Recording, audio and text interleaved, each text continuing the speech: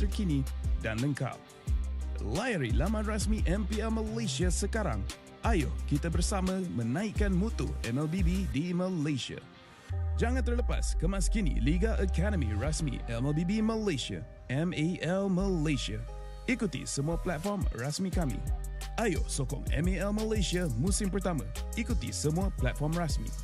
Semua peminat dan penyokong dijemput ke arena MPL Malaysia musim ke-13 di Serdang. Anda berpeluang berjumpa dengan pemain kegemaran anda, kumpul tanda tangan eksklusif dan sertai kempen Fan of the Season. Interested in knowing more about player performance and be a part of MPL Malaysia? Visit the website of MPL Malaysia's #1 esports league for the latest news and league updates. Don't miss out on updates from the official MLBB Malaysia Academy League, MAL Malaysia. Follow all our official platforms. All fans are invited to the MPL Malaysia Season 13 Arena in Serdang. You will get a chance to meet your favorite players, get exclusive autographs, and join the Fan of the Season campaign.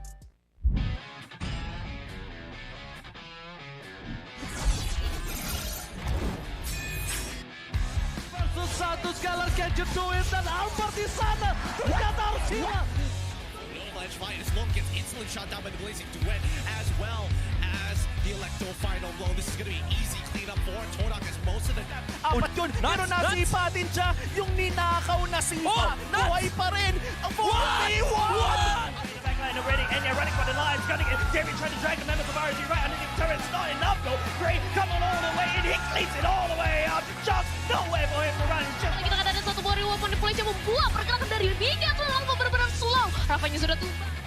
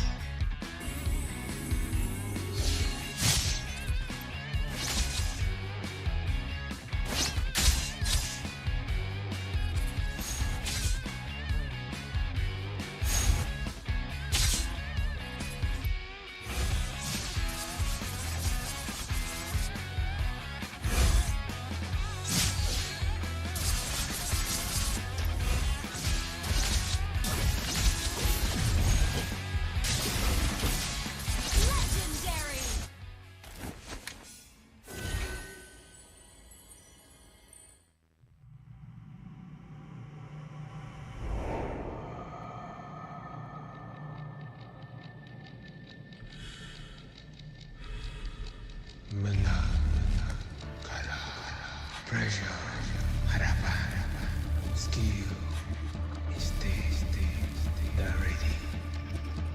Kalah, dihentak, dituntut semua untuk peminat. Spotlight melambangkan satu sosok tumpuan. Meneruskan dinasti mereka 3 kali juara MPL Malaysia. Tumpuan untuk melakukan yang terbaik. Tumpuan untuk menjadi seorang role model. Penantian, pelaburan, pengorbanan, semuanya. Sorotan itu penting. Ia membuatkan kita percaya. The supporters will witness our fights and our struggles. Memikul harapan untuk mempertahankan kemenangan. Menjadi cabaran terbesar untuk mencapai matlamat kami. Pastikan kemenangan dan kebanggaan dikecam di rumah kita. Harapan masih terpahat di hati. Untuk menjadi juara. Kembali merampas tahta. Meneruskan legasi kami. Di bawah cahaya, semuanya menjadi lebih jelas. Underdog, kuda hitam? No, kami adalah Monster Vicious. Cahaya impian telah menerangi pentas ini. Kejayaan bukan lagi dongeng. Not just a dream. Ia arti harapan yang sebenar. Mungkin ada yang sangka bahawa harapan ini akan hilang. Tapi bukan kami.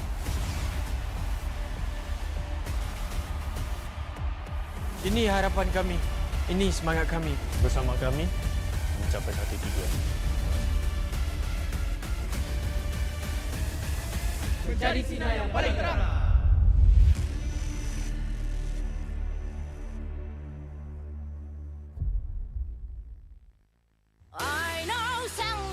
here we go, say First blood. Well, I know that I can be stronger with you. Enemy legendary. Defeat.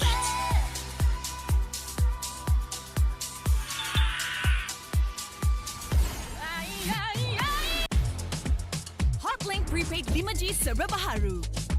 Nikmati jago 5G untukmu. Dengan kelajuan internet 5G tanpa batas. Layan gaming sepantas kilat.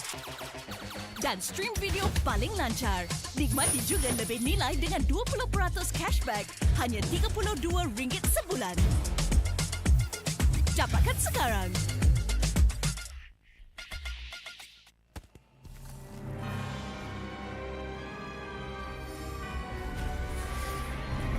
This fairy tale ended with the poisoned apple, and my tale began.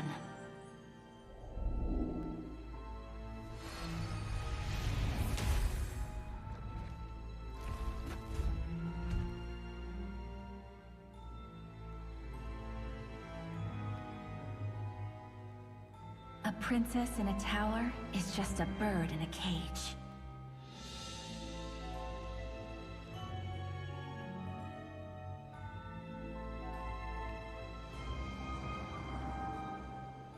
Curse it! Taste my vengeance!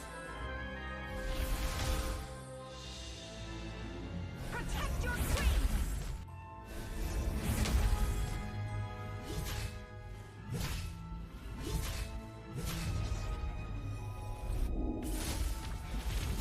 Kneel before your queen. It won't take long, I promise.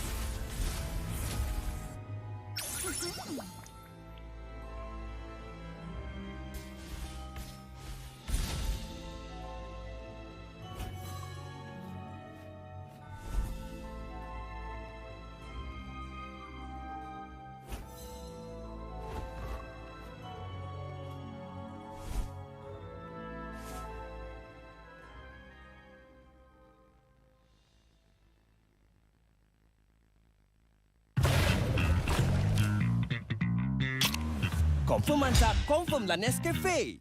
Pelbagai kejayaan dapat dikecapi. Sejarah baharu telah tercipta. Namun, setakat itu sahajakah kemampuan kita? Setiap kali ke pentas dunia, pasti kecewa. Sampai bila kita nak kalah? Ditundukkan serendah-rendahnya. Sampai bila kita nak dihina? Tiap musim harapan peminat gugur. Sampai bila nak kalah? Sampai bila nak kecewa? Setiap rakyat pasti akan melaungkan semangat ingin mempertahankan rumah mereka. Jika patah sayap Raja Wali, bertongkat jua kita kemari.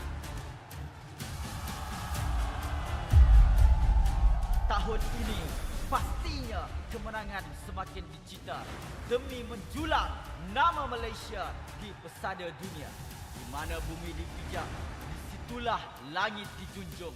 Stadium MBSJ Serdang Jaya secara rasminya menjadi rumah MPL MY pada tahun ini. Seterusnya, melangkah ke arena besar di Timur Tengah, di Riyadh, Arab Saudi. Juara kita bangkit menghadapi cabaran, bersedia mencipta sejarah. Utara, Timur, Barat dan Selatan, kita semua MPL MY Playoff musim ke-14 akan berhijrah ke Johor, mendekatkan lagi silaturahim MPL MY bersama. Hasrat kita semua bersatu dan bangkit dengan satu tujuan yang sama. Naikkan martabat negara, kecari juara dunia, kemuncaknya di M6. Pastikan kemenangan dan kebanggaan dikecap di rumah kita.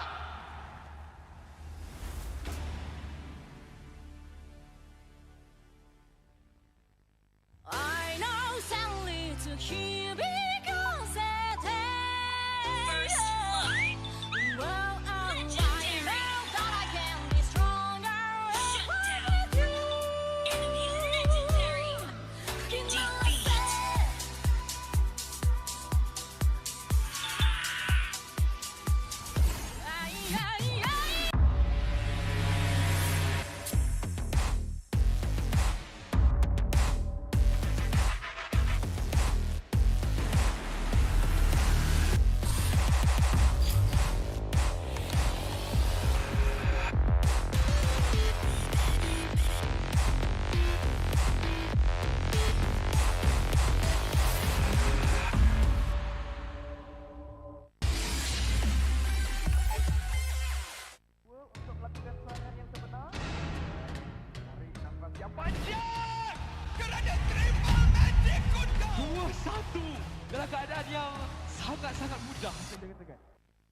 Selamat datang ke MPL Malaysia musim ke-13 di mana yang terbaik akan berentap dalam pertempuran sengit dan penuh strategi.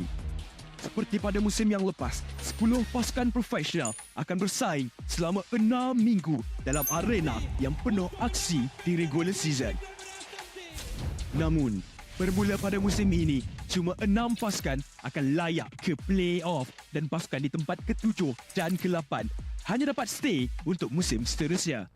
Tapi sayang sekali, tiada slot ke play-off buat mereka pada musim ini. Bagi pasukan di tempat ke-10, slot musim ke-14 mereka akan diganti oleh tempat pertama MPL Conference Group. Mereka akan di-reset dan harus merebut kembali peluang melalui MPL musim kedua. Dan apa itu MPL? Mobile Legends Bang Bang Academy League adalah liga amatur di mana terlahirnya bintang-bintang baharu. 15 pasukan akan bersaing untuk meraih kejuaraan dan 2 pasukan MPL Conference Group teratas akan berpeluang merebut slot ke MPL Malaysia musim seterusnya. Okey, kembali ke MPL. Pasukan MPL Malaysia tempat ke-9 akan berentap dengan pasukan tempat kedua dari MPL Conference Group dalam pusingan MPL Malaysia Challenger Stage bersama format Best of 5 semasa Grand Final MPL musim yang pertama, di mana pemenang akan menentukan slot terakhir MPL Malaysia musim ke-14. 6 pasukan yang layak ke play-off akan berentap untuk meneruskan jalan ke Grand Final MPL Malaysia musim ke-13 dan merebut peluang untuk ke MSC 2024. Jadi, bersiap sedia. Persiapkan strategi anda. Bersedia untuk aksi profesional di pentas MPL Malaysia musim ke-13.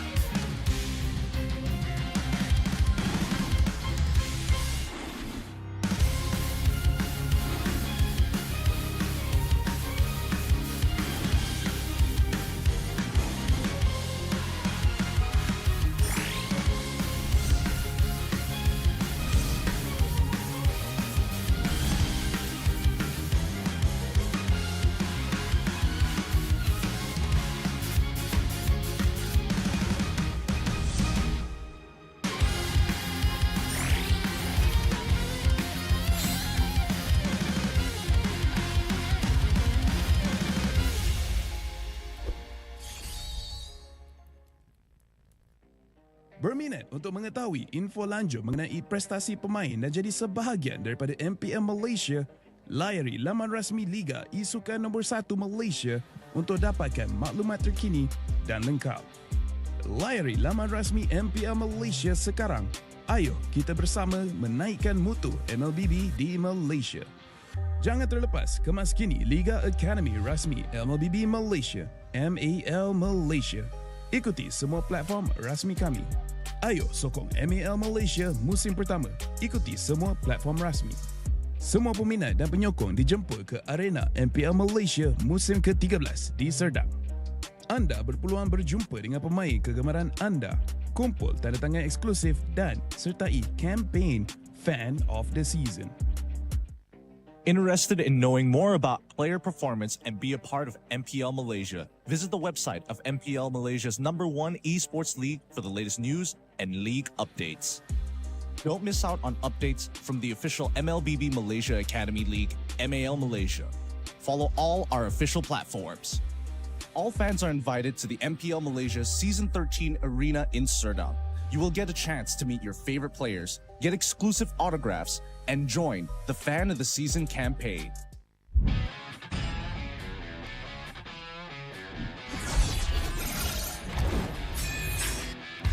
Versus satu sekali Gadget Duit dan Albert di sana. Ternyata harus hilang.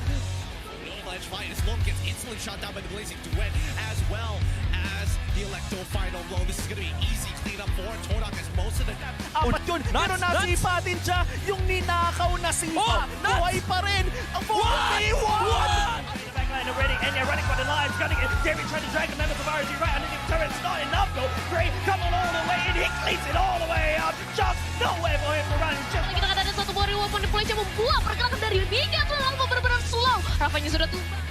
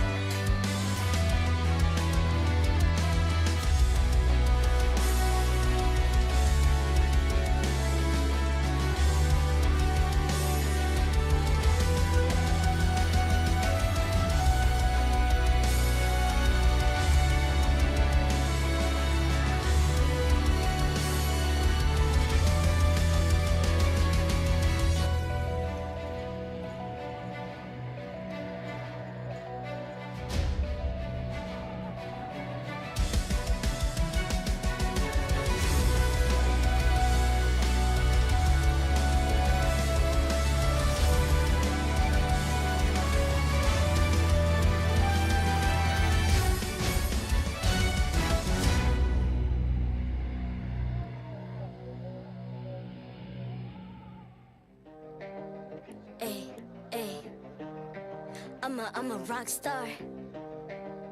Yeah, rock star. Ay, ay, ay. I'm a rock star, baby. I'm a rock star. I'm a rock star. I'm a rock star. I'm a rock star. Panggil aku rock star. Ini kejohanan kita semua orang rock star.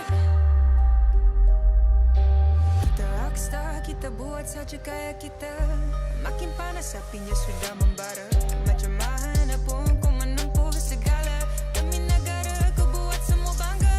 Step into my world, you know I'm always in my zone. You know I got my team, no I'm never alone. Bring out my best, buat yang terbaik. Jadi juara perlahan kita naik. Aku nak push, naik-naik jadi lebih bagus. Jadi hero, ku ada skill. Berapa banyak musuh aku dah kill. Ramai cuba mencapai, cause they envy me. Tiap game aku pasti jadi MVP. Easy. I'm a rock star, baby, I'm a rock star. I'm a rock star, I'm a rock star. I'm a rock star, panggil aku rock star. Ini kejohanan kita semua orang rock star. I'm a rock star, baby, I'm a rock star. I'm a rock star, I'm a rock star. I'm a rock star, panggil aku rock star. Ini kejohanan kita semua orang rock star. Tengok nanti siapa yang juara. Ni peluang kita bawa pulang piala. This is my game, this is my time. Menang semua, everything will be mine. Kalau jatuh kau pasti kembali. Bangun balik ku tegak berdiri. Kuatkanlah tenaga, ganjaran diperoleh. Ni kejohanan kita, Malaysia memang boleh. Rise up to the top, kita buat bersama. Semangat kita kuat di bawah satu bendera. Ay. I'ma go hard for the win. Win. On the battlefield till the end. I'm trying to beat the greatest anyone has ever seen. Stand by, I'm coming in for the win. I'm a rock star, baby, I'm a rock star. I'm a rock star, I'm a rock star. I'm a rock star, panggil aku rock star. Ini kejohanan kita semua orang rock star.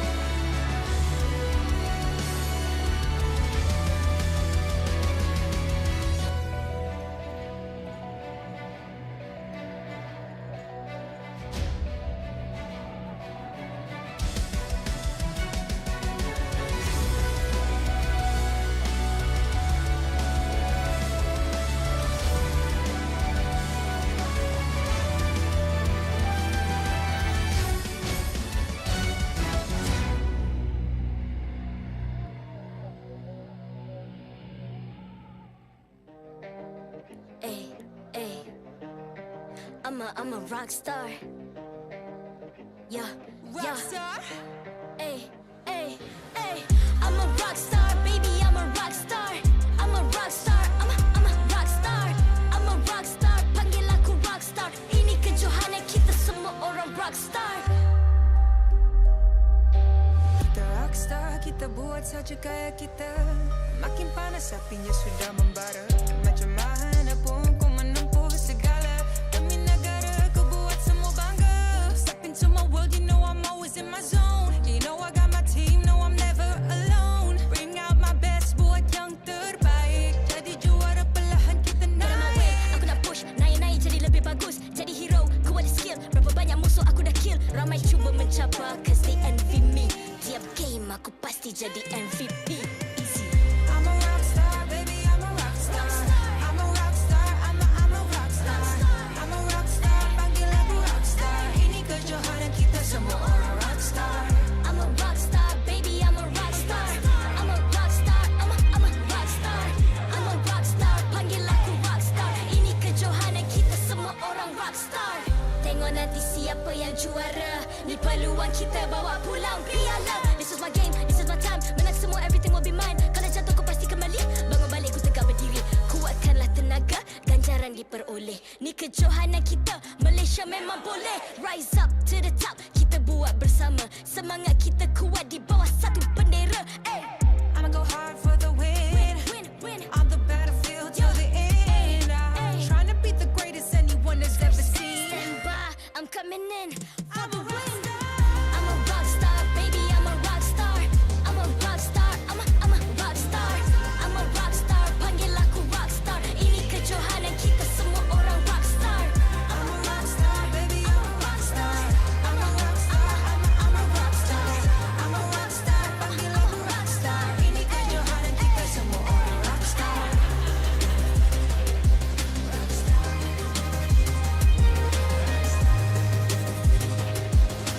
Ini kejohanan kita semua orang rockstar.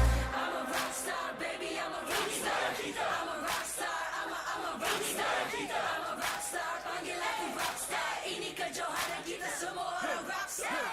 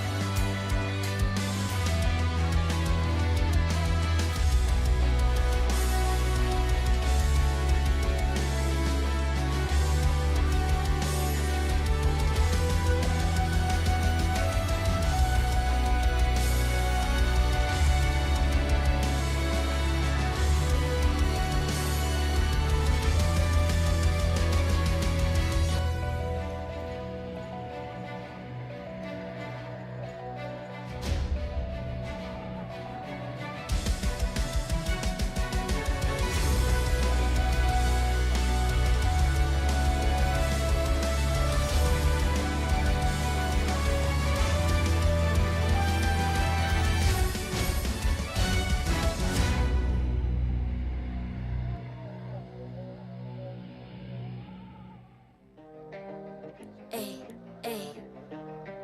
I'm a rock star.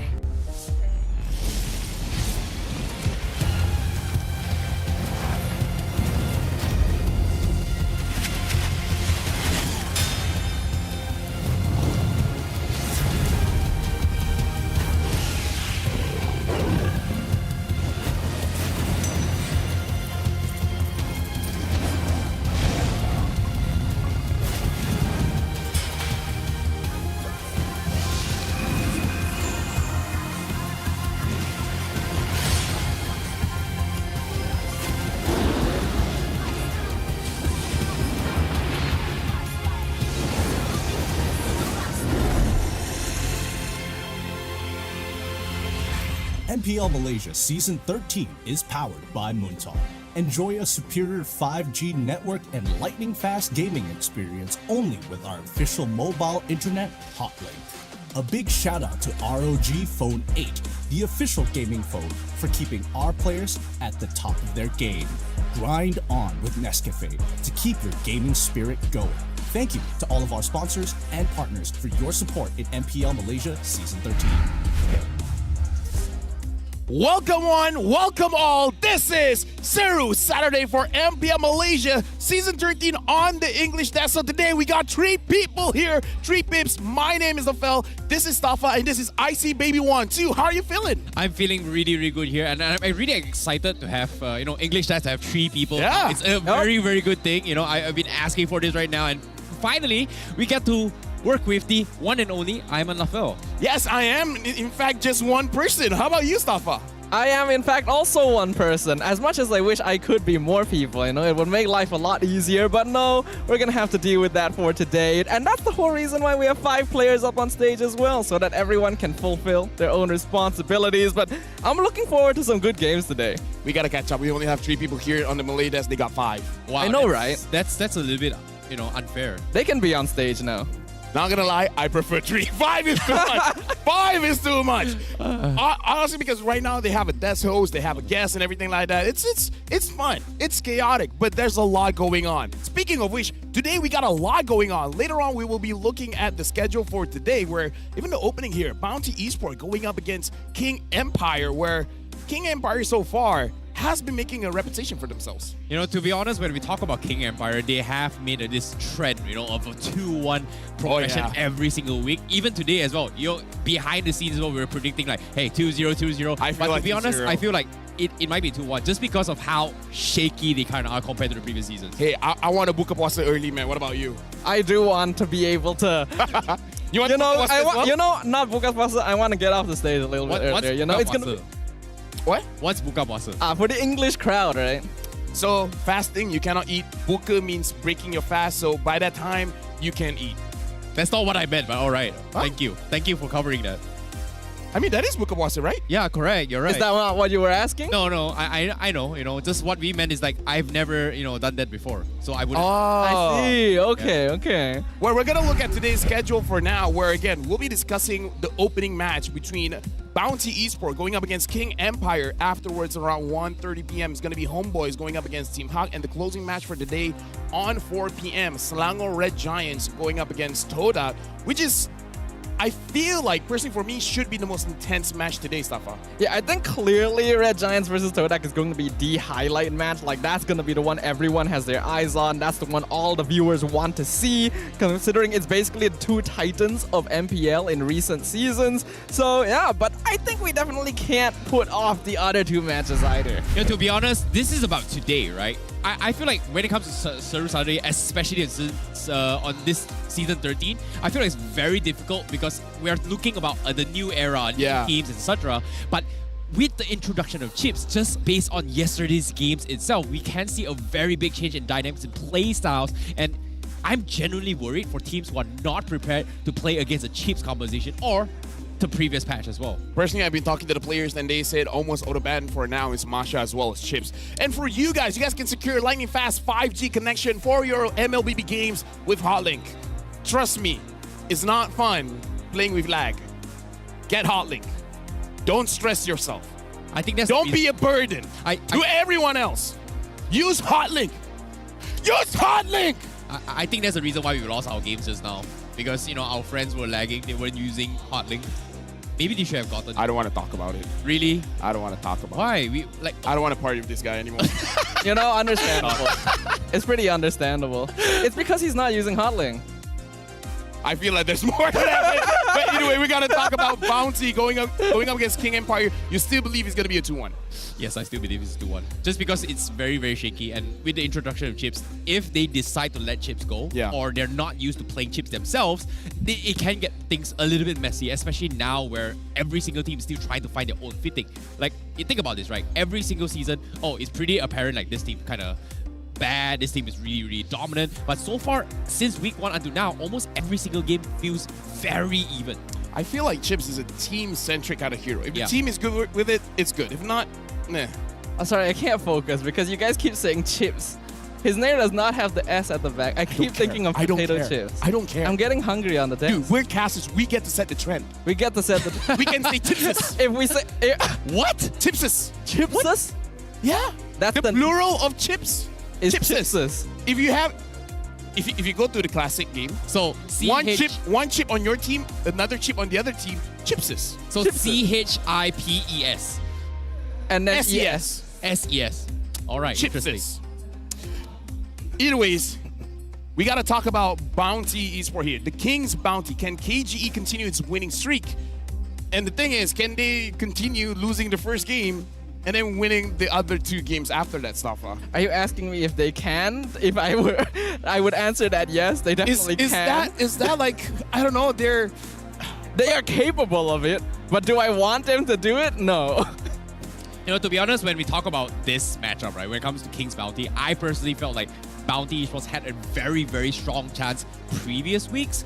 But now, with a little bit of changes, we talked about changes as well. Dominus not playing. Exactly. Dominus not playing here. Introduction of a brand new player. We don't really know who he was. And the only thing we know is that he is from Sarawak. That's about it. So I'm a little bit worried about that because chemistry is a very, very important factor when it comes to playing in MPL at the highest level. Karakuri is from Sarawak. I don't like the guy. Whoa. I see. It's pretty straightforward. I mean, we are on the English desk. They don't have to hear it. Karakuri doesn't know. Actually, I told it to it in front of his face. Oh, right in front of this his is what a face. man do. This is what a man does. Okay, so why do you hate him? Why you don't like him? Because he's Sarawakian. Whoa! Just because all the Bounty Esports fans are going to storm the desk. I don't hate Sarawak. I've never been there before. I'm sure it's great. I just hate Zan. Okay. Okay, it's one of those makes things. More sense. It's one of those things when you're like best friends. When you're best friends with someone, you're just like, I hate you for the sake of hating. So you have a love-hate relationship. Exactly. Fair enough. But now, speaking of King's Bounty here, I feel like King Empire is in a situation where it is possible that Bounty Esports actually takes a game. And I feel like just because of the trend itself, they will lose the first game. Second game is the best time for Bounty Esports to pull out like some pocket strategies. We've seen pocket strategies from Homeboys yesterday. Do you guys think that King or Bounty is going to be bringing something to the table? Well, with that being said, I kind of feel like we got to invite both teams onto the stage because we can't begin without them. Bounty Esports. Despite being a new team, their lineup consists of solid and experienced players. With 2 Filipino import players, can they achieve their first victory in MPL MY? Representing Sarawak, let's go, Bounty Esports!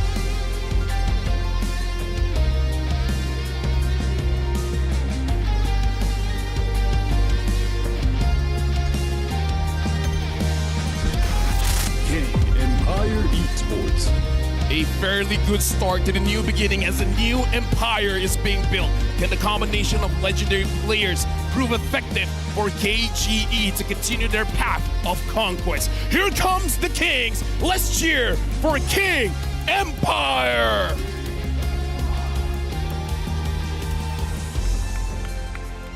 Introducing the coach and analyst for both teams, and the head of League Ops, Cedric, will ensure fair play and professional integrity of the match. For KGE, Ryzen will be the coach. Unfortunately for Bounty Esport, their coach as well as analyst will not be participating in this game.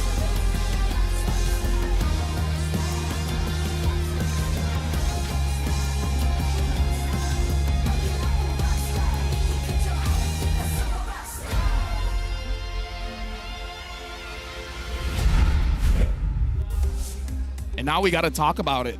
Bounty Esport, they don't have a coach, an analyst. How's it going to be during the draft? I think that definitely makes a lot of impact. Nowadays, right, we see how important the draft is overall, where teams who logically should have the advantage going into a game end up losing out because their draft doesn't scale well or they're missing certain key pieces. So the players obviously have the experience to draft for themselves, but without a third eye from a coach, I feel like it's going to impact them pretty bigly. No, I'm genuinely worried about this. Like it was already shaky to begin with from week 1, but now having a brand new player with which quote unquote, we have not seen this player played in any professional setting, regardless of amateur as well. So I feel like this is going to be a very scary time for them as well, considering that they don't have an analyst, they don't have experienced players. This is going to be a risky bet, especially against King's Empire. I want Bounty to win 2-0. Wow. Wow. I want to see King Empire drop.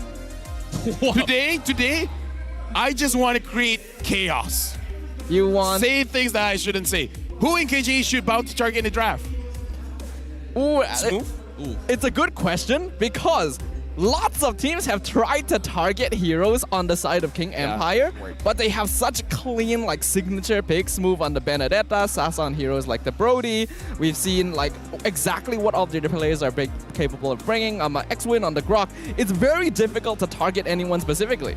I think when it comes to target as well, based on track record, almost all the games against KGE has been targeted specifically on Smooth's hero draft, right? I feel like they have to switch a different approach and actually target X-Win, because if you think about it here, his Grok has been a key winning factor in all of King Empire's games. I'm going to challenge both of you. It's Deto's Novaria. Oh yeah, that was it's also true. That is That's also something. I think Dato has a lot to prove in this week in particular as well. I'm looking at the BM desk. Karakuri isn't there, so I'm all Sarawakian today. That is my new nationality. I thought you were against Sarawakian. If Karakuri is here. Oh. Karakuri is the if condition. Yeah, so Karakuri is here, hate everything about him. If he wears black, I hate the color black. If he wears white, I hate white. If he's wearing glasses, I'd hate both y'all. Whoa. Whoa. So now that he's not here, I love everything. Yeah, it's a good thing he's not wearing glasses. You know, I'm glad he's not here then. No, he does wear glasses. He wears he does? He wears shades. Oh, yeah, he wears shades. Oh, he wears shades. he wears shades now. Do shades, would glasses not count cool if he anymore. wears shades?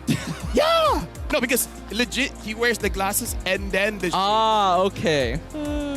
I guess it does count. Do you see how I hate everything that he does? Because he's so cool, man. I can't see because I have glasses. Maybe you should change his name, Kuribon. Or is it Karabon? What? Karabon sounds good though. No? No? I don't get it. Bond. James Bond. Hello? Oh, Bond. I kept thinking of it as like Bond attached to his name. Yeah, that's not a financial... I feel like I hate someone else now.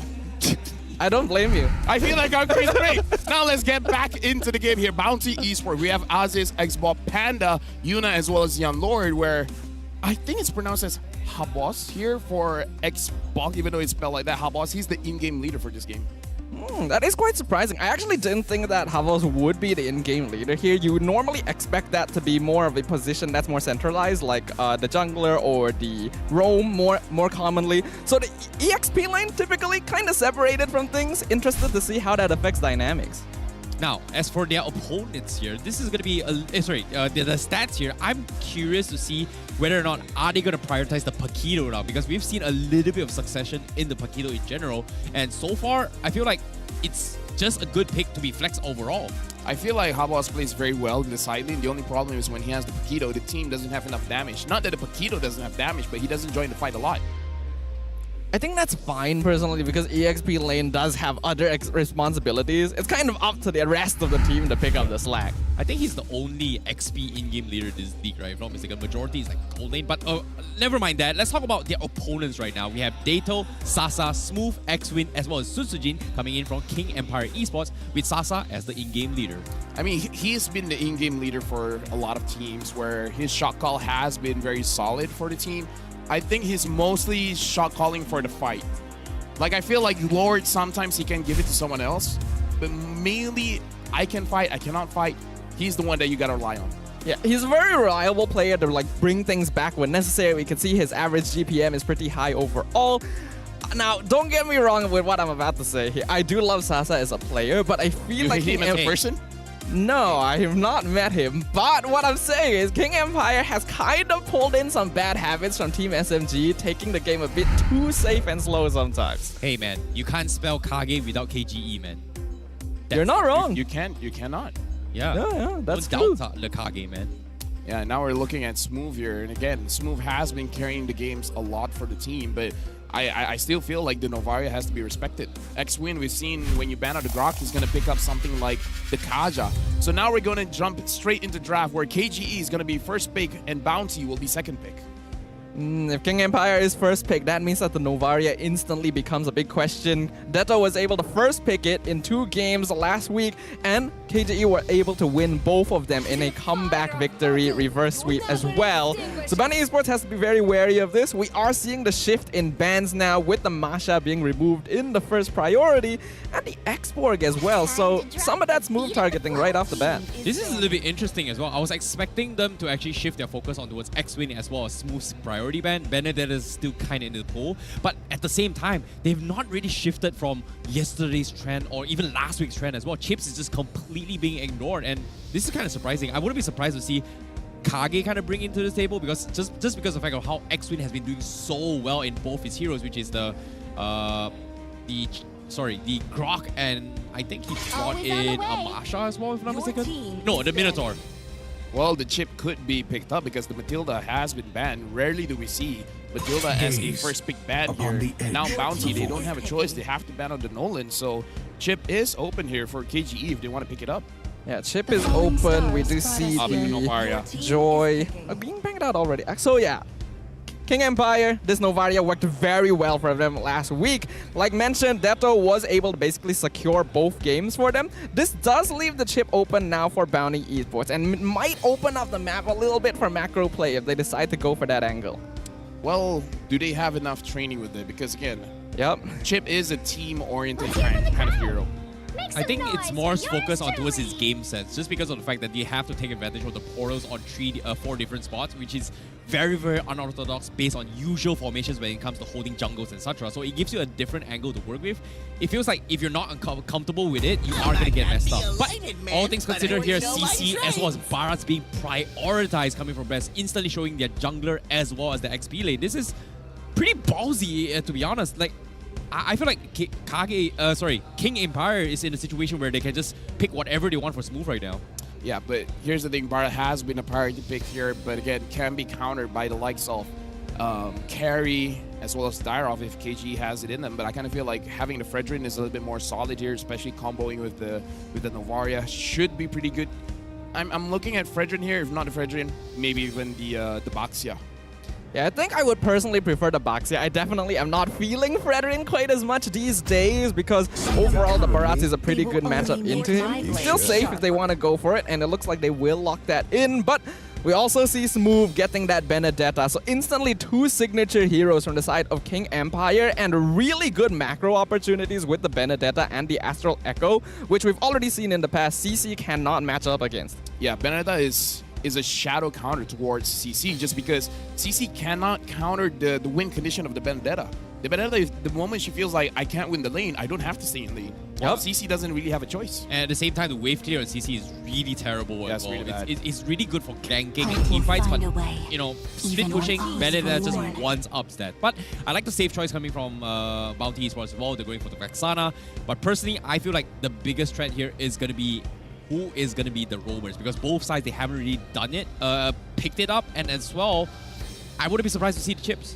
I want to see the chips, to be honest. Please don't ban it. Let it through. Now, honestly, talking about the roamers, the Grok is still open, the Minotaur is still open.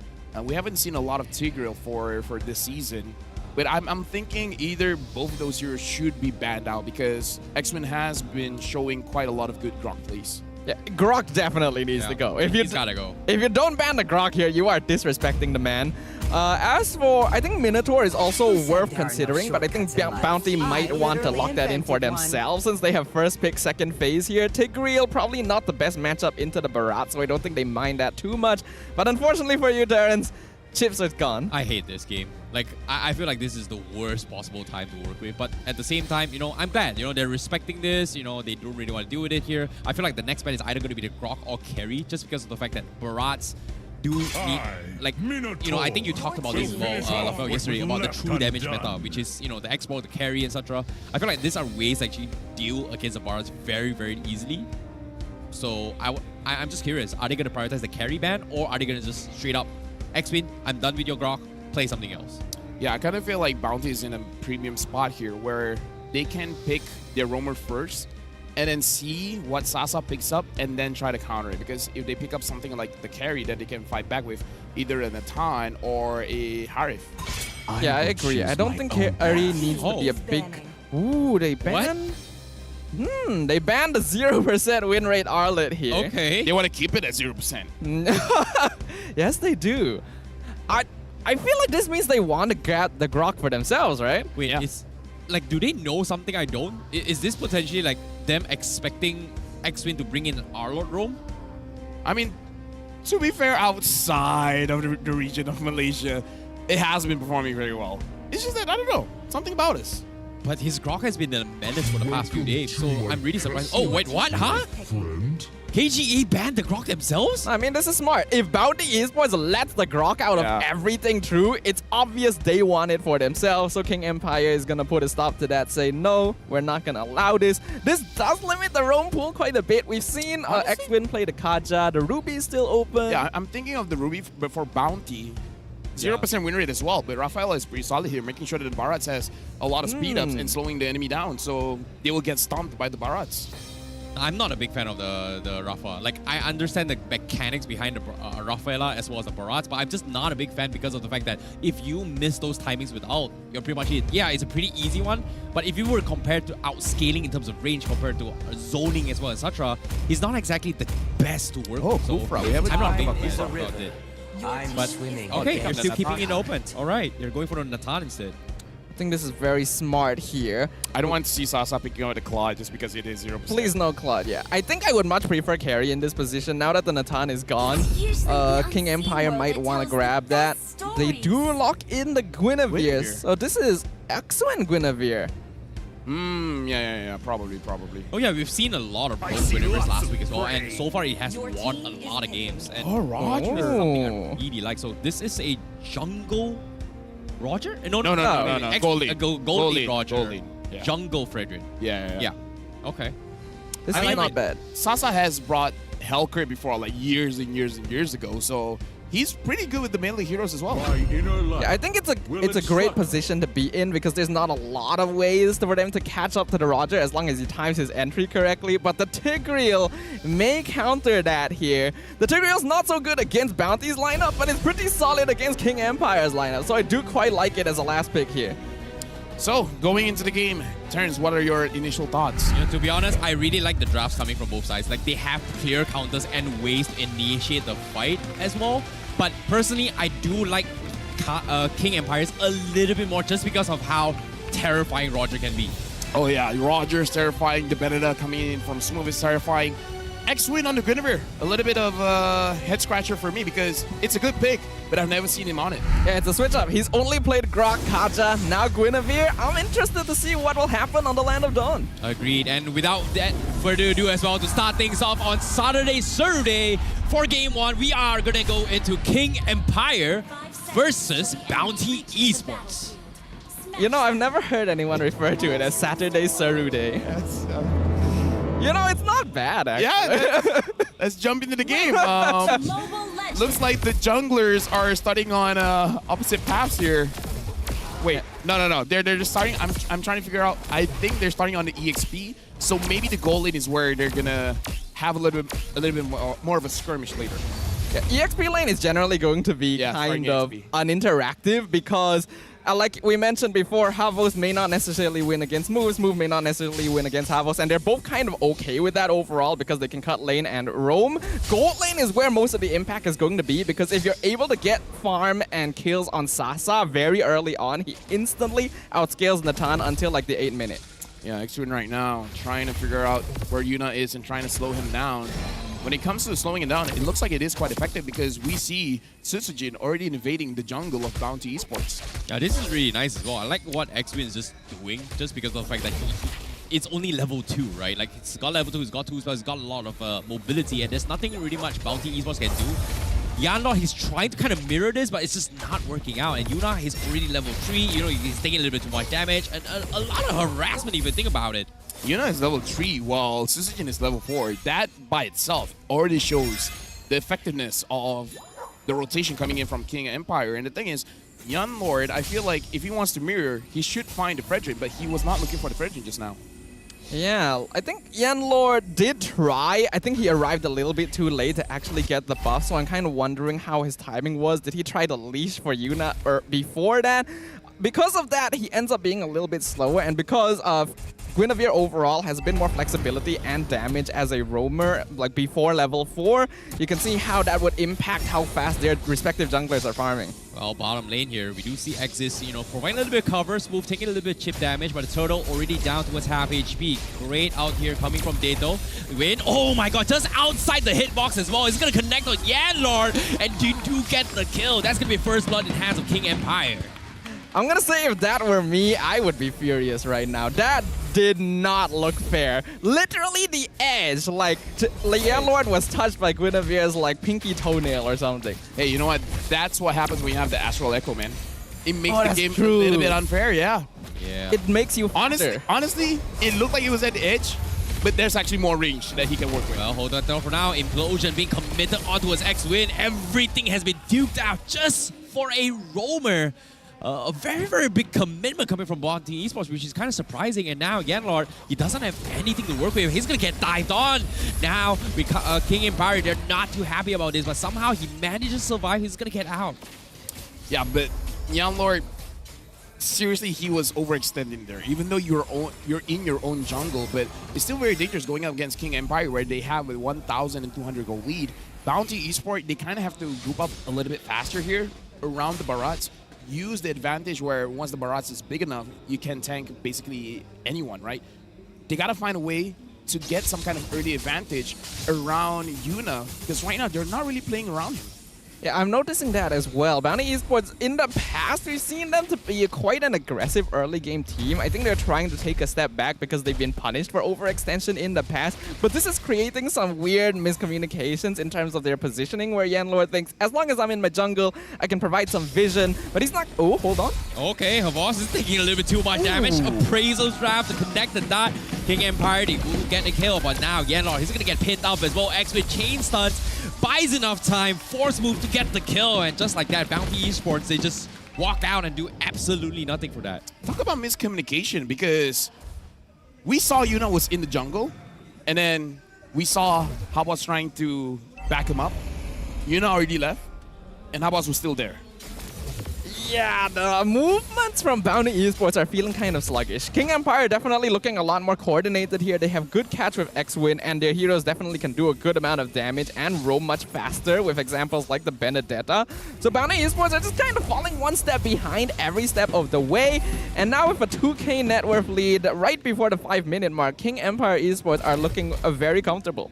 Yeah, this is not looking good for Bounty Esports. Like, you can even see in the minimap as well, Smooth is already thinking of cutting the creep waves all the way far back. And again, he's always one step ahead of Havas.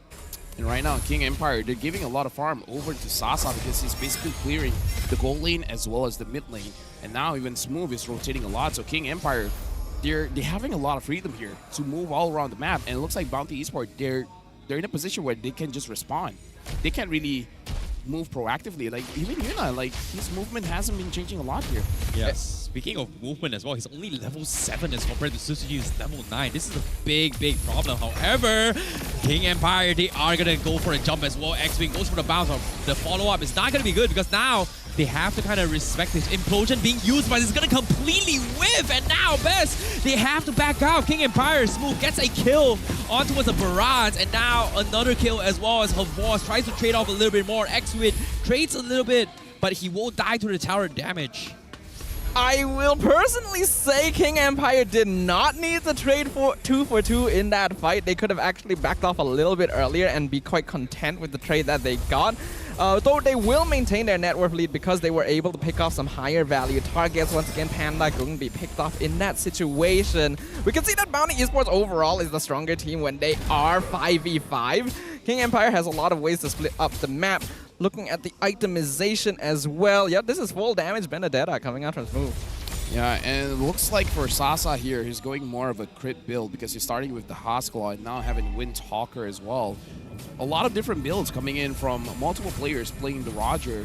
For Bounty, I feel like when we're looking at late game, maybe Panda can do something, but I personally don't feel comfortable playing the late game against Smooth. Oh boy, Smooth, he got the Petrify in. Panda forced to use the entropy to back up, but X-Win knew he was going to be there with the Astro Echo, connects to And that is gotta be the sickest combo ever. Like, that's clean coming from King Empire Esports. That was beautifully done. Smooth waiting for that ambush here. Unfortunately, Bounty not really keeping an eye on the map. I feel like Yanlord should have been checking the brushes there.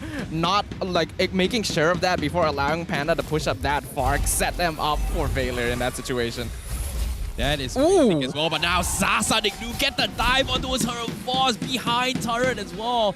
Everything is falling apart for Bounty Esports. They just cannot stop all this aggression and momentum that King Empire Esports is bringing to the table. I want to see Bounty Esports moving as a team because they have a lot of AoE here. Because when you look at Integral, you look at the Vexana just by themselves, they have a lot of AoE crowd control as well as damage, but now X-Win again going to be stuck catching onto his Yan Lord. Nothing they can do. X is nowhere to be found. His Panda as well getting dived by the turret. And my goodness. What is that damage there? But at the same time, Wolf is somehow surviving. He gets with the Daytona's welcome. They finally get the trade, but at the same time, X-Wing would not let him off the hook. Exist, taking a little bit too much damage. He will survive, but Yuna will not. And King Empire just completely shredding them piece by piece, one by one, part by part. And this is why I don't like Bounty Esports taking it slow going up against King Empire, because with with Smooth on the Benedetta, it's very dangerous because you know he's going to go for full damage. And the Natan, no matter how good he is come late game, it doesn't matter if he keeps dying. Oh, great implosion coming from Yanlord, but where's the follow-up as well? Panda pops the Atrophy, but he gets stunned up by the taunt coming from Sunsujin, and he will fall.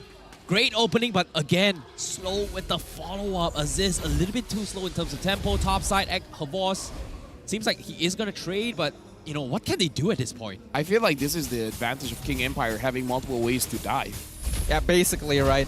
And this is kind of the dynamic between their matchup as well, where Bounty clearly has a 5-man. They want to go death ball. They want to fight 5v5. And King Empire Esports, as you mentioned, has a lot of mobility, ways to dive, ways to play the map. It's clear right from the beginning of the game, Bounty had a timer on their heads. They needed to play hard. They needed to play fast, because without a snowball, this lineup doesn't do a lot come mid-late game. And now that King Empire is so ahead that they can actually win 5v5s, Bounty Esports basically has no way back into the game unless King Empire make a big mistake. To be honest, how? How can they even make it back into the game? Like you said, with a big mistake. We've been talking about fantasies. What is like the clear condition here? They gotta make a mistake. Yeah. King Empire Esports. Like Sasa diving too deep. Yeah. Smooth diving too deep. X-Win whiffing the knock-up. No, the King Empire just decides, like, I am a generous king today. I'm going to feed myself to my subjects. Showing mercy. Yeah, show some mercy. Okay. That's what they need. That's the fantasy right now. In King's grace, huh? The grace of the king. All right, I like that. I like that. At least Aziz got the purple buff. So that's a bit of mercy there, you know? Yeah. Right? Fair enough. I mean, Sasa was attacking it, but Aziz finished it off. Fair enough, but Havos now going to be dropping the out here. Does do a little bit of tick damage on Smooth. It's like he just doesn't really care. And now, here comes the pause. But at the same time, Yuna is a little dinosaur right now. He doesn't have the stacks. I'm a little bit worried on how he's going to frontline later on. I just want to see the crowd reaction, because usually this is their best part. Oh. That is true. Something about MPL and why we love it when the pause comes in. It's something that only happened this season as well. Hey, I wonder why. Only this season. Only, yeah. Like, it's a mystery to me. Yeah, but she's not here today. Who? Who's the she? Oh, wait. She might be. I don't know. She might be? She might be. It's a 50-50. It depends on King's grace. Life is a 50-50. That is true. She's the Queen's Gambit. Oh, I like it. I like it. True, I like true. it. That was pretty good. That's pretty good. I got vocabulary. Yeah, no one said you didn't. Amazing. Queen's Gambit. Anyways, back towards the game as well. I do see a lot of fans, a lot of young people, you know, in particular, a lot of kids as well, coming to support their favorite teams. And this is great because now we're starting to hit the stage where we are very, very family-oriented. Yeah, family-friendly. Yeah, family-friendly, yeah. It's always nice to see the crowd grow larger. You like kids? Staffa, you like kids? No. Yeah, same. I thought you were going to disagree with me. I mean, I would, but you know what? I don't hate you, so I'm going to agree with you. Nice. If you say the sky is orange, sure. I'm colorblind anyways. So if Karakuri said he liked kids? I hate kids. Ladies and gentlemen, let it be known, I hate Karakuri. Yeah. But I love Sarawak. But what about me? I love kids. I have a kid. Yeah, would you I love hate my kids. kid? Ouch. I hate kids. We have another name added to the. Is there a list? Is there a blacklist? I see what you did there. Okay. Is there a blacklist? Not here. No, not in Malaysia, no. Okay, interesting. What kind of list do we have here? I don't know, just the list of people that LaFell hates. Can we shorten that? Is there an acronym for Is that? it really long? List of people LaFell hates. List. Get it? All right. L-A-A. List. L-A-I-S-T. Get it? Like Laced. Like LaFell and List combined together. Laced. Oh, that's pretty good. Okay. Yeah, it's my laced. It's kind of like a waist, but with an L. Yeah. Laced. All right, I like it. So far, it's just 2 people. That's true. Oh, wait, no, 3. I hate Mirko as well. Oh, wow. Screw the guy, man. Okay. Wait. Now we need to add someone from PH as well. Wolf. Okay, now Yeah, that was easy. It's very easy for me. Like, I have my lace. You know, that happened so quickly. I really doubt your lace had 2 people to start with. So just to be clear to everyone, it's not that I hate Sarawak, I hate Karakuri. It's not that I hate Indo, I hate Mirko. It's not that I hate Philippines, I hate Wolf. I hate Malaysia because of Terrence. Wow. So what we need to do is ship all of these people somewhere else. Yes. Then you can focus all your hate there. Go to my hometown, Johor Bahru. Why? I can hit my own place. Why do you want to hate your hometown? I don't know. There's a rumor it's going to be in Johor Bahru. Oh, wait, yeah. All right. Yeah. There's a rumor, like for next season as well. It's not a rumor. I think it's confirmed already. It's confirmed? We got to invite them as guests. For playoffs. Wait, is it this season or next season? No, next season. Oh, Next wow. season, playoffs. Interesting. It's confirmed, right? Yeah. So you're going to hate there? I mean, like, if they go there, Okay. I don't think Wolf will come here. Maybe He's not. such a busy man. Such a busy man. A little bit too busy, yeah. A busy wolf. I mean, we have Roger now, though, so he's here in spirit most of the time. I hate him in spirit. Shout outs to Wolf and Mirko. Whenever I say I hate someone, I don't really hate them. I'm a pretty chill guy. Yeah, but you have never looked at me. Not even once. You just want to... I chill for the most part. For the most part, I'm pretty chill. For the most part, you know? I have my limits. There's exceptions to every rule. Yeah. Going back into the game. I like how he has a smile on his face. He realizes he's not what everyone's waiting for. I feel bad for the guy. I think that's Cedric. I don't hate you, man. I don't hate Cedric. Yeah, we all don't hate Cedric. We just don't think too much about it. Yeah. Anyways, back into the game as well. Seems like, when it comes to momentum, King Empire currently 8.6k net worth lead. And I can only imagine it will scale even further based on how the rotations Bounty is doing right now. Yeah. At this point, it's like Bounty has to catch King Empire by surprise, but Sasa with the Purify, well, I guess, except for Sasa, he could potentially catch someone here. Maybe Yanlord can make a play, but hasn't worked out so far. Yeah, the timing has been very clean coming out from King Empire. We've seen Smooth even eye for an ID implosion at some point during this game, so it's very clear that Bounty is lacking experience here going up against this team. Looking at the itemization right now, yeah, full damage coming in from Sasa, coming in from Smooth. Sasa actually nearly full build. It is all crit, which makes a lot of sense here considering that most of the DPS from Bounty Esports is on squishier heroes, so he wants to just be able to take them out one shot overall.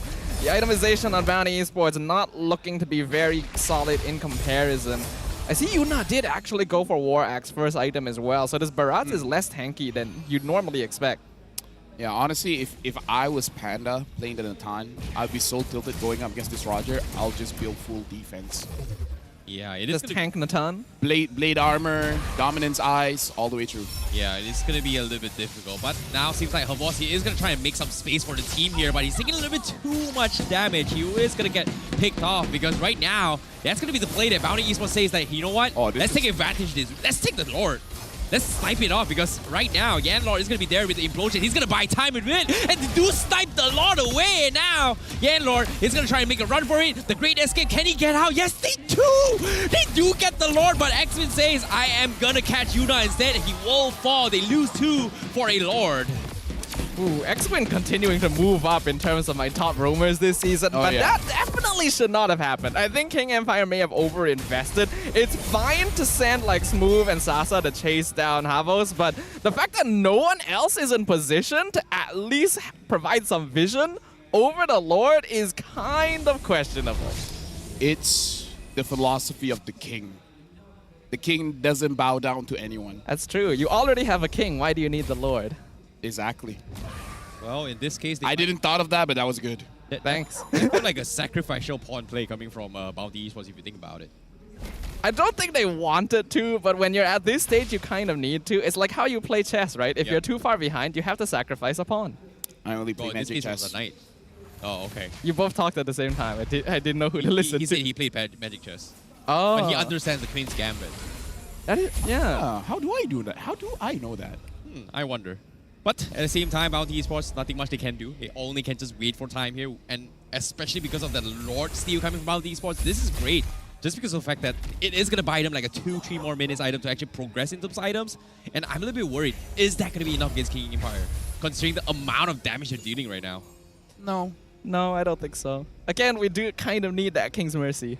Oh boy. We basically, what we're saying is, if Bounty Esports wants to win, King Empire needs to throw. I mean, with King Empire having the amount of dive potential that they have, it's definitely possible, right? Like, maybe a bad Lycan pounce in. Yeah. Maybe Smooth dives inside the fountain. We just have to, basically, if Bounty wants to win, King Empire Esports needs to make, okay. You gotta make it sound nicer. They gotta bait it out. They gotta bait it They out. gotta bait it. They gotta take the V out of the dive. Die. So that King Empire just dies. I like it. That's That's good. good. That's good. That's crazy. That's crazy good. But at the same time here, I like how Bounty Esports is setting up an ambush, knowing that Smooth will be a little bit annoying and aggressive when it comes to shoving up the lane. But at the same time, well, Yanlord gets scouted. They found the Andlord, but they didn't find them. Okay. Do they have the damage though? I don't think they're staying for this. This is Smooth we're talking about. They're not doing it. They're waiting for someone else. Are they really waiting for someone else? No, they're legit saying, if he comes into this bush, we go in. If he doesn't, we'll let him pass. It's like putting a condition on yourself. Like, do you want to go in? Only if he comes in. Okay. If he doesn't, then good for him. I am a merciful God. I am a merciful God. Exactly. How things have gotten here. But now let's talk a little bit more on goal difference here. Like, can they actually catch up? Because as of yet, again, King Empire 11k difference, and we're slowly hitting the level 15 mark. So I guess if Bounty Esports stalls for another 4 minutes, but in this case, the boss, my God, they just got the leader here. This is a tank XP leader I'm talking about, and Sasa just completely shreds him off. Yeah, it took quite a while, you know. King Empire has been waiting, but Sasa finally, it was time for him to book up puasa. Whoa. So he needed to eat something. Pretty sure Sasa doesn't puasa, but in spirit. This is going to be the first time that King Empire wins game number 1, as it seems. If somehow they throw it, if somehow they throw it, they do deserve to lose. I don't really want you to be the one saying it's the first it's the first game 1 they win. Yeah, unfortunately, maybe the trend might not continue here because as we had King Empire, they've got the Lord knocking in an inhibitor, and now Sujin is taking a little bit too much damage. He's got half a great shield, and he's thinking about using the big, fat, juicy Appraisal Trap, but as we had best, they're not giving it to him here. They are going to focus on the Lord, and just like that, King Empire, they'll settle with an inhibitor. They go for the second wave of push as well. And then are still waiting here. X-Win, no! He got caught by Yuna with the Daytona's welcome. And now here comes the implosion. The counterplay comes in. They take down one. Yuna will fall, but at the back line, Smooth will clean out the rest. And they lose all. And Havas, last man standing, forces to reset. And King Empire, they will have to knock on him as well. And there's nothing much they can do. It's pretty much GG as King Empire focuses on the crystal, and they'll take a very convincing game 1 against Bounty Esports. King Empire winning game number 1 despite all odds. They're like, no, losing game 1 was just a fluke. This is week 2. We're a different King Empire. Yep, I do like this. It's a much cleaner execution overall. A team with a lot of confidence. I feel like they could have afforded to step on the gas a little bit towards that late phase. But well, this is King Empire style. Wait for it, slow, steady, but safe. And they're able to claim out victory in game number 1. Well, it was clean. Now we just got to see if they can keep it up. Yeah. You know, to be honest, seeing how convincing the game it is, do you guys think it was a draft issue or was it a macro issue? I feel like it's a it's the draft led into the macro. Yeah, kind of both. It's I feel like you got a draft, but you're not playing with your draft, if that makes sense. Okay. Right? They should be playing around the Barats, but they didn't. They just couldn't, you know, considering how X-Wing was stopping them in terms of level, right? Like, ever since then, everything just kind of went south, especially from the first blood onwards. Yeah, I think Bounty Esports definitely looked like they lack direction overall this game. I think the effects of having a new player come in and not having the coaching staff behind them to really set a direction impacted them pretty heavily. And because of that, we can see King Empire take advantage of it, and Detto again getting MVP of the game. We gotta start having a counter of how many times he gets the Novaria first pick. I mean, like, in your team, you got stars like Smooth and Sasa, and you get the first pick, man. And he hasn't died, I think, ever on the Novaria yet. Yeah, he's just don't very think so. cool, yeah. Yeah, I don't think he died at all using the Novaria until now. I mean, it's just week 2, but, you know, imagine this. It's still impressive. It's still impressive. No, I agree. And on top of it all, the times there where there was an attempt to take his life, he was just out juking all of them. So I really like how Detto is here to showcase himself, that he's here to prove that he deserves to be part of the MPL League. I think viewers have definitely had questions about Detto for a very, very long time. I had questions. I think all of us had questions, right? And I think Detto has provided a pretty good answer to them this season. Having a hero such as this makes him very effective. 100% kill participation, pretty solid. 100% win rate on a first pick Novaria as well in a season where Arlet and Claude are 0%. I think that speaks for itself. You know, at the same time as well, Detto, he may have played the gold lane here, and he's always been begging for a chance to showcase himself to play as a mid lane mage. And now, for him to actually play it in a proper team, he's just showing why he's adding so much value as a mid laner. And I like this. So now we gotta ask a different question. All right. What else does he have in the tank? What if the Novaria gets banned out? What if their second pick? You know, genuinely, that is a very That's a good question. Like, I want to see Detto shine on other mage heroes as well, but as long... Yeah, I mean, why not, right? You have the range. It's a little bit less it's a little bit more conditional, but it could work. Looking at the overall score, looking at the overall items, we have a nearly 18k net worth difference by the end of that game. Sasa 9-0 and 2. The numbers on King Empire are just so inflated. Oh yeah, most definitely. And honestly, looking at... Okay, might be something wrong here, but it looks like for Bounty... Yeah, I feel like the trouble is in the jungle. I feel like KGE going in, they're like, as long as we stop Yuna, it's not going to be any kind of issues for us. And Yuna, even from before, he loves... Even using the Marcus, he goes for this full damage build Marcus. Now going with the Barat, I actually do like the War Axe on the Barats, but again, I feel something off when you have the Barats and you don't play around him. You let him be alone in the jungle. You don't punish X-Win, because as a roamer, if I want to punish someone's jungle, I usually get punished back. So seeing X-Win that free makes me feel a little bit uncomfortable. Yeah, X-Win is very good at invading jungle. Like, I think his pressure overall is the highest and most consistent out of every roamer in this season so far. Yeah, I agree. He's been very, very annoying, right? He understands how to just find the pressure point and just press it, right? And think about this, even Yuna as well, he didn't go for the traditional build of getting agility and so on. He went for vitality, a tanky build for a Barats. Usually you kind of want this Barats to like walk up quickly to catch up in your face and just slam you, and without those mobility, he's been forced to play a little bit more defensive than usual. And this is something I don't really like on Barats, especially where you kind of want to take advantage of this early stack advantage to kind of snowball into the game. And this is a big problem for them. I think if you ask me, it's not really an emblem issue. It's a little bit more of a coordination issue overall, because you could see that Yanlord tried to delay Sutsujin, but then he was too late, and then X-Win was on the ball. So right from minute 1, Bounty Esports were playing responsive. They were playing defensive. Just now we're looking at the damage dealt, and the difference was 100,000. Yeah. 100,000 difference in anything in life? That's a lot. That's a lot of difference. It is. Honestly, for this one, it's over 100,000 difference when it comes to total damage taken as well. I think the biggest issue is that they don't have a way to stop X-Win's full combo, right? The only one they can kind of do that is assist. But every single time Yuna gets caught, Aziz is nowhere to be found. They only took 5,000 damage.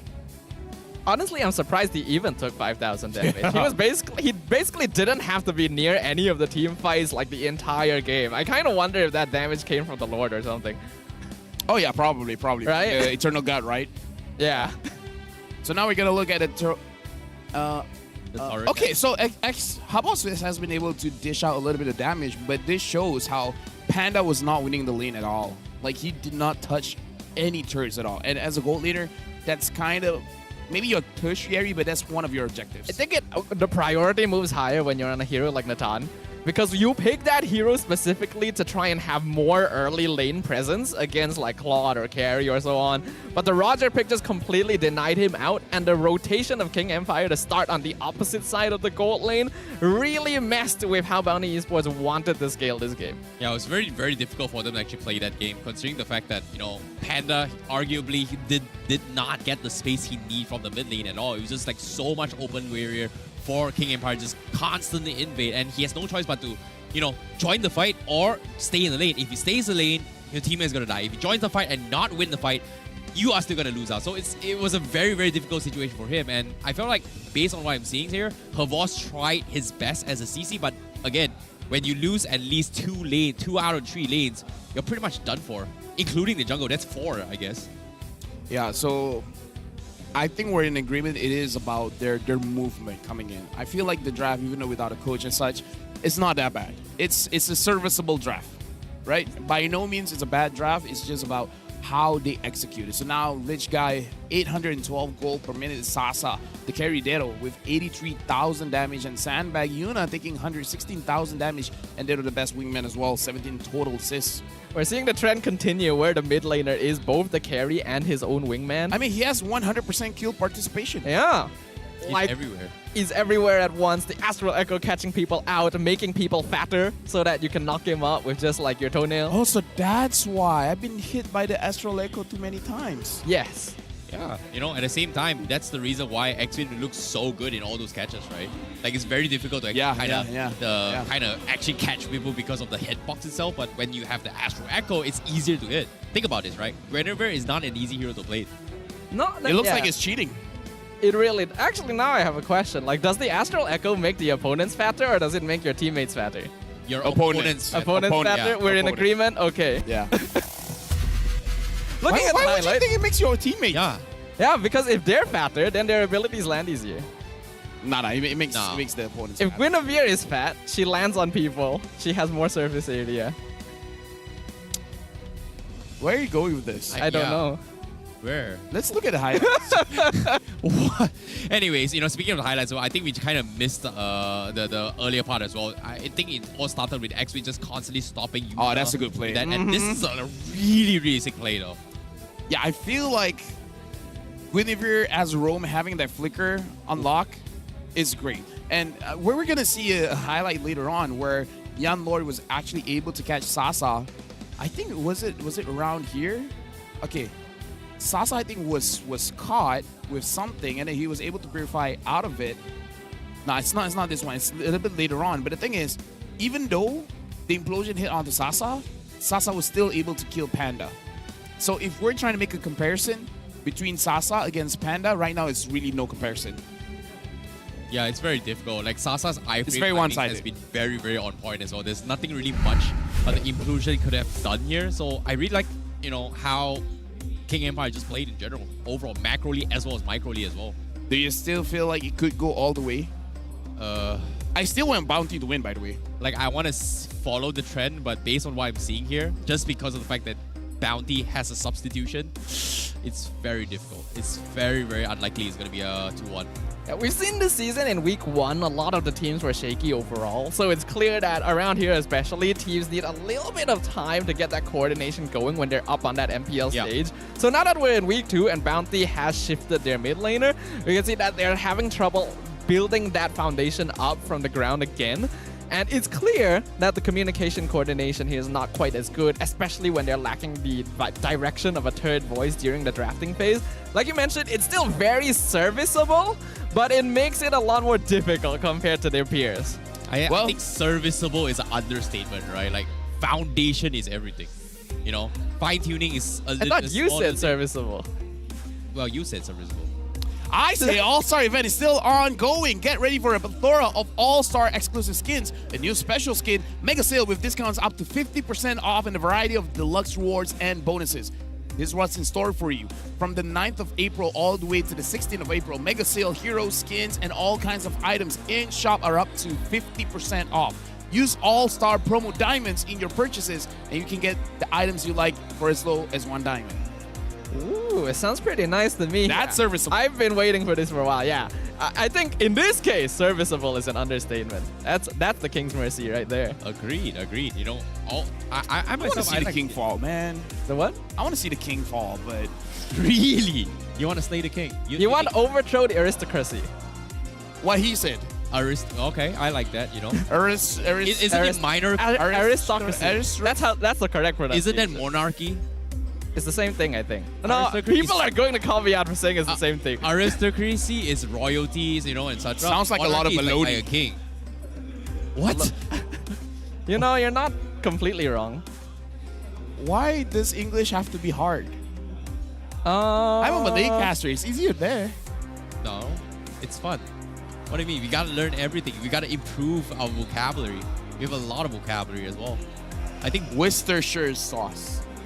I do remember you mentioning that. Yeah. Well, what is that? It's officially spelled Worcestershire sauce, but that's not how it's pronounced. It's like Worcestershire or something. Worse or Shire? Worse? It's a lot worse for me. We're here to learn English now. All of a sudden, like what is that word? Like I have English is difficult, It's a ladies and sauce. gentlemen. If you guys have trouble learning English, you're not the only one. How are we on an English test though? But nevertheless, here 28 seconds left. Game 2 is about to begin. We are going to be jumping straight into Bounty as well as King Empire. And to be honest, I genuinely feel like Bounty Esports has got a lot of things to actually work out, especially for Exist coming into the picture as well. But King Empire, they're in prime position to take 2-0. And again, this regular season is a different format compared to the previous season. And when it comes to this format, it is all about securing the top spot and making it into the playoffs. And again, only 6 teams will advance. Yeah, and 6 is less than 8. It is less than 8. 2 less than 8, in fact. So 2 more teams will be very disappointed this season. But that's just how the cookie crumbles overall. Going into the draft for game number 2, I think a good idea maybe for Bounty Esports is if they don't quite feel confident enough in their coordination to really win out that early game, maybe go for a more defensive late game scaling comp, because we already know King Empire has a tendency to delay games a bit. What would be a good way to delay? I kind of feel like you gotta... There's not enough bans here, because the Benedetta is a threat, the Roger is a threat, X-Wing, even if he doesn't use the Guinevere, if he uses the Kaja or the Grog, it's gonna be a threat. Yeah, you can't full focus signature heroes coming out of King Empire. Bounty may have to consider stealing some away for themselves. I'm not too sure if Havos can play on the Benedetta, but it might be a good hero if they really want to play for that late game by creating a bit more map pressure. If King Empire wants to end this quick, banning out the Vexana is a good idea, because that's such an annoying hero to end the game on, because she's gonna clear the minions so fast that no matter what you do, it always looks like a mistake. So now that Vexana is out of the picture, if Bounty Esports want to clear the lanes fast, you gotta think of something that could Lilia. I'm really surprised by this, because if you were to base it off first game as well, they actually prioritized the Matilda ban. This time they're just, you know, putting Aziz in a very, very awkward spot, because he showed his Vexana, he's done his job, but again, you know, there's only so much he can do. And maybe, you know, King Empire, they felt like that was the hero that was annoying the aggression of X-Wing, and maybe, just maybe, they want to pull that off again. King Empire is very smart here. They purposefully don't ban the Matilda so that Bounty are forced to ban it with their last ban. Okay. And Detto can get Novaria first pick again. Yeah, because if you're evil. If you're second pick and you don't ban the Matilda, you're asking to get stomped. Basically, yes. I mean, even KGE was stomped by the Matilda before. Yeah. I think the Niners, I think. They themselves know this most of all. It's like, hey, this hero's kind of good. I think if you were to play a Barras composition, Matilda is like one of the best ones compared to Rafaela, not gonna lie. I really like a Matilda or Barras compositions, but again, Bounty Esports, they open up with the same opening. They feel like, hey, maybe, you know, Yuna, it wasn't the issue in this game. and they will pick the Roger themselves, so they understand that was a trend previously. So it's Frederick and Benedetta again, basically. Okay, fair enough. I mean, like, again, even though I feel like Frederick is still one of the top win rate when it comes to global MLBB. So it's still a pretty solid hero. So King Empire, they're not losing anything out by having this kind of draft because it's on Bounty to figure something out. Because they want to go after Dedo. They need someone that can dive. But then, if you have squishy heroes, you're going to go up against Wolf with this Vendetta. Either way, it's not going to be a good game. Okay. Bounty will go for the Valentina here, which definitely does lack a bit of that late game lane clear compared to the Vexana. And maybe the Astral Echo being stolen away might give Bounty Esports some chance here. Maybe play even in terms of vision control. Is the proof. I think the Electro final goal isn't too bad as well. Like just for the fact that he has this additional mobility, damage-wise not that great, but you know, for a Valentine to be mobile, you can cause a lot of disruption with those Terrifies. But at the same time, Best now, you know, banning of the Brody, and we do see the Grok again. King Empire just denying it away, and I don't know what's up. Like, I was expecting them to prioritize this for X-Win. Maybe X-Win just one straight week, Gwyn or nothing else. It's purely because they're on the blue side. Yeah. If they were on the red side, then they'd try to let the Grok through anytime because they just don't want to allow the Grok to be stolen away by Bounty Esports. That anti-CC is very effective against what they have. I really like what Bounty is banning with the gold lane because we know that Sasa likes the Brody. But what if? What if? What if Sasa picks up the Natan and be like, yo, this is how you play this matchup? I wouldn't doubt that that's a possibility, but we already know that Natan has a bit of a hard time against Roger, so unless they have a roam that can really help the gold lane, I don't think he'll go for that. I think Harif isn't too bad this game. Oh yeah, Harif is. I think Harif isn't too bad if King Empire decides to go for it here as well, just because of the fact that they kind of want to, you know, enable the marksman a little bit early in the mid stage rather than just drag it out to the later stage of the game. Like, we saw how Panda was struggling, right? Like, perfect implosion setup, but he just lacked the items, all the levels to actually burst them all down with the entropy. Minotaur is open if Bounty wants it for themselves. I wonder if Bounty might let it through so that they could potentially steal it. Would that be too risky? I feel like the more important thing about the Minotaur is the motivational roar. I feel like the healing is top tier. If you bring up healing as well, Raph might not be a bad choice here. Speed up the Barat, speed up the Roger. I mean, if they play around Barats, based on what we saw just now, they didn't. So if they pick up the Rafa, I want them to play around him. If it doesn't, then it's like, it's a wasted pick. That's the thing. Can Rafa zone off a Guinevere at level 1? Actually, no. Exactly. That's the problem right now because for game 1, Bounty Esports, they were losing in terms of jungle level matchups just because of how annoying X-Win and Dato is. And I don't think the Rafaela can actually zone them out like that. With the Minotaur now locked in by Bounty Esports, that's going to be some nice teamfight presence overall. And might be able to delay X-Win from invading, but this will also depend on what roam X-Win decides to grab here. The Guinevere is still not a bad choice. I actually think Kaja might be worth grabbing here. Suppression against the Barats, catch the Roger if he dives too deep. I mean, if it's Kaja carry, because the carry has been banned out, so they're picking up the Guinevere again because why not? He did well, and the Astral Alco is gonna help out a lot. This is identical drafts coming from King Empire, except for the marksman. Yeah, oh my god, you guys have beat it, Nathan. Oh my god, okay. This is the Kage showing like, boy, this is how you play this matchup. Almost same matchup, only difference is like the marksman is kind of shift and no Vexana coming from Best here as well as the Minotaur. They do swap the Tigreal for the Minotaur this time. So final pick, I can only assume they are going to double down on the CC again. Paquito, maybe? No? Arlet. Okay. Well, we know what's going to happen, right? Is the 0% win rate going to persist? Okay, which curse is stronger? Arlet's 0% win rate or King Empire 2-1? Arlet, man. Arlet. I think Arlet's going to... I mean, I want Bounty to win. Trust me when I say this. I want Bounty to win. I want King Empire to drop a game. But I don't know, man. I'm not a confident parrot right now. Yeah, we're gonna need like the services of a modern day Robin Hood if we want to overthrow the monarchy here. It could happen, but it's gonna take it's gonna take Bounty Esports really piling together and start a revolution up against King Empire. Well, can Bounty Esports do that? Is going to be the question here. Will they be able to cut down the king, or will they be deny the assassination here? Because why we're heading into game number 2. This is going to be King Empire versus Bounty Esports. And now we got to look at the jungle matchup. Will X-Win disrupt Yuna again, or will Yuna have a better time this time? Yeah, this jungle level 1 is gonna be very important. I did see some rotations from Bounty. I thought they were gonna invade against Sushijin, but looks like they didn't do that. I'm wondering if they ran into a snag on the road. X-Win as well. Actually, he's leashing. He's leashing the second camp so that Bounty can't do anything sus.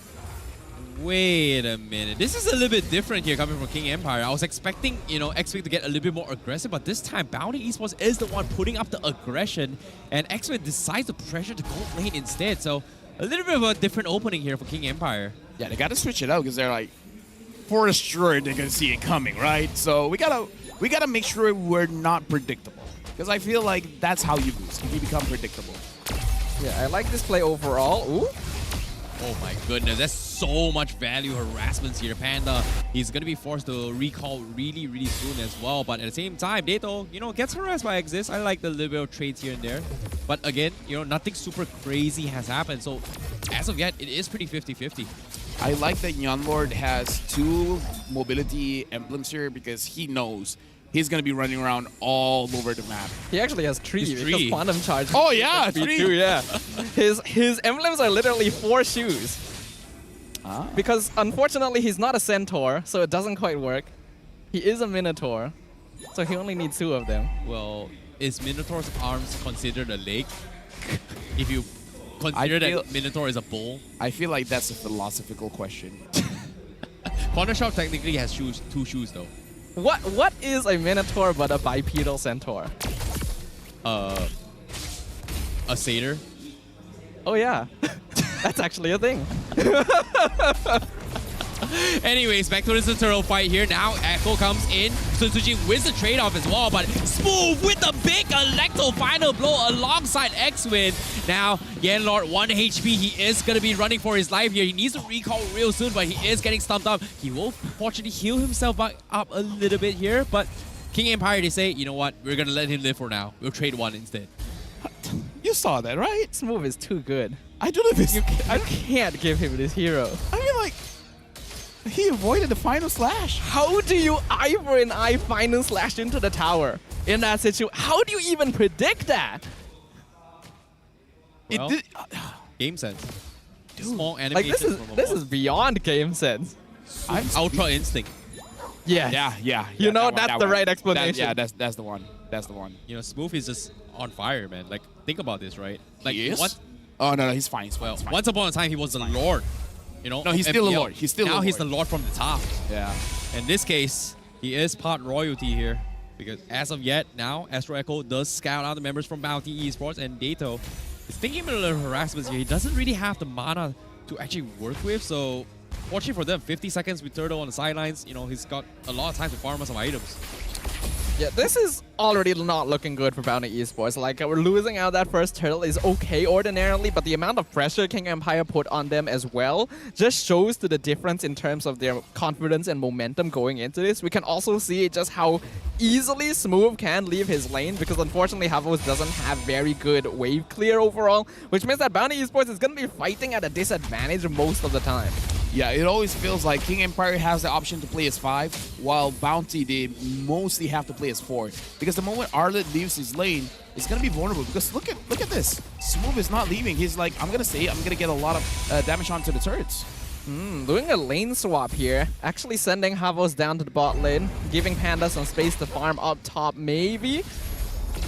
Well, in this case, it is going to be a counter echo coming in as well. But here comes the cash coming back to win. Yenlord really going to be focused down. He's going to be the first to fall. No non-stretch at all. Because it's getting completely bullied out by Smooth. Yuna secures it, but at the same time, Smooth, he goes in for the kill. He gets out. Meanwhile, backside as well. Havos, he's trying to counter engage, but at the same time, he's going to get caught out. Great sidestep here, but Final Slash completely doing absolutely nothing. Now Yuna going for the Daytona's welcome, but again, where's the damage coming off? The King Empire just ignoring this dinosaur, saving it for the last. Panda shows himself and gets a nice hit onto his X-Win, but Panda, he gets out, he gets the kill, and that's going to be the small assassination, the little wins that Bounty Esports need.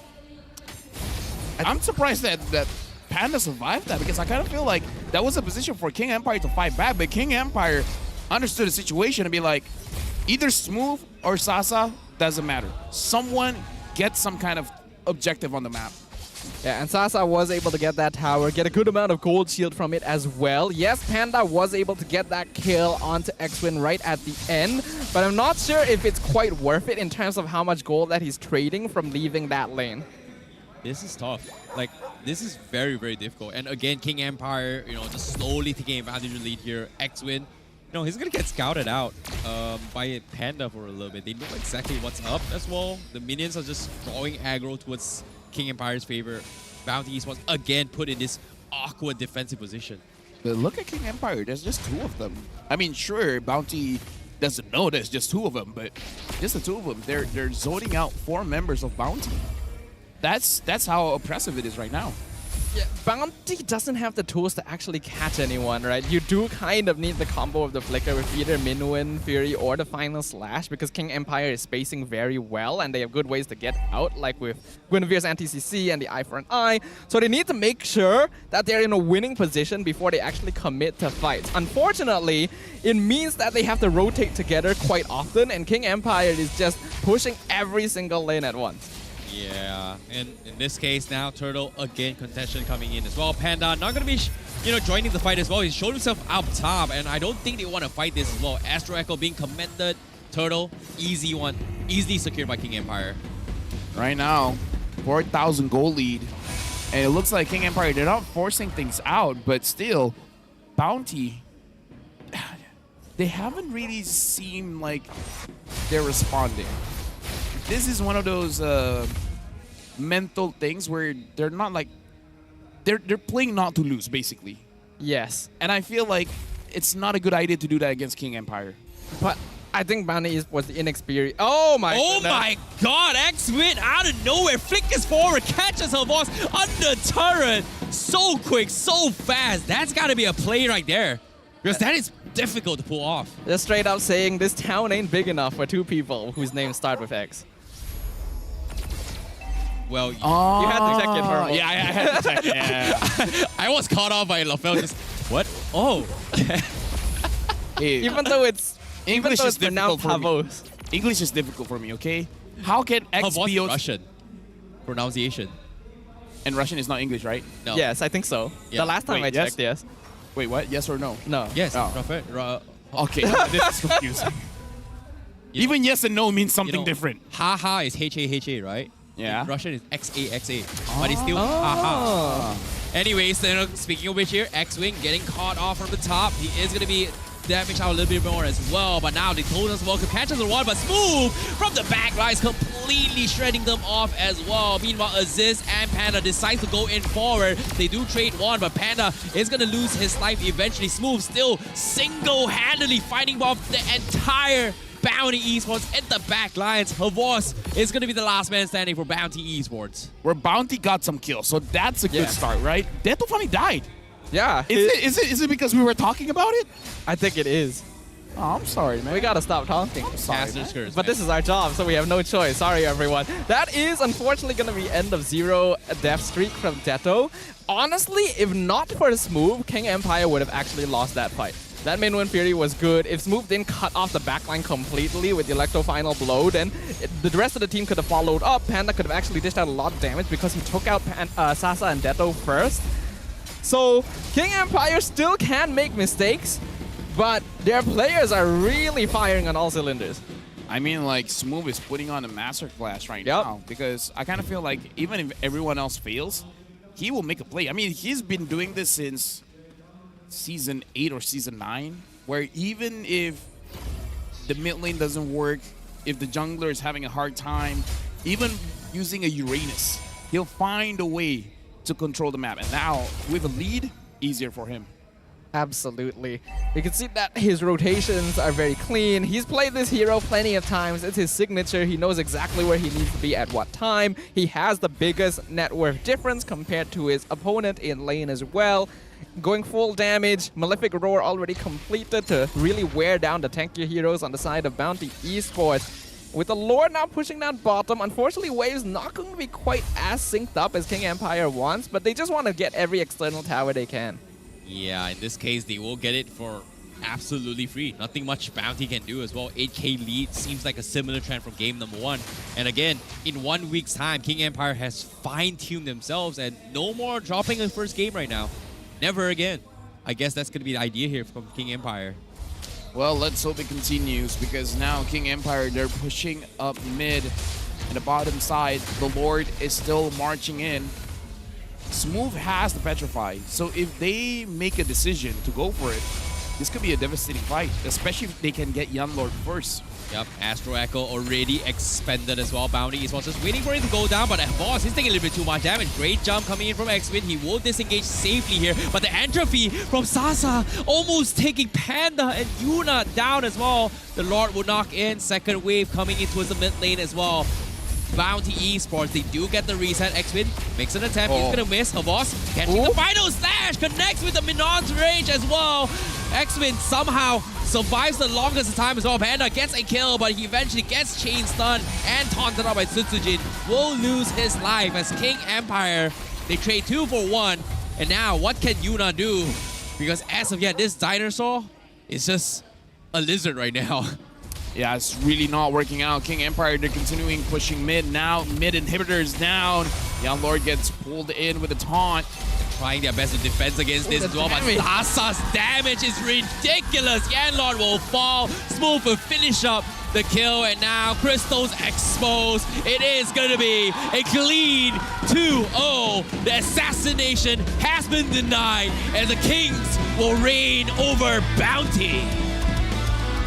Beautifully done. We are witnessing the true evolution of a new empire here on the MPL MY stage. A clean 2-0 sweep, breaking the trend of King Empire going 2-1 and continuing the trend of Arlet's 0% win rate. Oh boy, what a game, what a game coming in from King Empire. A masterclass, a complete outclass by King Empire, and I'm curious to see what they have to say and what changed, because LaFell, we are going to be having a little bit of short interview up on stage as we throw it over to Rose to have an interview with them. Kemenangan bersih 2-0, 3 mata penuh untuk King Empire Esports. Guys, sebelum apa, a round of applause. All right. Hi guys, are you all good? Yeah. Okay, so kita start with Sutsujin dulu sebab minggu lepas ramai orang tanya, kenapa Sutsujin tak pegang mic? Kenapa Sutsujin tak pegang mic? Sekarang kita akan tanya dia, because guys, first of all, minggu lepas game lama. Kita tengah kejar masa untuk buka, okay? Jangan nak marah, sabar. Benda boleh sabar. Okay, Sutsujin, now that korang menang 2-0, minggu lepas semua game 2-1. Is it like you guys tengah tengok strategi opponent dulu ataupun memang tak sengaja 2-1? Mungkin minggu kemarin kita kurang persiapan aja sih kayaknya. So minggu ni sudah ready, chemistry semua dah okay, communication semua dah okay? Udah okay. Udah okay, alright, mantap. That's what we like to hear. Betul tak? Tengok. Okay. Can we please pass the mic to X-Win? Hi. Okay, X-Win, ramai orang nak tanya actually. Apa beza meta main dekat MPL MY dengan meta dekat Indo? Mana yang X-Win lagi suka? Gua belum pernah MPL Indo sih. Jadi ini first time panggung gua sih. Ya, first time lumayan takut sih. Masih belum berani gitu. Tapi teammate X-Win tolong tak banyak? Like Sasa, Smooth, diorang tolong banyak? Tim Smooth terutamanya bantu gua sih di week 1 itu. I see. Macam Yoni selalu cakap kan, King Empire ni dorang macam family. Okay, korang rasa siapa sepatutnya jadi MVP perlawanan ini? Louder guys, louder. Okay, MVP kita in 3, 2, 1. X-Win! Mantap. Okay, X-Win's first MVP of the match. And ini kali pertama X-Win main atas pentas MPL kan, musim pertama. How are you feeling? Apa perasaan X-Win dan apa X-Win nak cakap dekat fans-fans KGE? Perasaan MPP senang sih. Ya senang. Buat fans, thank you sih udah datang buat support kita. Pokoknya support terus deh, apapun yang terjadi. Alright, thank you so much. Guys, bila X-Win cakap senang, bukan macam senang kita senang kat sini tau, bukan easy. If I'm not mistaken, dekat Indo, dorang punya senang tu macam dorang happy. It's like a very outgoing, easygoing feeling. Bukan senang dia cakap easy tau, okay? Jangan jangan. Alright, thank you so much. Any final words to your fans? Deto lah.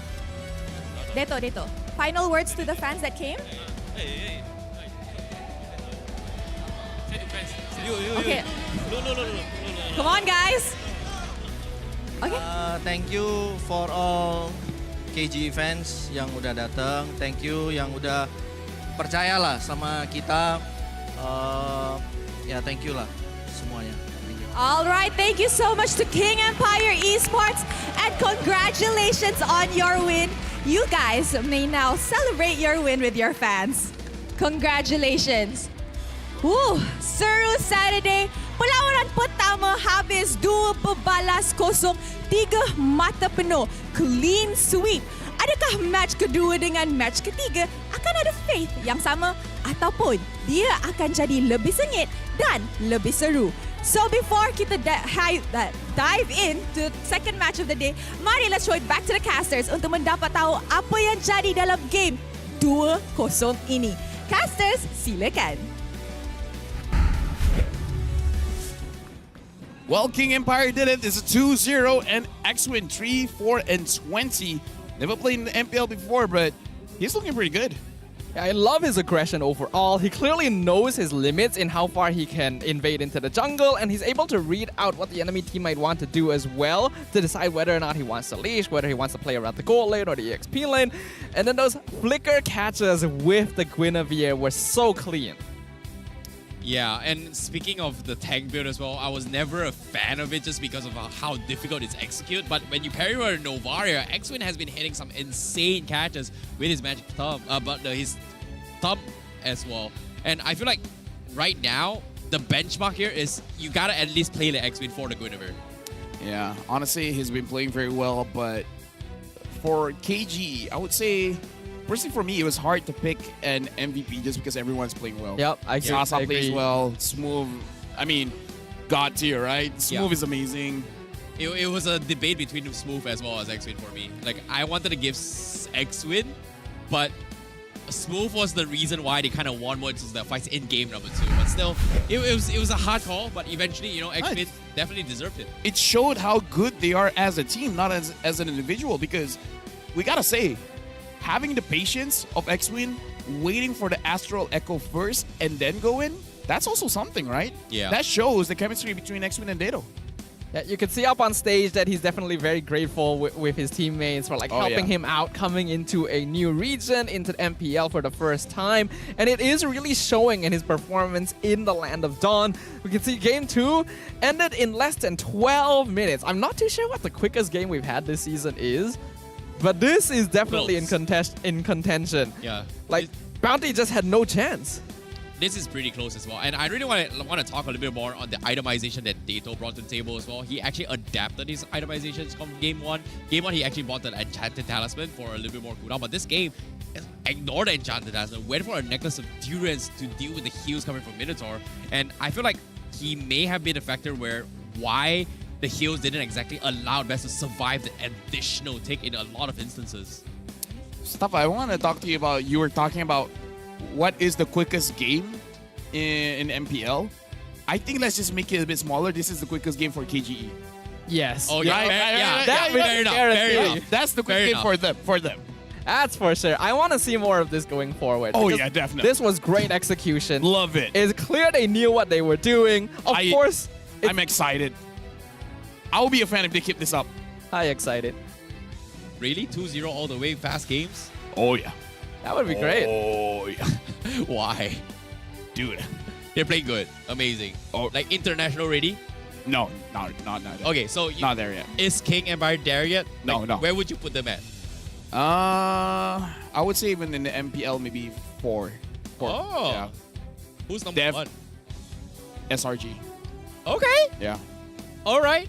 I like it. I like it as well. Honestly, I agree with that. I Right. do think that those positions overall make a lot of sense here. But if King Empire continues down this trend, and it's against a team that has been more consistent so far, then we might see reason to push them up higher.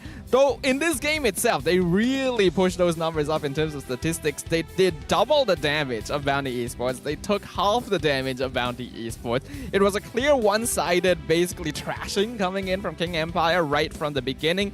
And although they did make a mistake once where they kind of grouped up a bit too much together and allowed Panda to get some good damage in with the Lycan Pounds, Smooth was there to clean up the mess.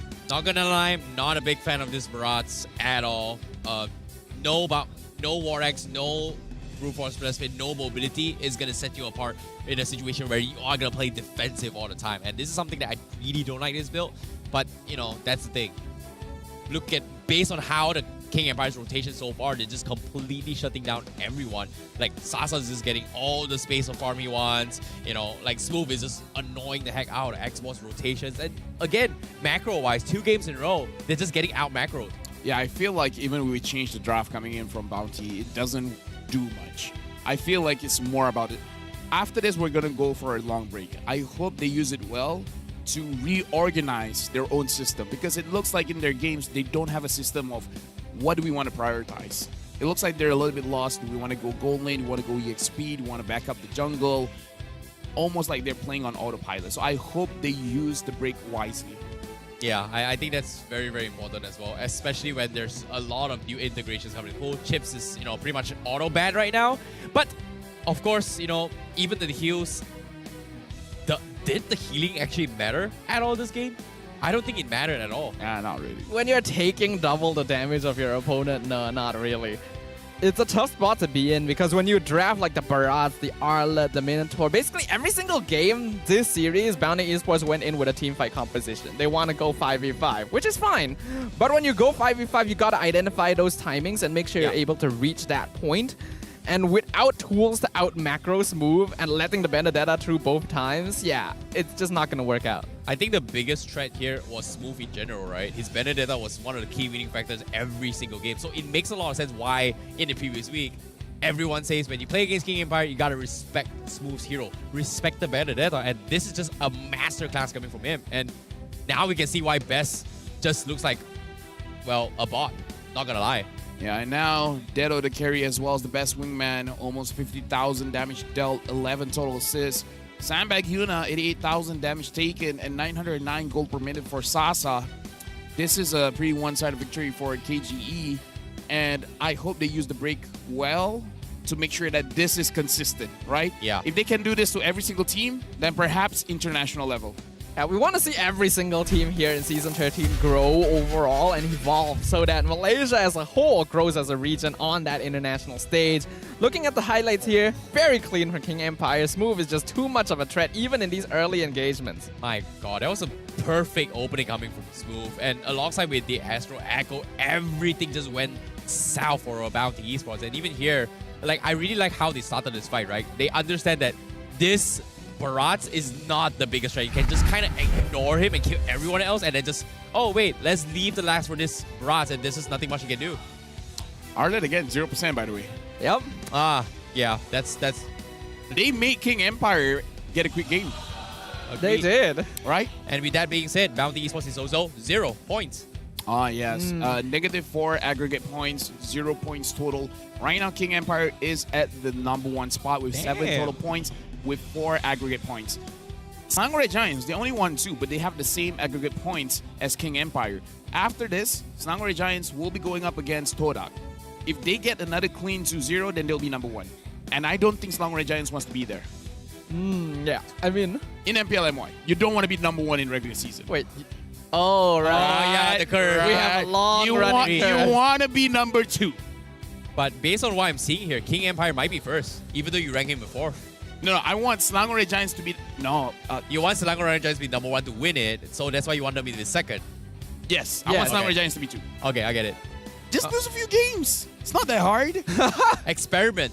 Trying out draft. Yeah. I want to lose some games, but it's so difficult. It's so difficult. I'm using heroes I've never used and I still win. Oh, why? That'll come up at the end of the day. Before that, we'll have another match. I think that's going to be between Homeboys and Team Hawk. Oh, that's going to be both nice. former champs. So it's not going to be good for us. Why? It's going to be loud. It is gonna be loud. Right? Homeboys. It'll be fun. Either side they're on. Just now. What? It'll be peaceful just now. Oh, dude. After this, you guys at home, like, I'll barely hear any of you. Yeah, I wouldn't be able to. I can't even think. I can't even because hear it's myself. Homeboys and Hawk. Yeah. They're not here yet. You're pretty much left. Not yet. I feel like we're on the side of Homeboys. Oh boy. I feel like we're on the side of Homeboys. Oh boy. It's always the English side. Oh boy. That is. I mean, we love it. We enjoy it. We like but the trust drums. me, it's a challenge. No, I like the screaming, but not the drums. I like my drums in my ears, not. Oh, ear drum. I get it. Like nice little bit of wordplay, right? Personally, I love the drums, but here's the thing. We're talking about the upcoming match. Make sure you guys catch that because it is going to be Homeboys going up against Team Hawk, and I feel like Team Hawk have a lot to prove here. I do think so as well, right? Because we already watched Homeboys yesterday regain a little bit of their momentum from their loss in week 1, but I still don't think it was the cleanest overall. Yeah. And I think that Team Hawk has been growing with each game that they've played, so I feel like they pose a genuine threat here, and I have no idea which of these two teams is actually gonna come out on top. Again, you know, when we talk about Homeboys, we talk about Hawk. They are also here to, you know, fine-tune their play styles from yesterday and last week's performance here. But let's not talk, it's not just them as well. We also have the final match of today, and that's gonna be your favorite team, SRG as well as Todak. So that's to be honest, I'm worried for Todak. Actually, Selangor Giants is not my favorite team. Why? My favorite is not teams, it's players. Okay. Okay. Whichever team Stormy's in, whichever team Izanami's in, I love that team.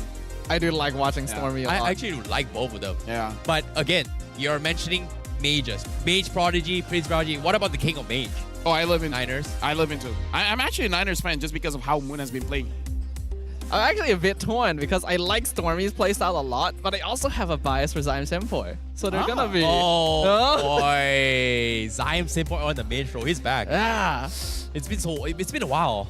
I mean, he's been getting those MVPs. But for you guys, if you guys want to catch the match, it's going to be happening quite soon.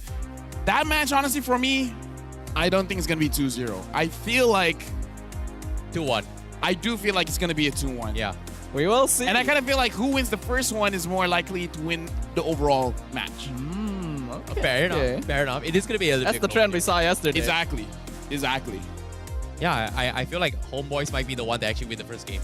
For sure. Just because Todak needs to a little bit fix here. But, of course, all things considered here, I hope you guys enjoyed the first game here. But we are going to be taking a little bit short break. And here's a little bit of a mic check of how things happened in the previous game. See you guys right after this break. Boy! Nata noti. Dari bawah benar. Nice win. Buset. Nice. Ya boleh ke bawah.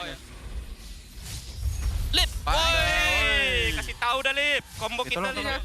Oke. Block Dan. Out. Pain is the proof that I'm still alive.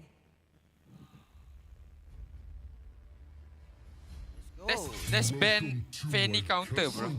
Sure. Wait. We can last pick, right? Yep. Yeah, per last pick. Let's just ban MM, bro. Don't be obvious, bro. Yeah. Bennett bukan Tyrese ya kayak kemarin. Gua sih Fanny sih, dia ban Brody ya soalnya. Ikut. Yaudah. Gak apa-apa. Ya. Yaudah. Gak apa-apa dah. Ben Fanny. Ya Ben Fanny gak apa-apa dah. Sir. Sir. What's your Oh, command? shh. Your team is Yeah. Chill. They know. Yeah. Don't need to panic. Yeah. Minor freak out. Go leg. Aman sa, go cover sa. Roger. Aman sa. Yeah, Loja dulu. Roger guys. Aman boy, Goton. Mati. Nice. Aman boy. Lu mati dia tuh. Gua nggak ada flicker, Cok. Aman aja tuh, nggak apa, yang penting menang. Kena hajar, babi. Lore up guys, lore up. Depan-depannya aja, sumpah. Low. Boleh nggak? Boleh stay nggak? Boleh. Boleh. Sumpah, boleh.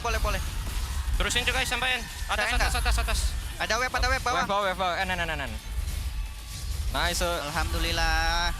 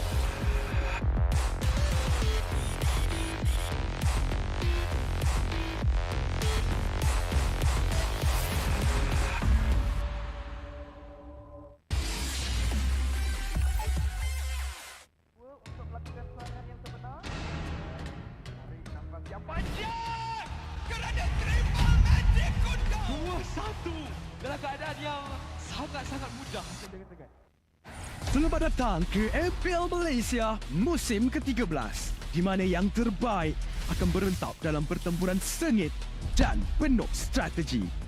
Seperti pada musim yang lepas, 10 pasukan profesional akan bersaing selama 6 minggu dalam arena yang penuh aksi di regular season. Namun, bermula pada musim ini, cuma 6 pasukan akan layak ke play-off dan pasukan di tempat ke-7 dan ke-8 hanya dapat stay untuk musim seterusnya. Tapi sayang sekali, tiada slot ke play-off buat mereka pada musim ini. Bagi pasukan di tempat ke-10, slot musim ke-14 mereka akan diganti oleh tempat pertama MPL Conference Group. Mereka akan di-reset dan harus merebut kembali peluang melalui MPL musim kedua. Dan apa itu MPL? Mobile Legends Bang Bang Academy League adalah liga amatur di mana terlahirnya bintang-bintang baharu. 15 pasukan akan bersaing untuk meraih kejuaraan dan 2 pasukan MPL Conference Group teratas akan berpeluang merebut slot ke MPL Malaysia musim seterusnya. Okey, kembali ke MPL. Pasukan MPL Malaysia tempat ke-9 akan berentap dengan pasukan tempat kedua dari MPL Conference Group dalam pusingan MPL Malaysia Challenger Stage bersama format Best of 5 semasa Grand Final MPL musim yang pertama, di mana pemenang akan menentukan slot terakhir MPL Malaysia musim ke-14. 6 pasukan yang layak ke play-off akan berentap untuk meneruskan jalan ke Grand Final MPL Malaysia musim ke-13 dan merebut peluang untuk ke MSC 2024. Jadi, bersiap sedia. Persiapkan strategi anda. Bersedia untuk aksi profesional di pentas MPL Malaysia musim ke-13.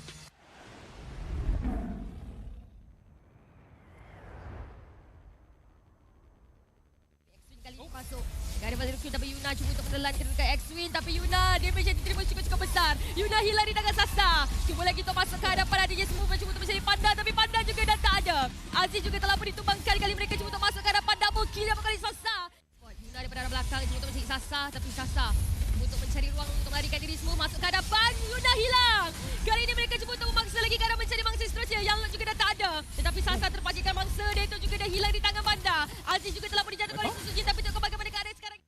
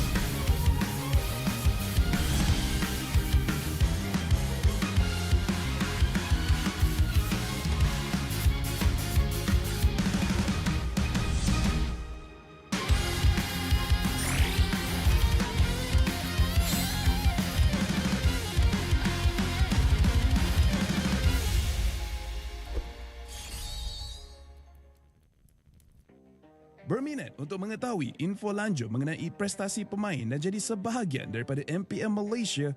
Layari laman rasmi Liga E-Sukan nombor 1 Malaysia untuk dapatkan maklumat terkini dan lengkap. Layari laman rasmi MPL Malaysia sekarang. Ayo kita bersama menaikkan mutu MLBB di Malaysia.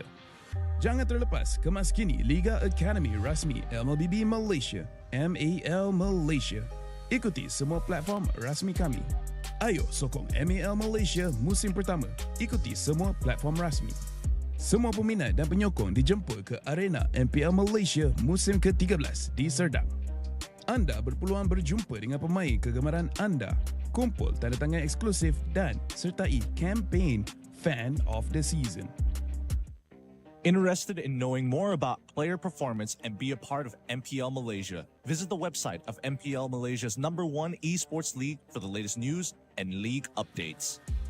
Don't miss out on updates from the official MLBB Malaysia Academy League, MAL Malaysia. Follow all our official platforms. All fans are invited to the MPL Malaysia Season 13 Arena in Serdang. You will get a chance to meet your favorite players, get exclusive autographs, and join the Fan of the Season campaign.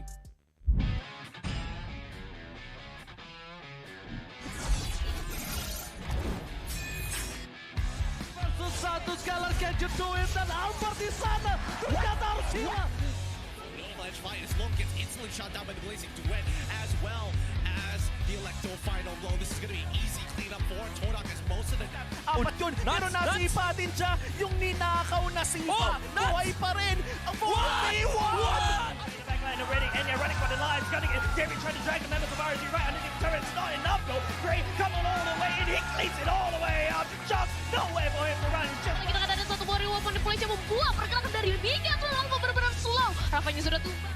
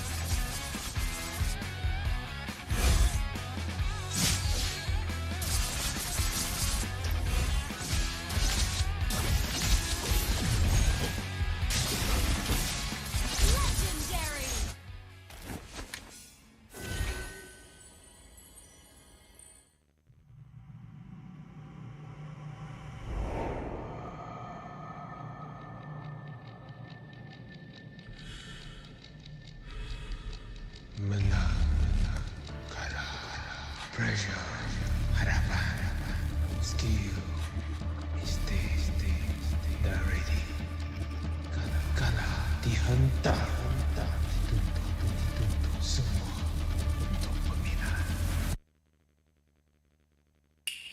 spotlight melambangkan satu sosok tumpuan.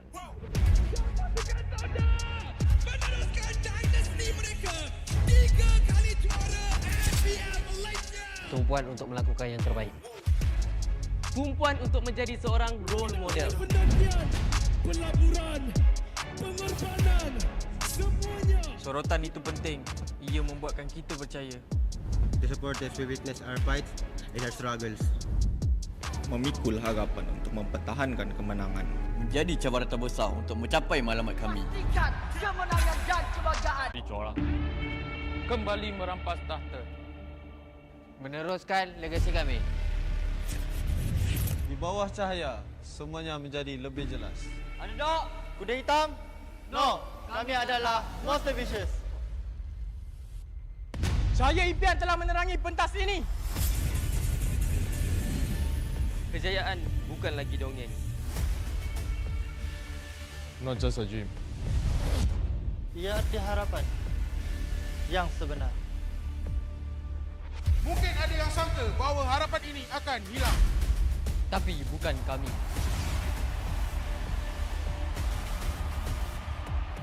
Ini harapan kami. Ini semangat kami.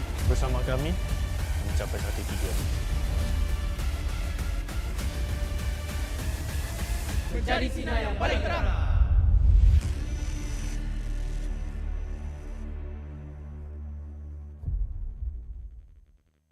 I know sadly to hear because it is. Well, I'm right now that I can be stronger with you. Enemy legendary. Defeat.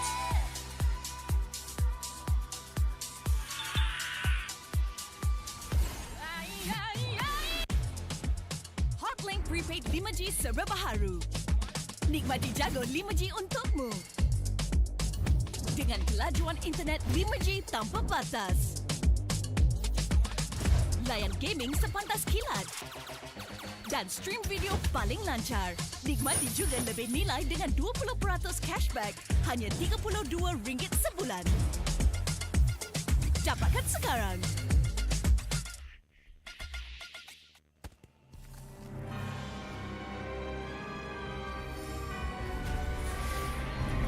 This fairy tale ended with the poisoned apple, and my tale began.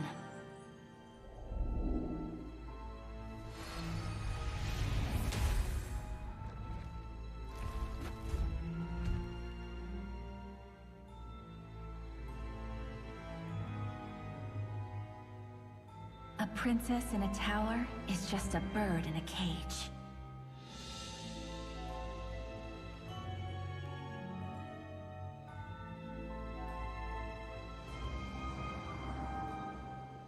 Cursed gift. Take my vengeance. Protect your queen.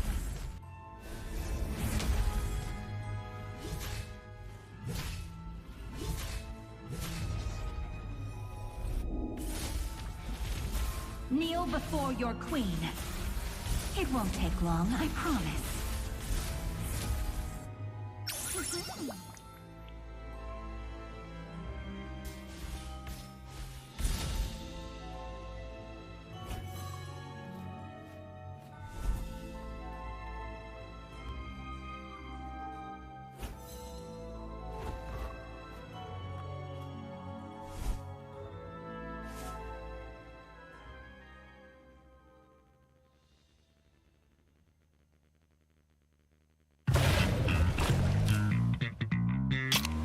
Confirm mantap, confirm lah Nescafe. Pelbagai kejayaan dapat dikecapi. Sejarah baharu telah tercipta. Namun, setakat itu sahajakah kemampuan kita?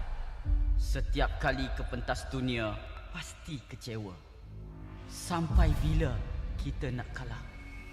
Ditundukkan serendah-rendahnya. Sampai bila kita nak dihina? Tiap musim harapan peminat gugur. Sampai bila nak kalah? Sampai bila nak kecewa? Setiap rakyat pasti akan melaungkan semangat ingin mempertahankan rumah mereka. Jika patah sayap Raja Wali, bertongkat jua kita kemari. Tahun ini pastinya kemenangan semakin dicita demi menjulang nama Malaysia di pesada dunia. Di mana bumi dipijak, disitulah langit dijunjung. Stadium MBSJ Serdang Jaya secara rasminya menjadi rumah MPL MY pada tahun ini. Seterusnya, melangkah ke arena besar di Timur Tengah, di Riyadh, Arab Saudi. Juara kita bangkit menghadapi cabaran, bersedia mencipta sejarah. Utara, Timur, Barat dan Selatan, kita semua MPL MY Playoff musim ke-14 akan berhijrah ke Johor, mendekatkan lagi silaturahim MPL MY bersama. Hasrat kita semua bersatu dan bangkit dengan satu tujuan yang sama. Naikkan martabat negara, kecari juara dunia, kemuncaknya di M6. Pastikan kemenangan dan kebanggaan dikecap di rumah kita.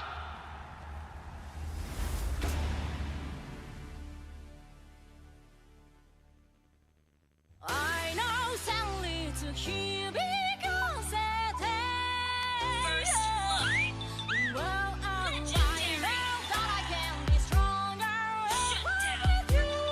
Enemy legendary. Defeat.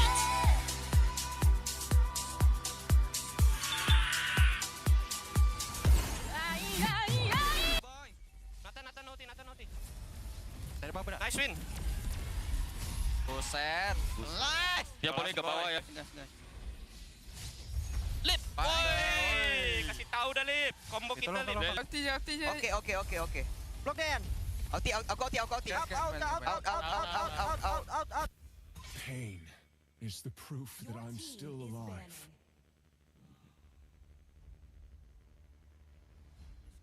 Let's ban Fanny counter, bro. Sure. Wait. We can last pick, right? Yep. Yeah, per last pick.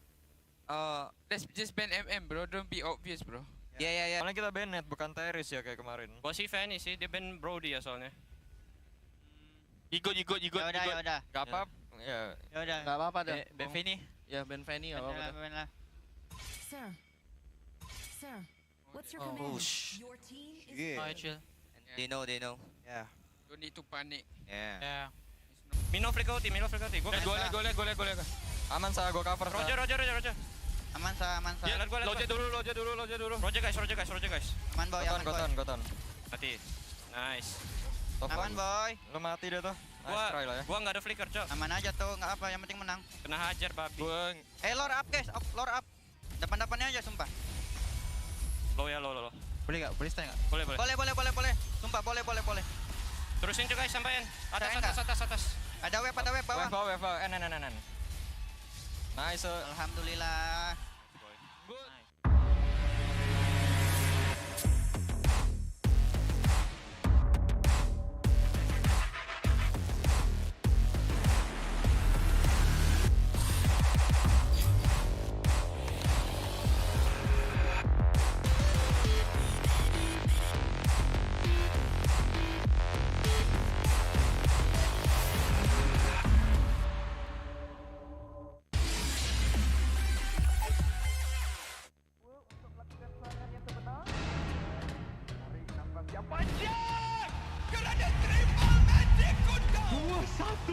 Dalam keadaan yang sangat mudah.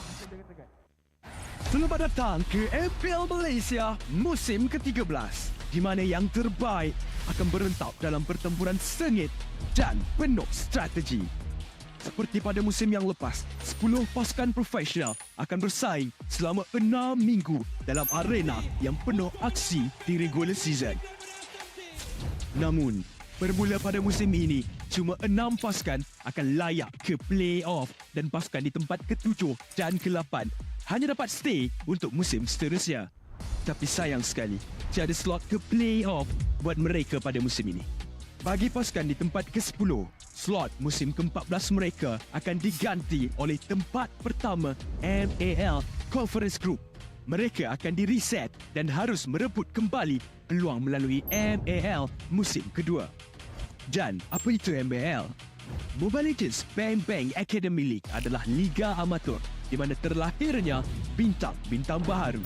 15 pasukan akan bersaing untuk meraih kejuaraan dan 2 pasukan MPL Conference Group teratas akan berpeluang merebut slot ke MPL Malaysia musim seterusnya. Okey, kembali ke MPL. Pasukan MPL Malaysia tempat ke-9 akan berentap dengan pasukan tempat kedua dari MPL Conference Group dalam pusingan MPL Malaysia Challenger Stage bersama format Best of 5 semasa Grand Final MPL musim yang pertama, di mana pemenang akan menentukan slot terakhir MPL Malaysia musim ke-14.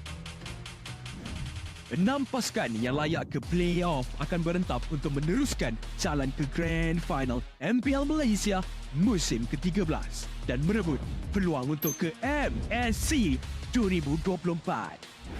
Jadi, bersiap sedia. Persiapkan strategi anda. Bersedia untuk aksi profesional di pentas MPL Malaysia musim ke-13.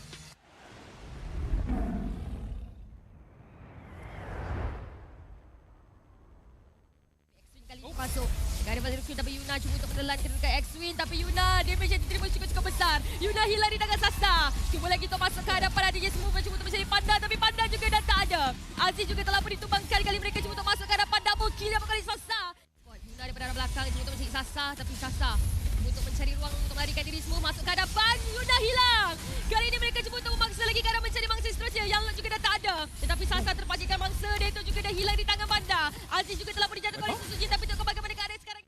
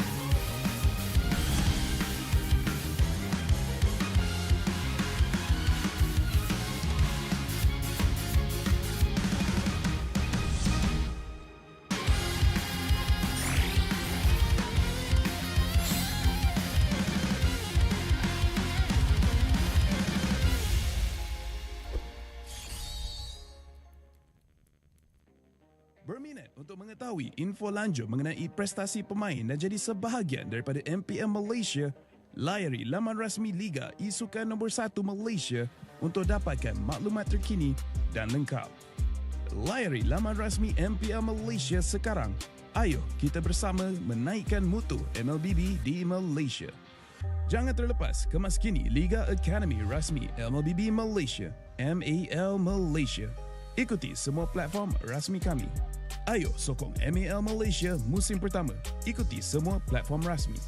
Semua peminat dan penyokong dijemput ke arena MPL Malaysia musim ke-13 di Serdang.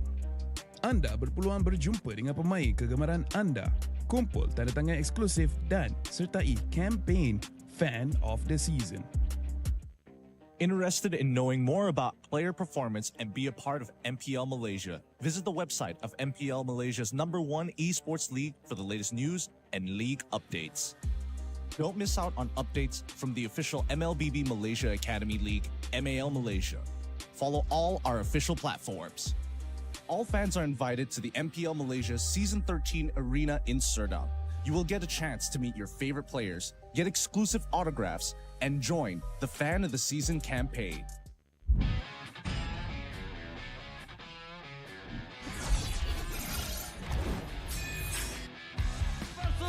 Skylar can you do it? Dan Albert di sana ternyata harus hilang. Avalanche fight as Lone gets instantly shot down by the Blazing Duet, as well as the Electro final blow. This is going to be easy cleanup for Todak as most of the... Apat yun, pero nasipatin siya. Yung ninakaw na sipa, buhay pa rin. Ang 4v1! Backline already, and they're running for the lives, gunning it. David trying to drag the members of RG right underneath the turret. It's not enough though. Gray coming all the way in, he cleans it all the way up. Just no way for him to run. Kita kata ada satu warrior weapon deploy yang membuat pergerakan dari Liga terlalu benar-benar slow. Rafanya sudah tumbang.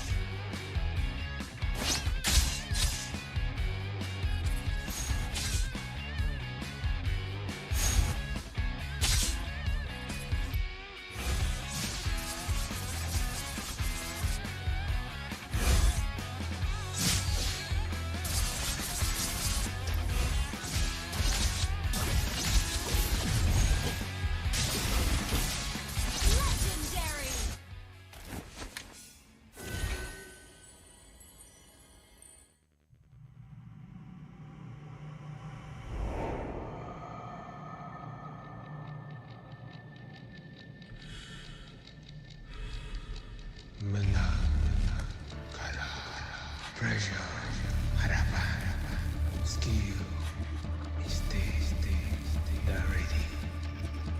Kalah, dihentak, dituntut semua untuk peminat. Spotlight melambangkan satu sosok tumpuan.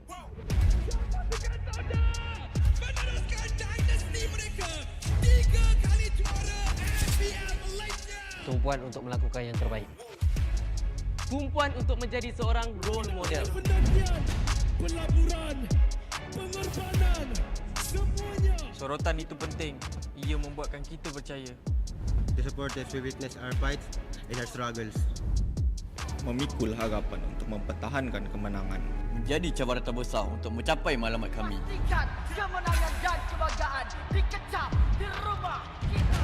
Harapan masih terpahat di hati. Untuk menjadi juara. Kembali merampas tahta. Meneruskan legasi kami.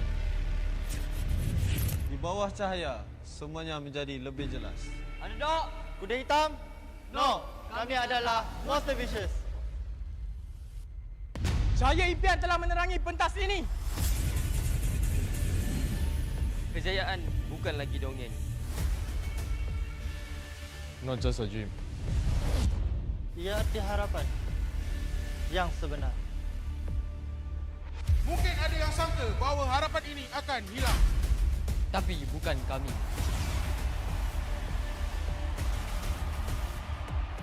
Ini harapan kami. Ini semangat kami. Bersama kami, mencapai satu tujuan. Menjadi sinar yang paling terang.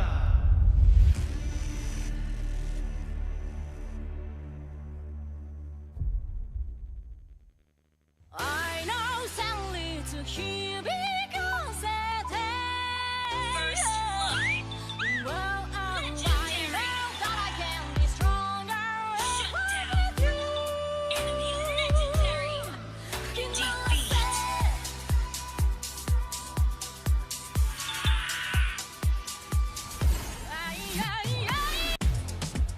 Hotlink Prepaid 5G serba baharu.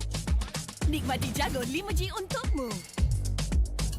Dengan kelajuan internet 5G tanpa batas. Layan gaming sepantas kilat. Dan stream video paling lancar. Nikmati juga lebih nilai dengan 20% cashback. Hanya RM32 sebulan. Dapatkan sekarang.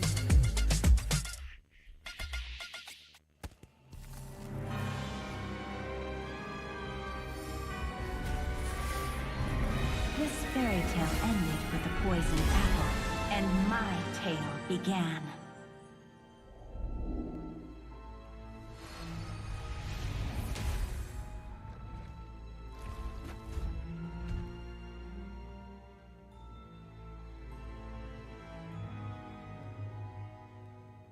A princess in a tower is just a bird in a cage.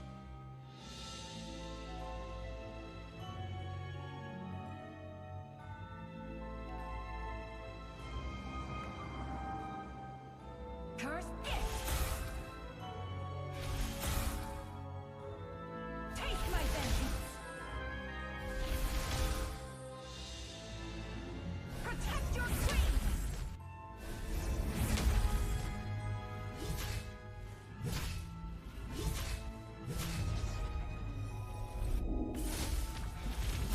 Kneel before your queen. It won't take long, I promise.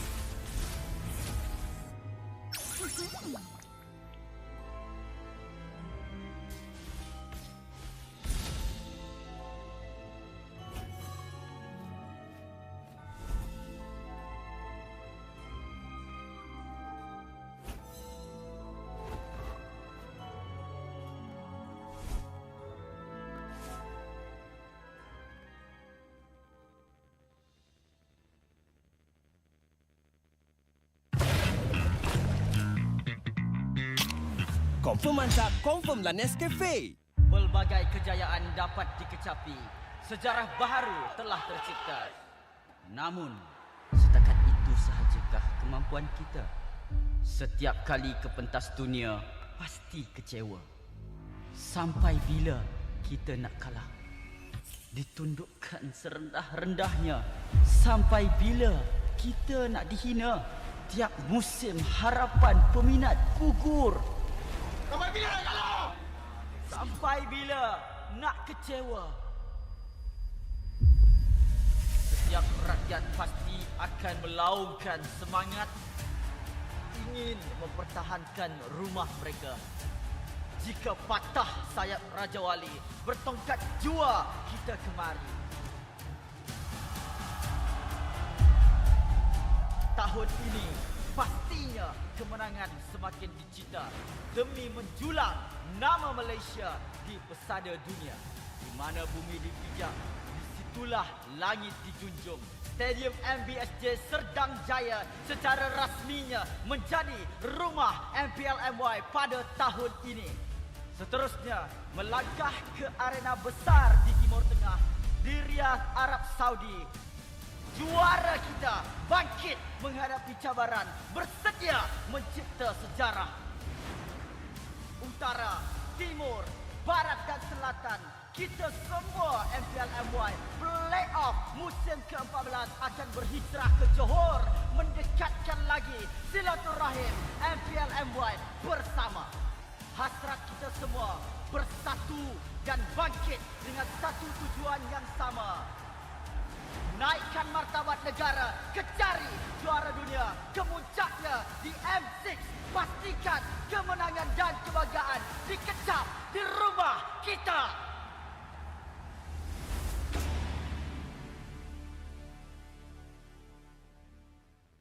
I know sadly to hear because it is. Well, I'm right now that I can be stronger with you.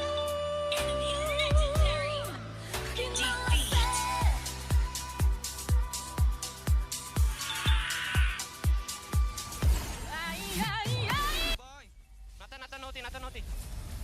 Dari apa nak? Nice win. Buset. Nice. Dia boleh ke bawah ya. Lip. Oi, kasih tahu dah Lip. Combo kita Lip. Okey. Block dia. Aku outi. Out. Pain is the proof that I'm still alive.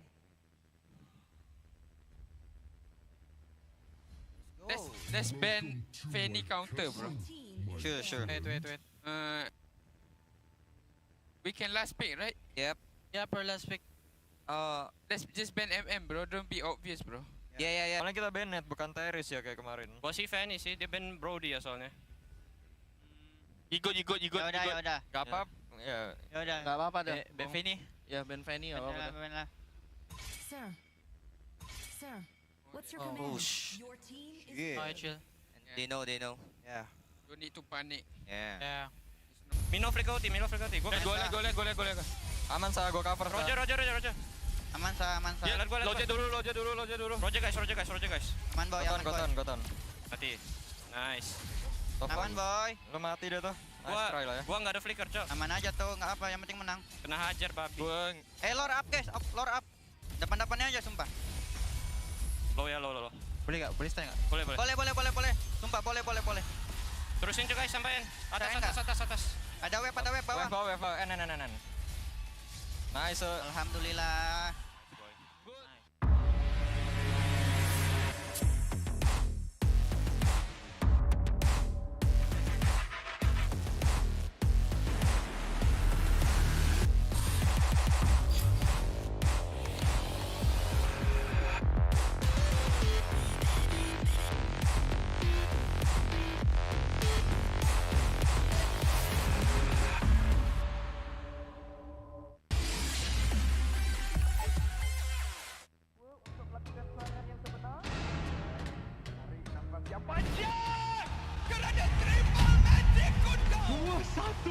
Dalam keadaan yang sangat-sangat mudah.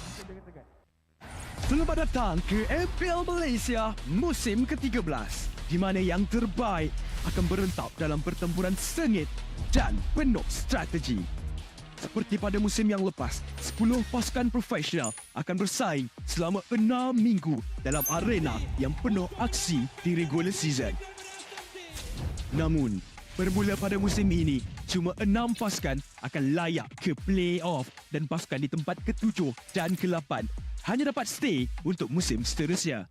Tapi sayang sekali, tiada slot ke play-off buat mereka pada musim ini. Bagi pasukan di tempat ke-10, slot musim ke-14 mereka akan diganti oleh tempat pertama MPL Conference Group. Mereka akan di-reset dan harus merebut kembali peluang melalui MPL musim kedua. Dan apa itu MPL?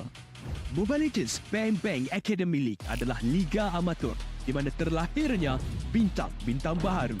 15 pasukan akan bersaing untuk meraih kejuaraan dan 2 pasukan MPL Conference Group teratas akan berpeluang merebut slot ke MPL Malaysia musim seterusnya. Okey, kembali ke MPL. Pasukan MPL Malaysia tempat ke-9 akan berentap dengan pasukan tempat kedua dari MPL Conference Group dalam pusingan MPL Malaysia Challenger Stage bersama format Best of 5 semasa Grand Final MPL musim yang pertama, di mana pemenang akan menentukan slot terakhir MPL Malaysia musim ke-14. 6 pasukan yang layak ke play-off akan berentap untuk meneruskan jalan ke Grand Final MPL Malaysia musim ke-13 dan merebut peluang untuk ke MSC 2024. Jadi, bersiap sedia. Persiapkan strategi anda. Bersedia untuk aksi profesional di pentas MPL Malaysia musim ke-13.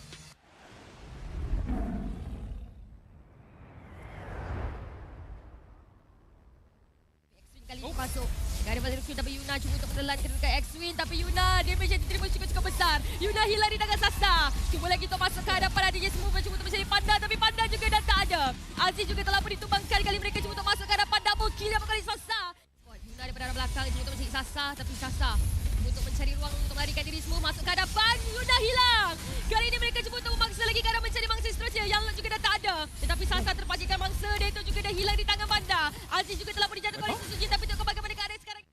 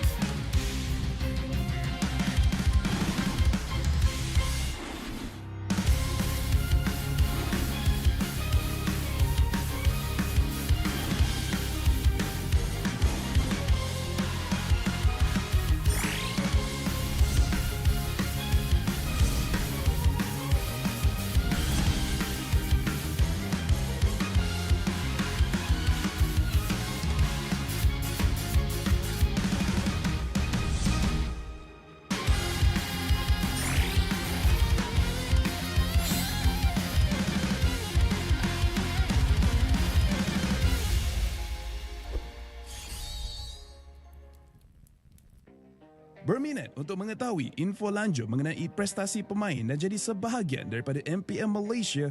Layari laman rasmi Liga E-Sukan nombor 1 Malaysia untuk dapatkan maklumat terkini dan lengkap. Layari laman rasmi MPL Malaysia sekarang. Ayo kita bersama menaikkan mutu MLBB di Malaysia. Jangan terlepas kemas kini Liga Academy rasmi MLBB Malaysia, MAL Malaysia. Ikuti semua platform rasmi kami. Ayo sokong MAL Malaysia musim pertama. Ikuti semua platform rasmi. Semua peminat dan penyokong dijemput ke arena MPL Malaysia musim ke-13 di Serdang.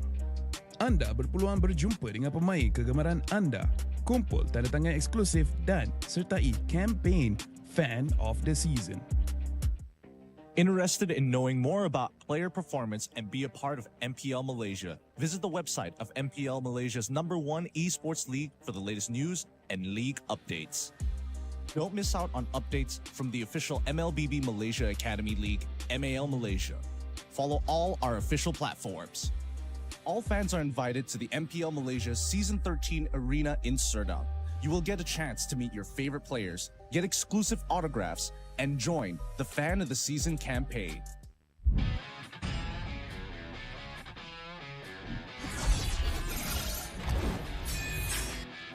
Versus satu Skylar can you do it? Dan Albert di sana ternyata harus hilang. Avalanche fight as Long gets instantly shot down by the Blazing Duet, as well as the Electro final blow. This is going to be easy cleanup for Todak as most of the... Apat yun, pero nasipa din siya. Yung ninakaw na sipa, buhay pa rin. Ang buhay! Backline already, and they're running for the lives, gunning it. Jerry trying to drag the members of RG right underneath the turret. It's not enough though. Gray coming all the way in, he cleans it all the way up. Just nowhere for him to run. Just... Kita kata ada satu warrior weapon deploy yang membuat pergerakan dari Minion terlalu benar-benar slow. Rapanya sudah tumbang.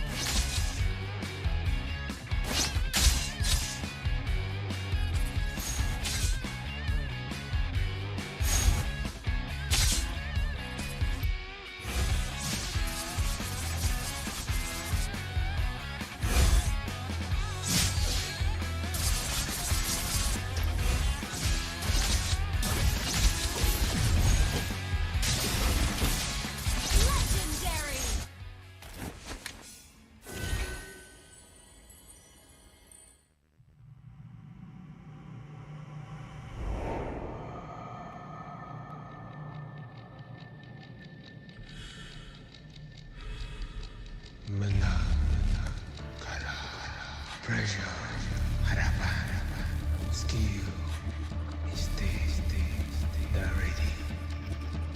Kalah, dihentak, semua untuk peminat. Spotlight melampangkan satu sosok tumpuan.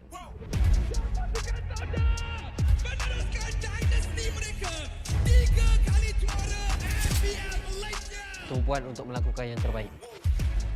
Tumpuan untuk menjadi seorang role model. Pelaburan, pengorbanan, semuanya. Sorotan itu penting. Ia membuatkan kita percaya. The supporters we witness our fights and our struggles. Memikul harapan untuk mempertahankan kemenangan. Menjadi cabaran terbesar untuk mencapai matlamat kami. Pastikan kemenangan dan kebanggaan dikecap di rumah kita. Harapan masih terpahat di hati. Untuk menjadi juara. Kembali merampas tahta. Meneruskan legasi kami. Di bawah cahaya, semuanya menjadi lebih jelas. Underdog, kuda hitam? No, kami adalah Monster Vicious. Cahaya impian telah menerangi pentas ini. Kejayaan bukan lagi dongeng.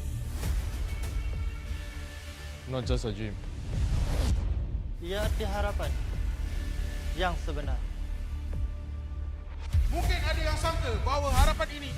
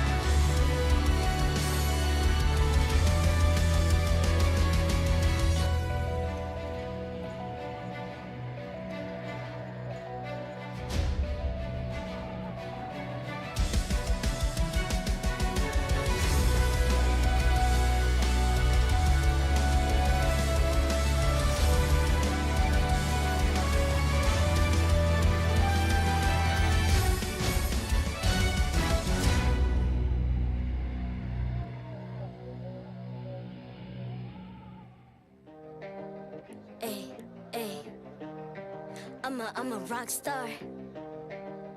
Yeah, rock star. Ay, ay, ay. I'm a rock star, baby. I'm a rock star. I'm a rock star. I'm a rock star. I'm a rock star. Panggil aku rock star. Ini kejohanan kita semua orang rock star. Kita rock star, kita buat saja gaya kita.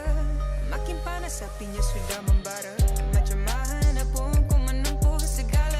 Demi negara ku buat semua bangga. Step into my world, you know I'm always in my zone. You know I got my team, no I'm never alone. Bring out my best, buat yang terbaik. Jadi juara perlahan kita naik. Aku nak push, naik-naik jadi lebih bagus. Jadi hero, ku ada skill. Berapa banyak musuh aku dah kill. Ramai cuba mencapai, cause they envy me. Tiap game aku pasti jadi MVP. I'm a rock star, baby, I'm a rock star. I'm a rock star, I'm a rock star. I'm a rock star, panggil aku rock star. Ini kejohanan kita semua orang rock star. I'm a rock star, baby, I'm a rock star. I'm a rock star, I'm a rock star. I'm a rock star, panggil aku rock star. Ini kejohanan kita semua orang rock star. Tengok nanti siapa yang juara. Ni peluang kita bawa pulang piala. This is my game, this is my time. Menang semua, everything will be mine. Kalau jatuh kau pasti kembali. Bangun balik ku tegak berdiri. Kuatkanlah tenaga, ganjaran diperoleh. Ni kejohanan kita, Malaysia memang boleh. Rise up to the top, kita buat bersama. Semangat kita kuat di bawah satu bendera. Ay. I'ma go hard for the win. Win. On the battlefield till the end. I'm trying to beat the greatest anyone has ever seen. Stand by, I'm coming in for the win. I'm a rock star, baby, I'm a rock star. I'm a rock star, I'm a rock star. I'm a rock star, panggil aku rock star. Ini kejohanan kita semua orang rock star. I'm a rock star, baby, I'm a rock star. I'm a rock star, I'm a rock star. I'm a rock star, panggil aku rock star. Ini kejohanan kita semua orang rock star.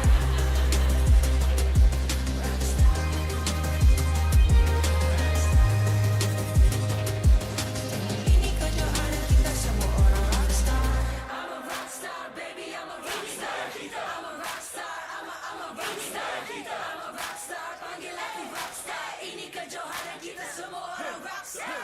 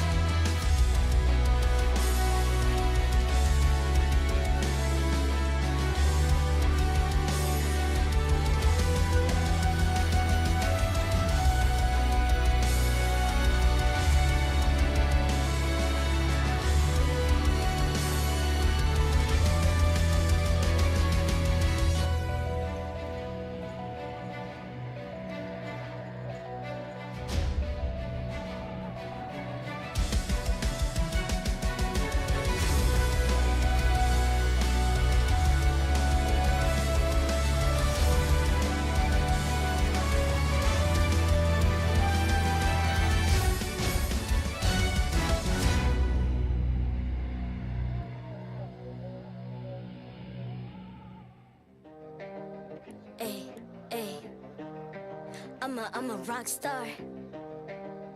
Yeah, Rock star? Ay. I'm a rock star, baby, I'm a rock star. I'm a rock star, I'm a rock star. I'm a rock star, panggil aku rock star. Ini kejohanan kita semua orang rock star. Kita rock star, kita buat saja gaya kita. Makin panas apinya sudah membara. Macam mana pun ku menempuh segala. Demi negara ku buat semua bangga. Step into my world, you know I'm always in my zone. You know I got my team, no I'm never alone. Bring out my best, buat yang terbaik. Jadi juara perlahan kita naik. Aku nak push, naik-naik jadi lebih bagus. Jadi hero, ku ada skill. Berapa banyak musuh aku dah kill. Ramai cuba mencapai, cause they envy me.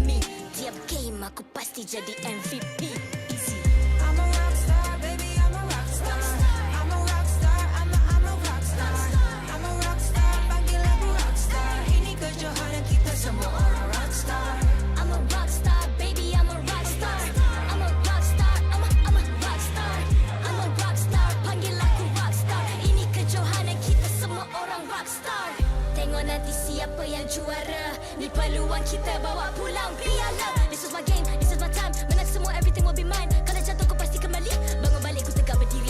Kuatkanlah tenaga, ganjaran diperoleh. Ni kejohanan kita, Malaysia memang boleh. Rise up to the top, kita buat bersama. Semangat kita kuat di bawah satu bendera. I'ma go hard for the win.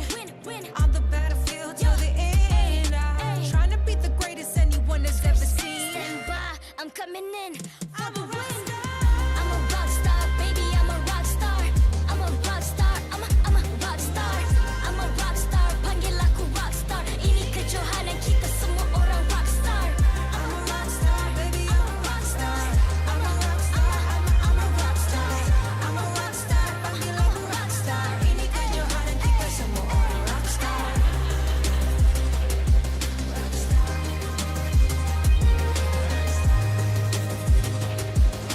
Ini kejohanan kita semua orang rock star. I'm a rock star, baby, I'm a rock star. I'm a rock star, I'm a rock star. I'm a rock star, panggil aku rock star. Ini kejohanan kita semua orang rock star.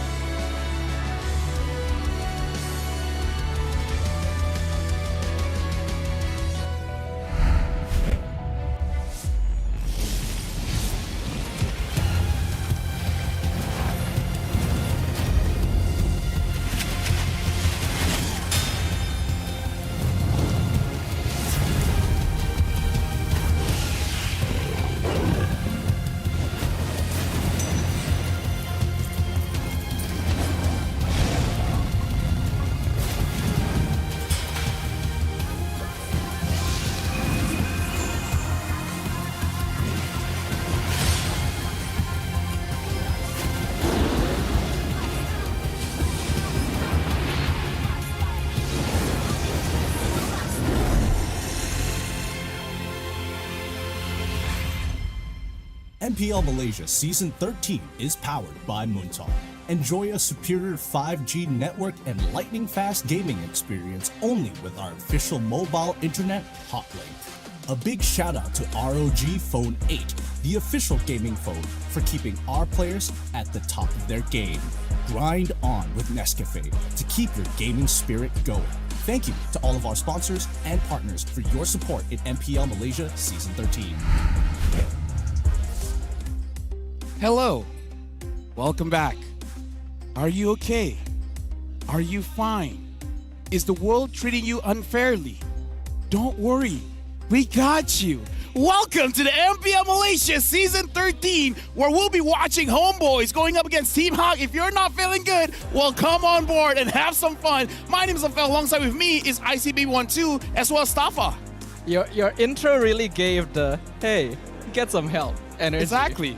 Is that what you were going for? If you guys need help, we got you. Call his number. Call his Instagram. He will be able to provide you the assistance. Talking about a game.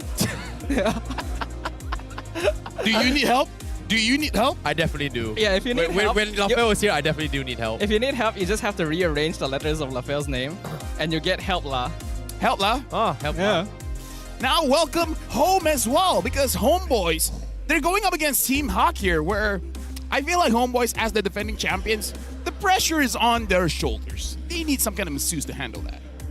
Yeah, you need like a good massage to really dig their fingers in and get dirty there on the stage, because the competition Actually, no, they're not yet. Not yet. Soon. Oh, my bad. Soon.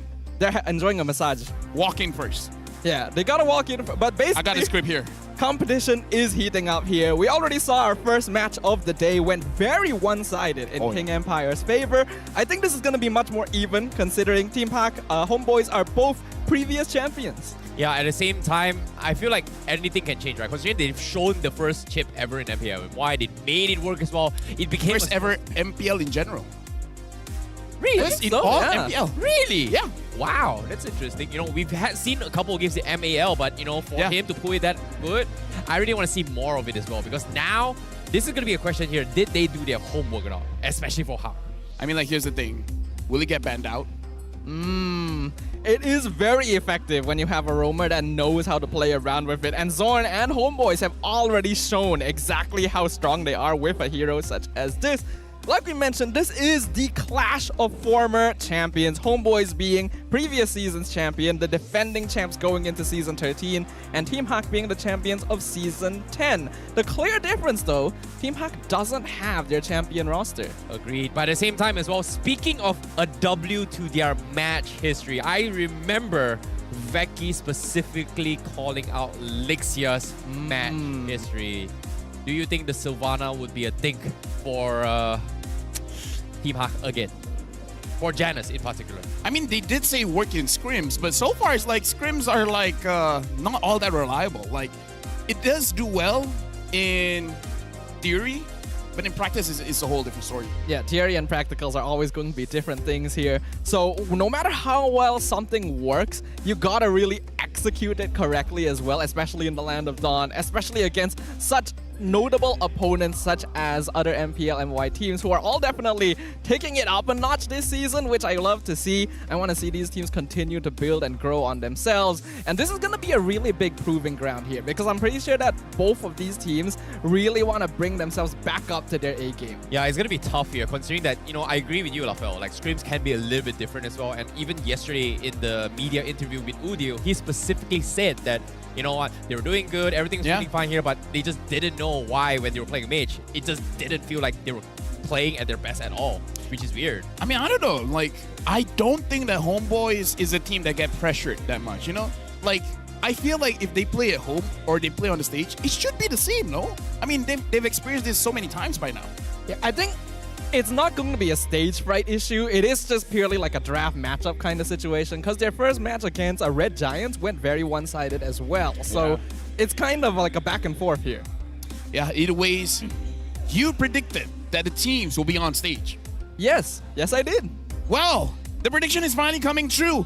We are going to invite for both teams to come up on stage. These are our previous champions. Homeboys finally secured their first win of the season after an abysmal opening match. The boys are marching in with boosted confidence. Are they finally warmed up to exhibit their true potential? Sub, homies! Make some noise for the Homeboys!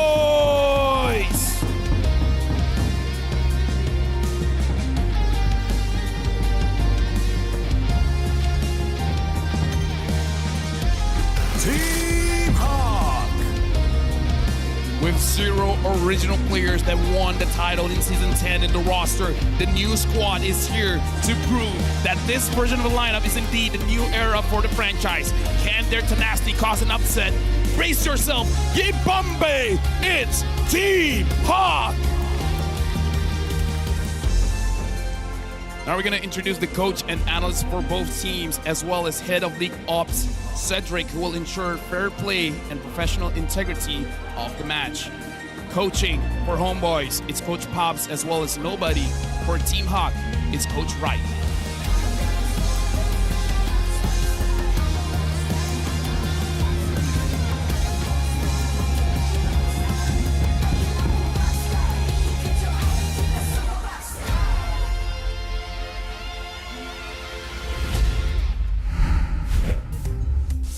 Now we got to talk about the matchup here, because I feel like if we're going to talk about in-game, about what's going to happen, I feel like it is going to be about that EXP matchup, because even yesterday with Gideon and I, we talked about this. If Sapat does well, the entire team does well. If Sapat gets behind, then it's not going to be looking good for the entire team. Yeah, EXP lane matchups is always interesting to see here, because usually split EXP laners into two categories. You have the aggressive ones, and then you have the ones that play more like utility tank.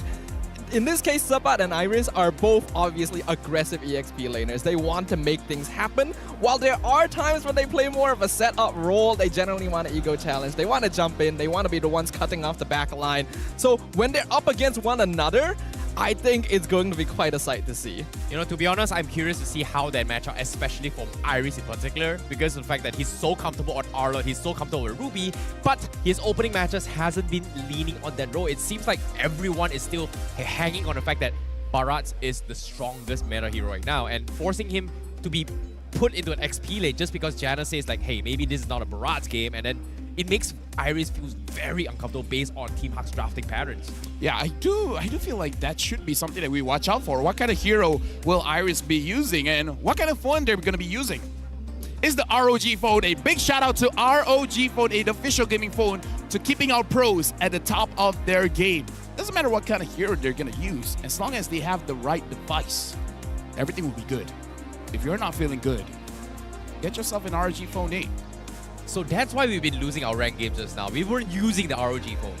Like, we lost 2 games now. We gotta get ourselves one. You guys should have invited me. I have an ROG phone. That's probably why. Yeah. You regret playing with me, don't you?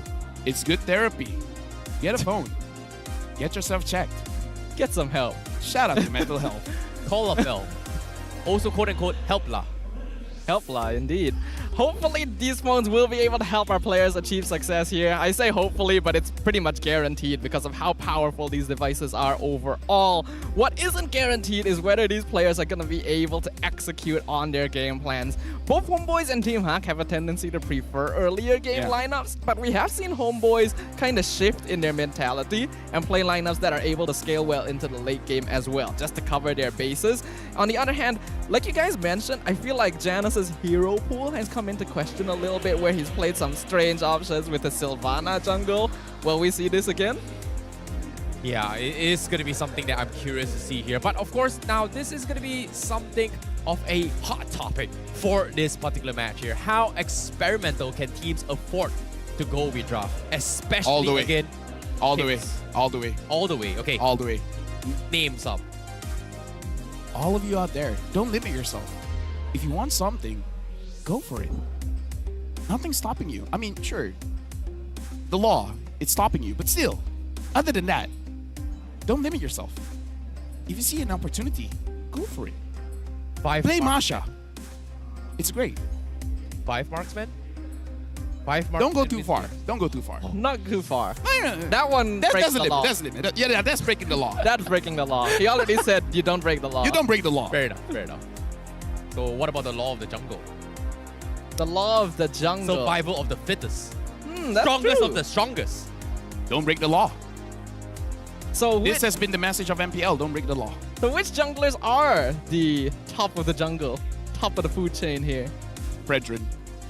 Really? Yeah. I think so? Jungle is pretty good. No, I mean like win rate.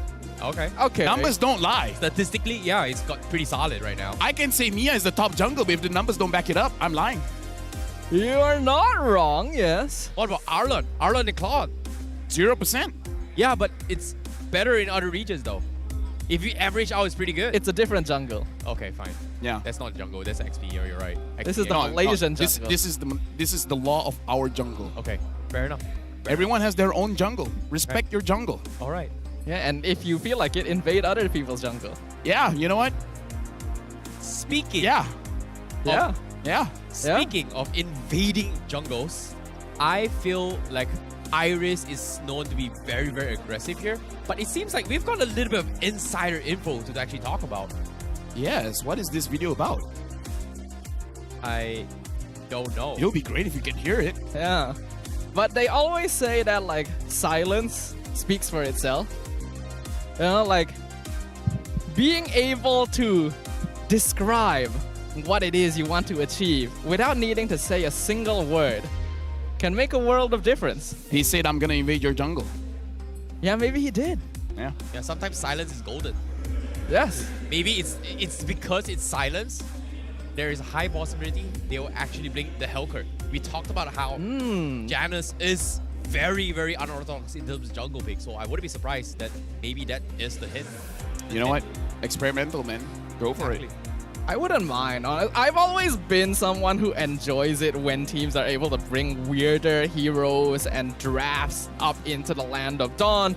So I would welcome anything strange that they could bring to the table. But we have another insider info here. This time, a chat with Chibi. He says, well, not he, but our MPLMY insider asked, who from Team Ha does Chibi feel like is going to be the toughest to fight against? And he's like, probably Janus because he's from the Philippines. So maybe going up against a Filipino jungler, I feel like I fought all the junglers in Malaysia. So this time, coming in from a different region is going to be tough for me. You're sure that's the actual translation, right? Yeah. So just confirming. Are you asking the translator? Yeah, you're. Who are you asking? Okay, yeah. I'm just double checking. That's disrespectful. I'm sorry. I'm the translator. Come I'm on. sorry, translator. Yeah. Yeah, show some respect. He's been helping out people this whole time. Chiku's got my number. Oh, I got Chiku's number. great. Nice. Would you like to disclose that? No, of course not. Why not? Don't break the law. Okay. That's what he said earlier, yeah? Have you not been listening? Yes. Don't I'm break the sorry. law. Yes, translator. Okay. Yes, sir. But basically what Chibi is saying is that he is a little bit potentially concerned about having to face someone from a different jungle here, in this case, a jungler from MPL Philippines. We've already seen the impact of import players here in MPL MY, whether from PH, from ID. Like, do you think they're gonna make a big difference here in this matchup? I think the difference in experience is more like how quickly they can adapt, right? Like, we've been questioning the matchup between both how Udil as well as Zorn has been communicating. It took them a week to kind of develop what we had yesterday. But again, you know, with chips back into the pool, it means that, you know, it's either auto ban or first pick priority, means that there are other heroes that can open up as well. So adapting to the current situation is going to be key in winning this.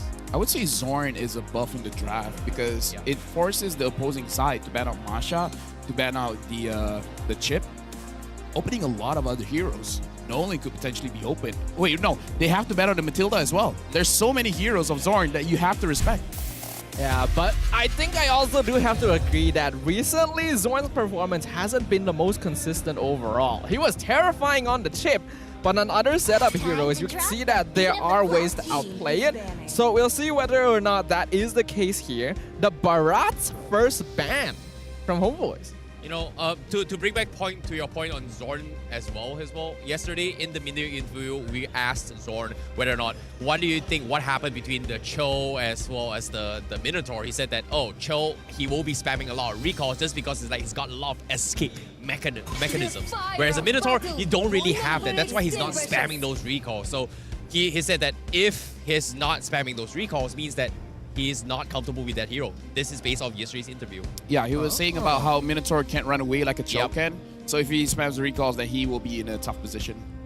I see. So if the hero has a lot of dash, then you can see a lot of recalls come in.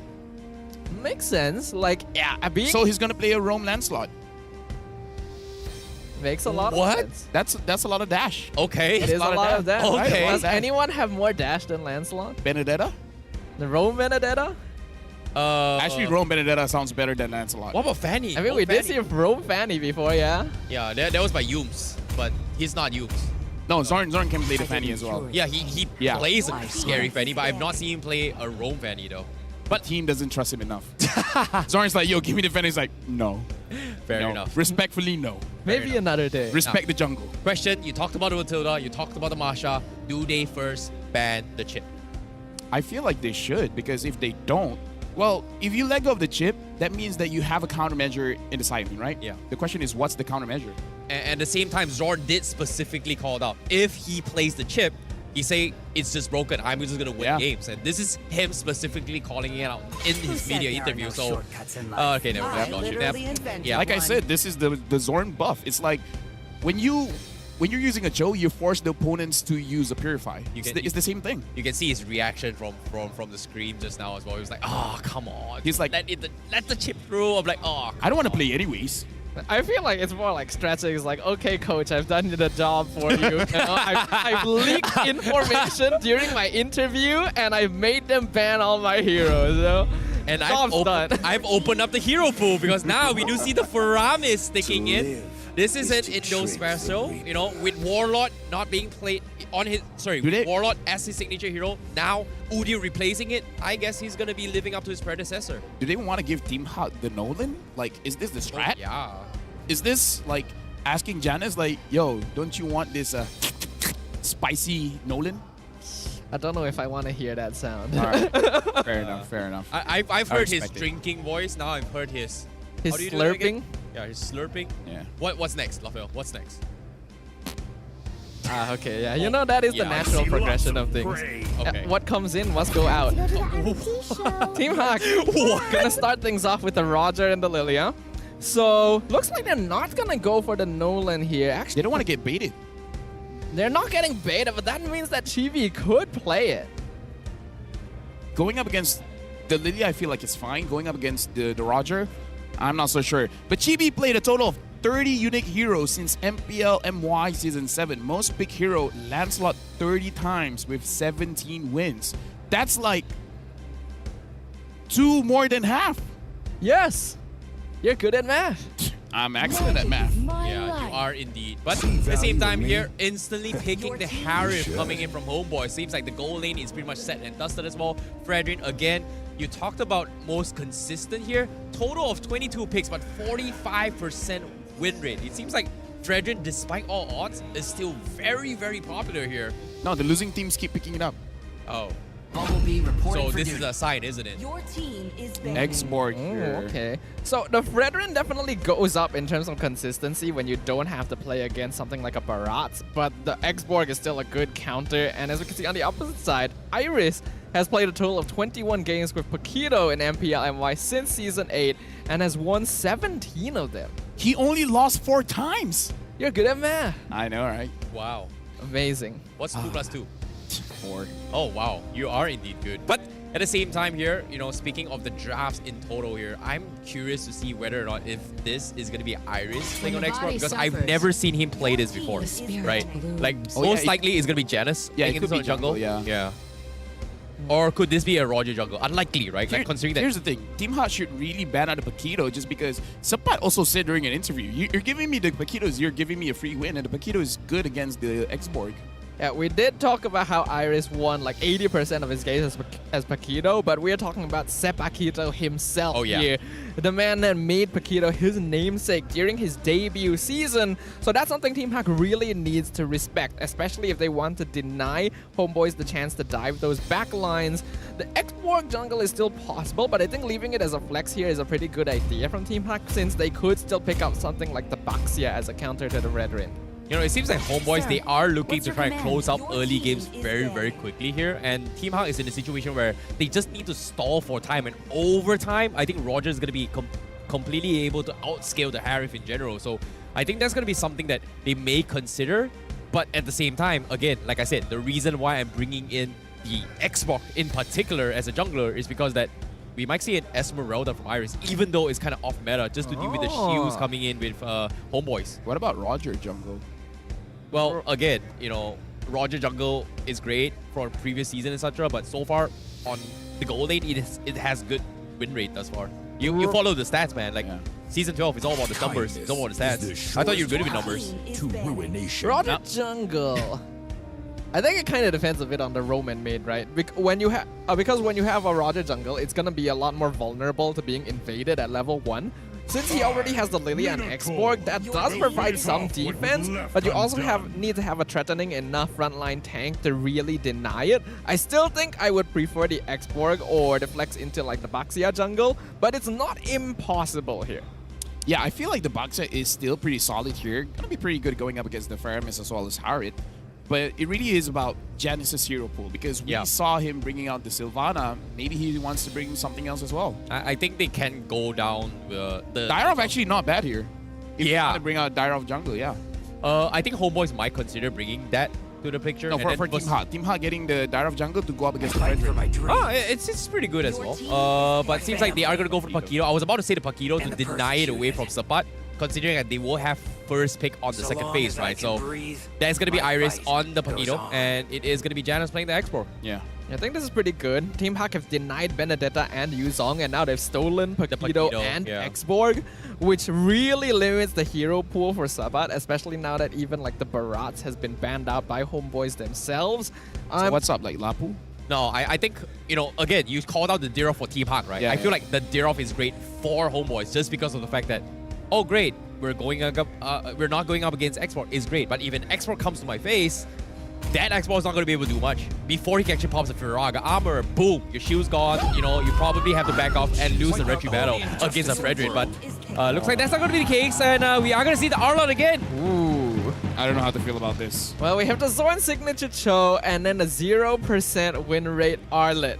Will it change today? Works well in a team fight comp because Homeboys likes to play around the Nether Realm, right? Obviously, with the Harif, with the Faramis, they want to start making plays pretty early on. But I feel like Team Hawk has a lot of ways to peel with the Lilia Xborg, and their mid-game damage is pretty scary.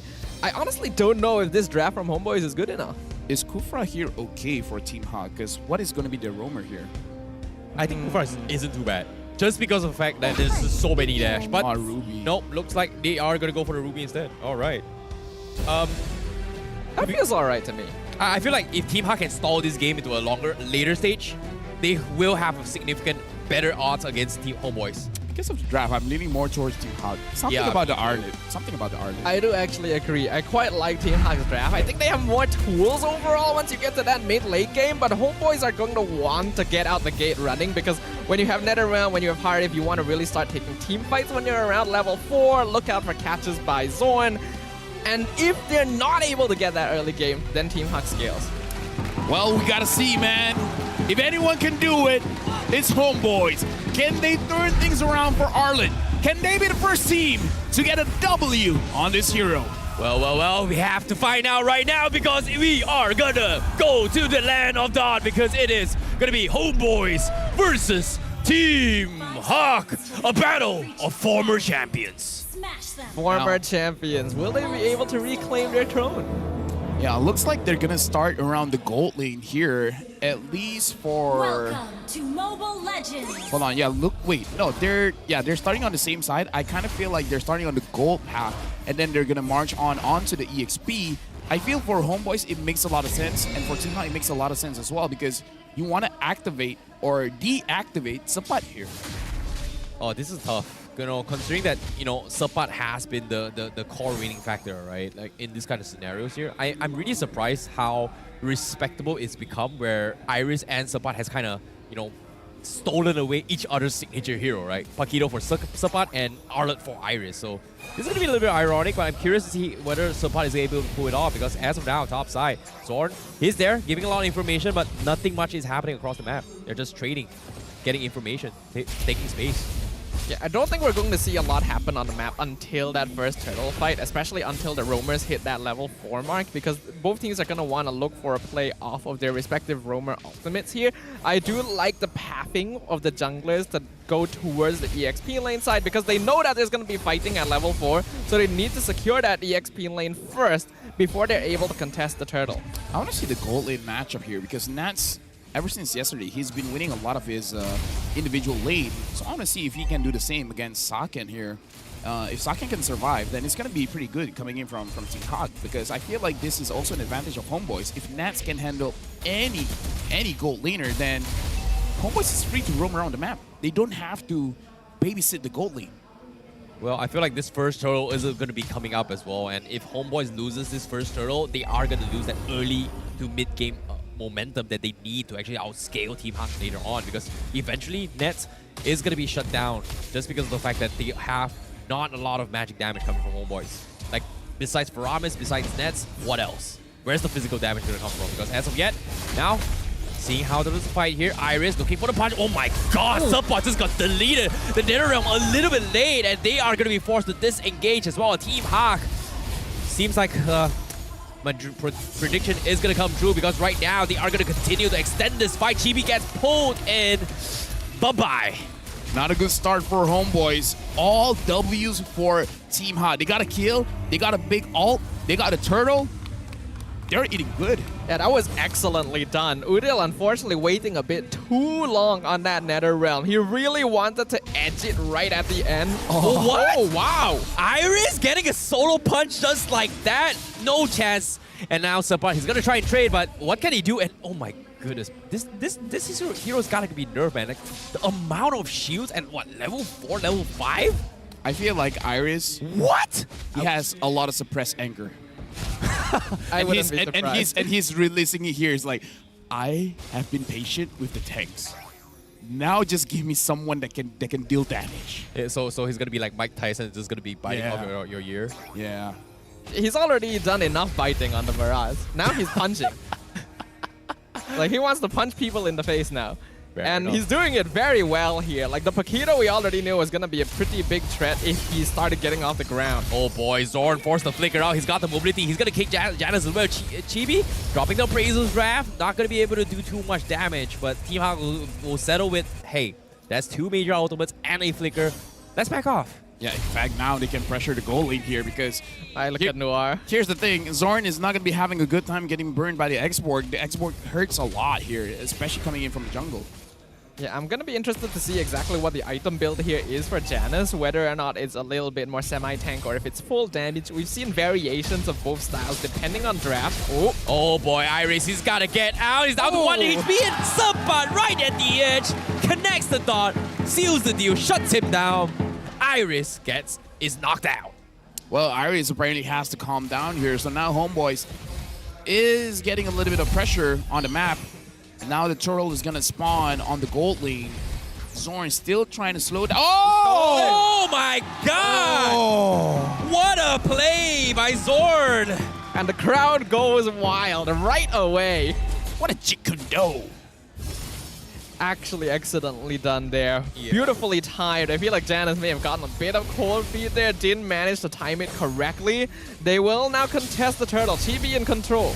But again, Janus does have to time the retribution, but he misses it. And again, now he needs to back off as Homeboys finally regains back a little bit of momentum. However, is this going to be enough? Because again, Team Hawk, they were able to stall time, and it seems like that's the idea from this draft, and Iris was able to take a tier 1 down bottom.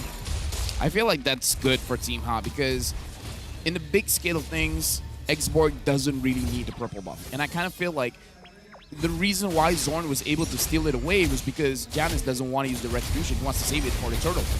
And again, now Zorn is going to try to be a little bit annoying. Noir with the concealed plays wants to try and force out more reactions. But again, it's still a little bit too early. They just want to trade 50-50s. And again, not helping Homeboys at all as Team Hack looking to be on aggression right here. Tier 1 going to be attacked here, and Homeboys not fighting at all. They're giving this away for absolutely free.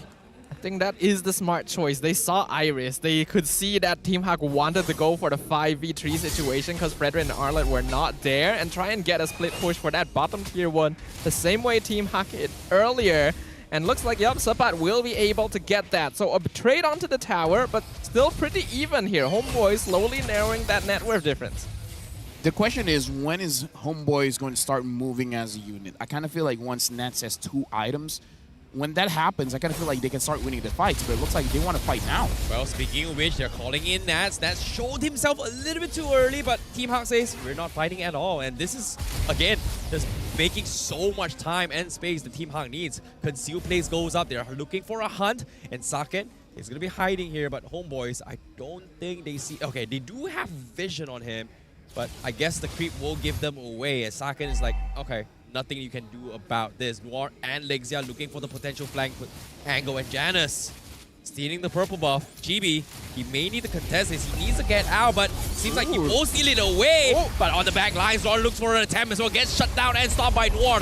The Nether Realm is there to get him out to safety, and they will respectfully back out for both sides. I feel like Team Hawk should contest this because they got a lot from that previous fight. Once Janus has his Firaga armor, it's go time. Again, now Sapat with the final stash. He catches Janus, pops the immortality. Now, is he going to go for a reset here? Firaga armor back out of the fight. It's going to be A-okay. But again, Homeboys, that's going to be a free turtle away. But Noir tries to delay it, but at the same time, turtle secure. Iris needs to flicker over. No! He doesn't make it across the wall. He's going to get picked picked apart, and Homeboys, they finally get the kill that they need. Ooh, some mistakes there coming out of Team Hawk. I do agree with you, LaFell. I feel like they could have definitely recontested that turtle because they already forced out the Nether Realm earlier, which was their goal. But the Firaga armor didn't build up on Janus fast enough, and a really nice final slash allowed Homeboys to hasten the momentum and force that fight.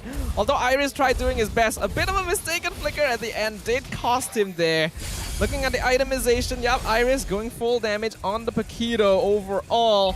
I was interested in looking at Udil's items because he actually did a lot of damage earlier, but he only has a necklace. Yeah, I kind of feel like the damage really ramps up when everyone is clumped up together. And we were talking about the damage, the item timing. Nets got that 2 items, so now they are moving as a team. And somebody's just like, okay, you guys can take this. It's 1v3, but I swear my friends are coming. You better be careful. Yep, indeed, because Zorn is lurking in the bush, looking for the kid. He's setting it up. I'm pretty sure they heard it as well. Noir now going for the kick. Oh, the angle is not right. He needs to get out. Janus looking to try and punish this as well. Lexia trading a couple of shadow bombs, but unfortunately, Homeboys is not committing these, so they will back off respectively. However, look at the bright side. Homeboys fans, they are going to be cheering here because as of yet, Tier 1 in the middle still stands. And Team Hawk, they're losing so much map control. Yeah, I kind of feel like if your mid lane is dropped down, your entire jungle is exposed. It makes it a little bit more easier for Homeboys to go after Team Hawk. Same fact is not true because of Homeboys having that mid lane Tier 1 still up. So Homeboys still looking good when it comes to map pressure. But Team Hawk, they're just waiting on time. This Ube strategy that Team Hawk is doing here, I'm liking it just because of the fact that they are trying to set up an ambush. But again, it's a high risk, high reward. If no one commits to the fight, you are giving away a little bit too much space.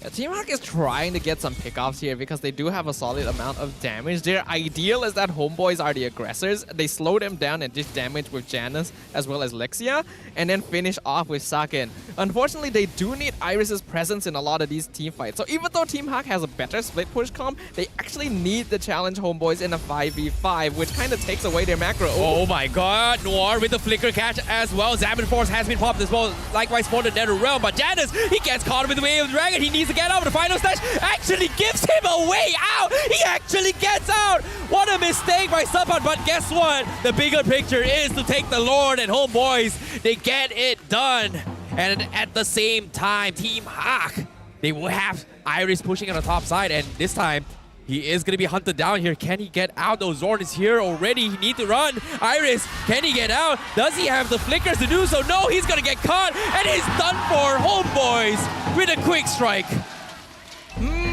Okay, definitely a mistake by Sapat to push Janus to safety there. They could have gotten 2 kills and a Lord. They'll settle for 1 and a Lord. Team Hawk, it's not too bad that they're able to get a tier 2 for this because the first Lord of the game should be quite easy to clear when you have an X-Borg and a Lilia.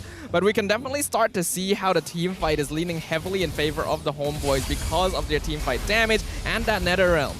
Now Chibi with the taunts and stop things out here. But wow, a big catch coming in. Zorn and Sapan, but no follow-up. They chipped them down to half HP. Lord coming in as well.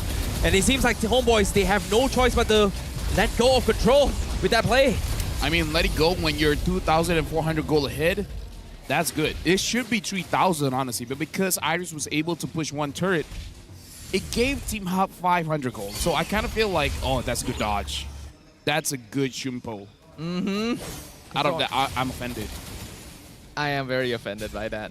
It's like, Zorn has been playing this hero for such a long time that you can see that his total experience and understanding of what he's capable of doing with it is top tier.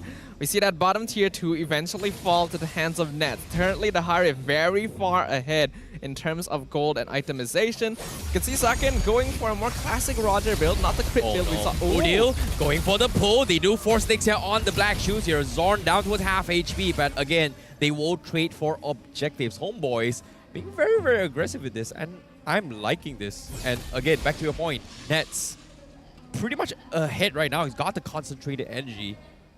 Can Team Hawk kill him right now? I feel like If Noir is on him, yes. But the thing is, they gotta bait out that Purify. That Purify is the reason why Team Hot hasn't been winning any of the fights. And you're talking about the itemization coming in from Saken being the more traditional one that we've seen. It's kind of like a on-hit Roger, where the first initial hit is gonna hit quite a lot with the Alice Battle as well as Demon Hunter Sword. So, and Thunderbelt, good item combination, but it's all about a setup. And right now, Noir is having a little bit of a tough time setting up when Nats is always on point with Purify. The thing is, I don't feel like Noir should be feeling pressure to actually engage so much here. They have the better macro composition with the Paquito. I feel like they should be splitting this map up. They're grouping a little bit too much to try and counterplay with the 5v5, but in reality, they should be avoiding it. Since they already have peel, they have tools to be able to delay and get away from the homeboys. Give them the map, split them apart, then look for pickoffs. I feel like the call is like, we're not going to have enough damage without Iris. I feel like that's the hesitation. But you don't have to do that burst damage. You can slow them down with the Lilia, with the X-Borg, while peeling backwards. Even if you don't necessarily get the kill, you delay them from getting that team fight victory. Yeah, it seems like it's going to be tough. Final stage already expanded. Udil going for the push, and Noir catches him. Trying to force the Nether Realm. It is going to be used, and Noir, he needs to get out. That's going to be huge for Team Hawk. However, Janus, can he get out though? He's got the immortality. He's going to be A-okay. They force out a lot of utilities, but again, no one has died. But again, they need to find some HPs here. Saken tries to go for Diamond Support, but again, they're just so tanky coming in from Homeboys. Half HP on the Lord. Janus does not have his Firagar armor, and this is going to be a problem as well. Zorn waiting for the kick as well. Sapat from the back lines. Looking to try and bully Saken. He's going to go try and dive as well, and Saken forced to disengage. Chibi with the Appraiser's Wrath, catching no one. And again, the Lord being resetted. Team Ha is in a tough spot. Do they back off? It seems like they will finally make the call and retreat here. I mean, it's good that Team Hawk are able to force the Lord reset, but I really don't like the way that they're taking this Lord dance. Again, there's no reason that Iris needs to be here so much. Yes, he could potentially get backline cut, but Zorn is scouting him out every single time. Oh boy, Lexia with the final stage launch already collected. Zorn, he goes for the kick. He trades Noir, and he survives. And now Saken forced to commit to the fight, and he's going to be bullied out. And the backlines, Lexia cannot do anything. Iris nowhere to be found. Janus late to the party. Homeboys capitalize. They dominate, and they dissect Team Hawk right here, right now. Final Stash comes in, catches Janus. But the Firaga armor still stands, but they won't take the inhibitor. Lord marching from the north side on the south. It is going to be back to shoving the lanes. Right now, Homeboys, they're making it possible. They're making this Arlet work. And right now, pulling back in, Janus taking quite a lot of damage. Zaman Force in. Oh my god, Zaman Force popping the Nether Realm. They're focusing on the Crystal. They don't care about the players. They don't care about the minions. They're just diving everything on the Crystal, and they get the job done. Homeboys, a very, very surprising win, but at the Caster's Nest. But a very, very well executed plan by Homeboys. I will say, Homeboys, with every game, they're literally getting better. First week, not looking all that good. Going up against MP, you see the progression. And then today is like the payoff as well. They keep getting better. And execution this game is the best that we've seen from the Homeboys since the start of the season. And that is the kind of growth we expect to witness from our defending champions. Team Hawk, unfortunately, it was a serviceable draft, but I really don't like the angle that they took with it. And it gave so much space for the Homeboys to take advantage of and get that win. It really does seem like Homeboys, they just needed time to get back to their original state, to their championship state. Because all this while, you know, it's like literally going to a cold country, they've cooled down a bit. And now they got to heat back up. And it looks like they've been getting some heat. You're talking about Russia, right? Oh, okay. Yeah. At the same time, you know, what's really interesting is that when we're talking about how things has kind of escalated this situation, I was expecting like, hey, maybe late game is going to be great, but somehow Roger doesn't seem to find the damage is needed, and Saken has been struggling chipping away. Is it because of the NetherRealm? Is it because they're just so tanky? I don't know, because as of now, let's talk about the MVP of the game. It's got to be Sapat with his Arla plays, and I gotta agree, a lot of those final slash has been on point. I mean, like, here's the thing. If you can make Arlet win, you deserve the MVP. At this stage, yes, I agree with you there. The 0% win rate curse is finally broken by Sapat here, and it becomes MVP of that game as well. While he was definitely having some difficulty against Iris in the earlier stages, his value becomes a lot more apparent in these big team fights when he's able to get those final slash catches to push people out of position. Janus especially not allowing Team Hak to take team fights on their terms. And honestly, this game is not like jam-packed with a lot of action. Like, we see a lot of skirmishes, but we don't see really clean engages or anything like that. It's more about, okay, we're going to contest this thing. If you want to fight back, we're going to fight back. Because coming in from Team Hak, it does seem like they're playing too defensively. Too defensively for my liking. Yes. Like, it's not just defensively, I think they're playing a bit too responsively. It's the sense where they're waiting for an opportunity to happen instead of trying to force a change in circumstances across the map. Again, I don't feel like Iris needed to be waiting in the bush for as long as he did during a lot of these Lord dances just to see if he could get a backline pickoff. If he had split apart some members of Homeboys to deal with him split pushing, it would have had so much more value. Oh boy, this is tough here considering how things kind of escalated in Homeboys' favor, right? Like, I was expecting Team Hak, you know, their intention was just drag this out, buy a little bit more time, but by the time Saken got his items here, which is, to me, very surprising here, he actually went a little bit more defensive by getting the Thunderbelt. What are your thoughts on Thunderbelt pickup? Usually we see the Thunderbelt first pick. Number one, Roger has big problems when it comes to mana. And going up against Nets, like I said, Nets has been winning all of his lanes. So this is all about trying to get a little bit more HP to make sure that he doesn't lose that 1v1. Even in the Philippines, we see this is the response. I think I'm going to lose the 1v1, I'm going to get Thunderbelt. Oh, it's interesting, you know, considering like you talked about different variations of the build of Roger, right? Earlier we did see Sasuke to go for the crit build, the half balls into the Berserkers, but this one, it's like a complete 360 of a different approach for Saken, which is weird. No, honestly, like I said, you go to a different player, all different builds. It's not even really the player. It's Innocent is going for a semi-tank kind of build. What about a Trinity build on Roger? I think there is that kind of build. We haven't seen it so far here. Well, it was in our rank game, and you know he went. Yeah, that's why with Roger, it really is like you're never wrong and you're also never right. It's more of adjustment based on what the enemy team comp is. I generally don't agree with the Trinity for Roger because he doesn't attack as fast as heroes like Claude or Carry, but he can still go on hit like we saw previously with things like the Demon Hunter Sword to deal with tankier lineups. You build crit if you have a squishier enemy lineup and so on. Again, you know, speaking of builds here, damage dealt here, Saken only 37,000 as compared to Nets who's did 60,000 here. And again, Team Hak seems to be facing a lot of damage issues here. Is it execution, is it timing, or is it drafts here, Lafil?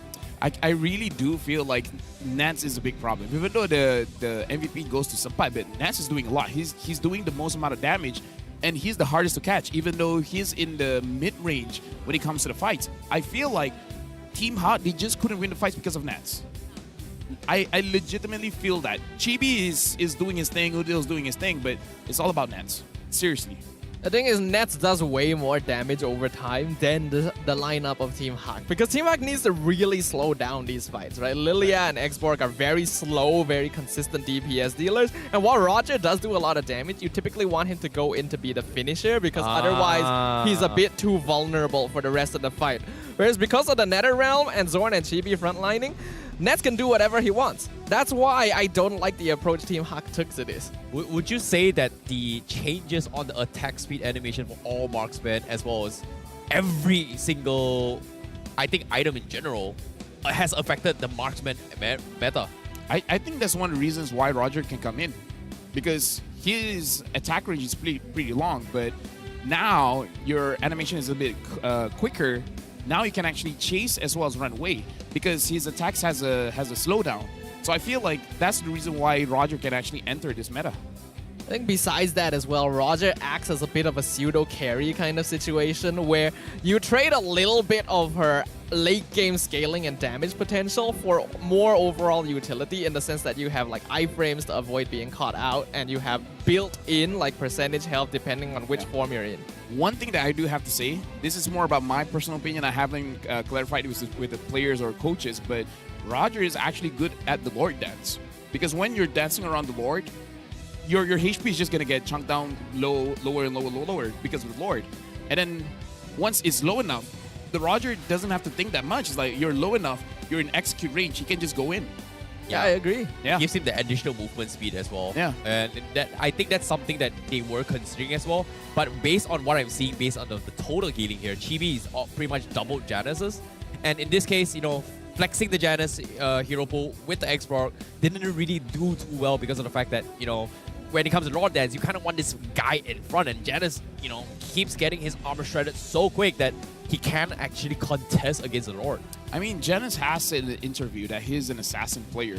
So this is just might not be the meta for him, and that's why we're seeing this off-meta picks in the jungle. And I think he himself wouldn't have felt very comfortable here because X4 wants the slow fights, stand in front of fights, and he's good as a jungler because he's able to contest by relying on that extra escape from the Viraga armor. But because the rest of his team weren't really in a spot to stand in front of him, they're all kind of waiting for something to happen. Homeboys can up the momentum, they can pile on pressure. Every single fight, you can see that the Viraga armor is the first thing to go. That means there's no last insanity. Janus cannot walk in front to contest the Lord, and the fight is instantly lost. At that point, Team Hack needs to switch ideas and play something else. But no, they stay and keep trying to contest the Lord. Yeah, it's very difficult to build up those Viraga armor stacks compared to back in days, right? Like, once you lose it, it takes a while before you can actually regenerate those shields. But, of course, let's talk a little bit more on the highlights brought to you by Asus ROG. This is going to be Republic of Gamers. And now, based on the clip here, you can see, you know, First Blood, obviously, Iris was just completely foreshadowing Homeboys, shutting down their early aggression momentum. But somehow, you know, they were able to catch Iris with this play. Sapan is just so on point. And I feel like Team Hot kind of wasted their opportunity where they had quite good map control when they won the turtle, but after that, this is why I say they're being too patient, they're being too defensive. I kind of feel like if they push the tempo just a little bit more, focus on one lane, either shut down Sapat or shut down Nets, and then just win one side of the map. I think they could have done a little bit better. I think they gave way too much room for Homeboys to breathe to the point where Homeboys can strike back. I do agree with you because we did see initially there was some pressure being put into the EXP lane to ensure that like Iris would straight up win out, and he was already winning the 1v1. So from that point onwards, focus a bit more on that EXP lane, really get the lead, then you can snowball off of that. But because they tried to like play for everything, there's the saying, right? Jack of all trades but king of none. It ends up in a situation where your resources are spread too thin against a lineup that has a very clear and precise direction. Yeah, chase after 2 chickens so you get none. Yep. Why not 3 chicken and get Same. none? 3, Same thing. 4, 5, 10. The more chickens you have, the less likely you'll be able to eat it. Well, in this case, unfortunately for Team Ha, it is going to be back to the drawing board for them because, you know, technically it comes down to Janus's hero pool, right? That's going to be something that I'm genuinely worried about, considering the fact for the past few weeks, his heroes are just so weird and they keep flexing his hero to a point that it hasn't been working out for Team Ha. Here's the thing. If you go the Onyx route and ban out all the tank junglers, it could work. But this is why the Zorn buff is there. You have to ban out the Matilda. You have to ban out the Chip. You have to ban out the Masha. And this makes it so that you cannot ban these tank junglers to really help out Janus. But speaking of helping out, I'm helping you guys out because Vexana's new high-ready, first ever Zenith skin, Twisted Fairy Tail, is now available. From the 25th of March all the way to the 30th of April, participate in the new Twisted Fairy Tail draw event and enjoy 30% off your first 10 times draw and 50% off your daily first draw. You may even stand a chance to win Vexana's battle emote, I'm the Queen, Elimination Effect, Apple of Doom, and other amazing skins. Come join in the draw now. Exactly. Call LaFell. He needs help. And of course, what? He can help you with the skins as well. To tell you how good it is. I have my own therapist, man. Oh. Aren't you going to be a therapist for somebody else?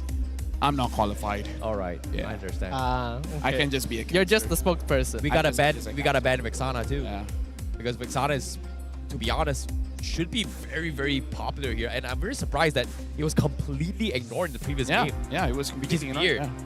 Because the mages were picked up very early on, right? You instantly had the Faramis lock in and then the Lilia right afterwards. Homeboys obviously won Faramis. Every single time we've seen a Homeboys game, Faramis just instantly becomes a contested hero, even if like the other team never played it before that. They understand just how much of a threat it is in the hands of Udil and how much Homeboys likes to fight with that ultimate. Lilia makes sense as a counter on paper because you delay and you slow with the amount of like fight control that you get with her abilities, but it didn't quite work out. And now we're going to look at the player history here for Udil. MPL ID Season 3 champion, MSC 2019 champion, M2 World Championship 4th place, and MPL ID Season 9 and Season 10 first team winner. Meaning he was voted the best mid laner. Okay. Yeah, first team. Well, that's the thing about Udil, right? Like, he's been very consistent in his play here. I think only the first blood for Zorn was where he kind of messed up his NetherRealm timings here. But at the same time, I want to talk about the opponent here because think about this, right? Lexia is a former champion, but not from Team Hawk. So this is going to be a big question mark. He has been bouncing out between teams and roles here. Now back to his a little bit more comforting role, not exactly the jungle role. Do you think he can actually compete against Udil? I feel like he can, but I feel like he needs the people around him to work as well. Because Udil has Chibi, and I feel like Noir is great. Janice has to prove himself. Again, it's quite a bad situation to be in when you're an assassin player, and this is not an assassin meta where even if you're very good on assassin, it's hard for you to carry against a very, very strong team. I don't know, at this point, Team Hawk, they have either the option of go straight meta or try to force it out one more time. I'm almost leaning towards just doing your own thing. If you need an assassin jungler, pick it up. Yeah, this is guaranteed to be a first pick Faramis again because you look at the way Homeboys is drafting. They ban out the Valentina, force Team Hawk to get rid of the chip. Literally the Zorn effect in action here. You would normally want to get rid of Faramis in this position, but the chip is just too much of a danger. So Homeboys is going to be able to get their direct team fighting comp once again, and Team Hawk needs to go back to the drawing board. They had good ideas previously, like Ruby, Lilia, X-Work all have great team fight that could work against a 5v5 composition. They just didn't execute on it effectively enough. Pick the Cho. Team Hawk, they gotta pick the Cho. Oh, never mind, they're going for the Minotaur. Huh. Interesting here, because Noir is a very good Cho player as well, so you can take it away from Zorn, where even though Zorn can use the Minotaur, he hasn't won on it yet. No, I don't think the Minotaur... I don't think the Cho was a big threat for Team Hawk's composition, right? Like, Cho... Yes, I agree. Zorn is really, really good on his Cho, but that game, in Game 1, Cho wasn't the biggest problem. And I agree with you guys as well. Harif was the biggest problem as well. They just didn't have an answer to shut them down. And again, Arlot was just playing out of his mind. Like, Sapat was just getting off some very, very pixel-perfect kills. Now the thing is, this Fredrin can go to the jungle and to the EX build. We've seen it before. Confirmed. Ooh, I like the Grok here. It's very good. It just directly out-scouts and out-utilities the Minotaur here because it provides as well. Yeah, it provides a lot more vision. He's able to roam around the map a lot more easily and operate on his own without necessarily relying on his team behind him. The wild charge setups are going to be pretty clean. With the Roger now stolen away by the Homeboys as well, you can see how they're trying to really limit what Team Hawk can bring to the table. Because now that they've locked in the Minotaur Fredrin, they really have to play around team fighting. I've been waiting for too long. Okay, they picked the carry here to deal with the tankiness. It does scare off Zorn a little bit more, but the question here is, what is Lexia going to play? Because from my experience of him playing mage roles, Farsight is something that he's very, very comfortable with. But now having the Grok here again, it means that Lexia has no choice but to whittle down to a comfort hero. In this case, having the Lilia, personally, not a big fan, but Vexana is something that I really like though. It's great with NetherRealm as well. Farsa will be a good pick to go up against Faramis as well as Roger, but the Grok is basically just because big big no-no there. So I do understand where you're coming from. One pick that I kind of don't like but could work is the Novaria. Lexia has shown that he can do it. It's just that doesn't fit the comp though, because they don't really have a burst. Like, if you think about it, Novaria is kind of like the finisher-ish, but who's going to be the ones chunking them down? I would say it works because the Astral... We've seen what the Novaria can do for the Guinevere. You can do more than that with the Minotaur. and the Fredrin. Because Fredrin and Novaria are in a way best friends as well. Because when you have the Astral Echo, it makes it so much easier for the Fredrin to secure the turtles. So I still see that the Novaria can work here. It's just very difficult to go up against the front line of a Grok, because once the Grok has Twilight Armor, he can tank all the Star Shatters. So okay, yeah.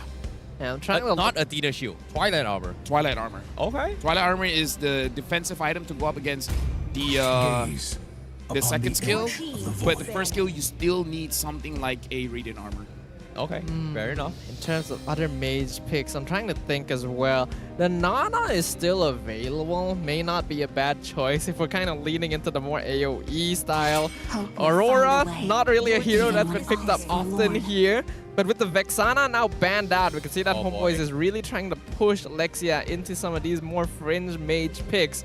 We'll see what they do decide to lock in. Well, Nana is pretty okay against the NetherRealm.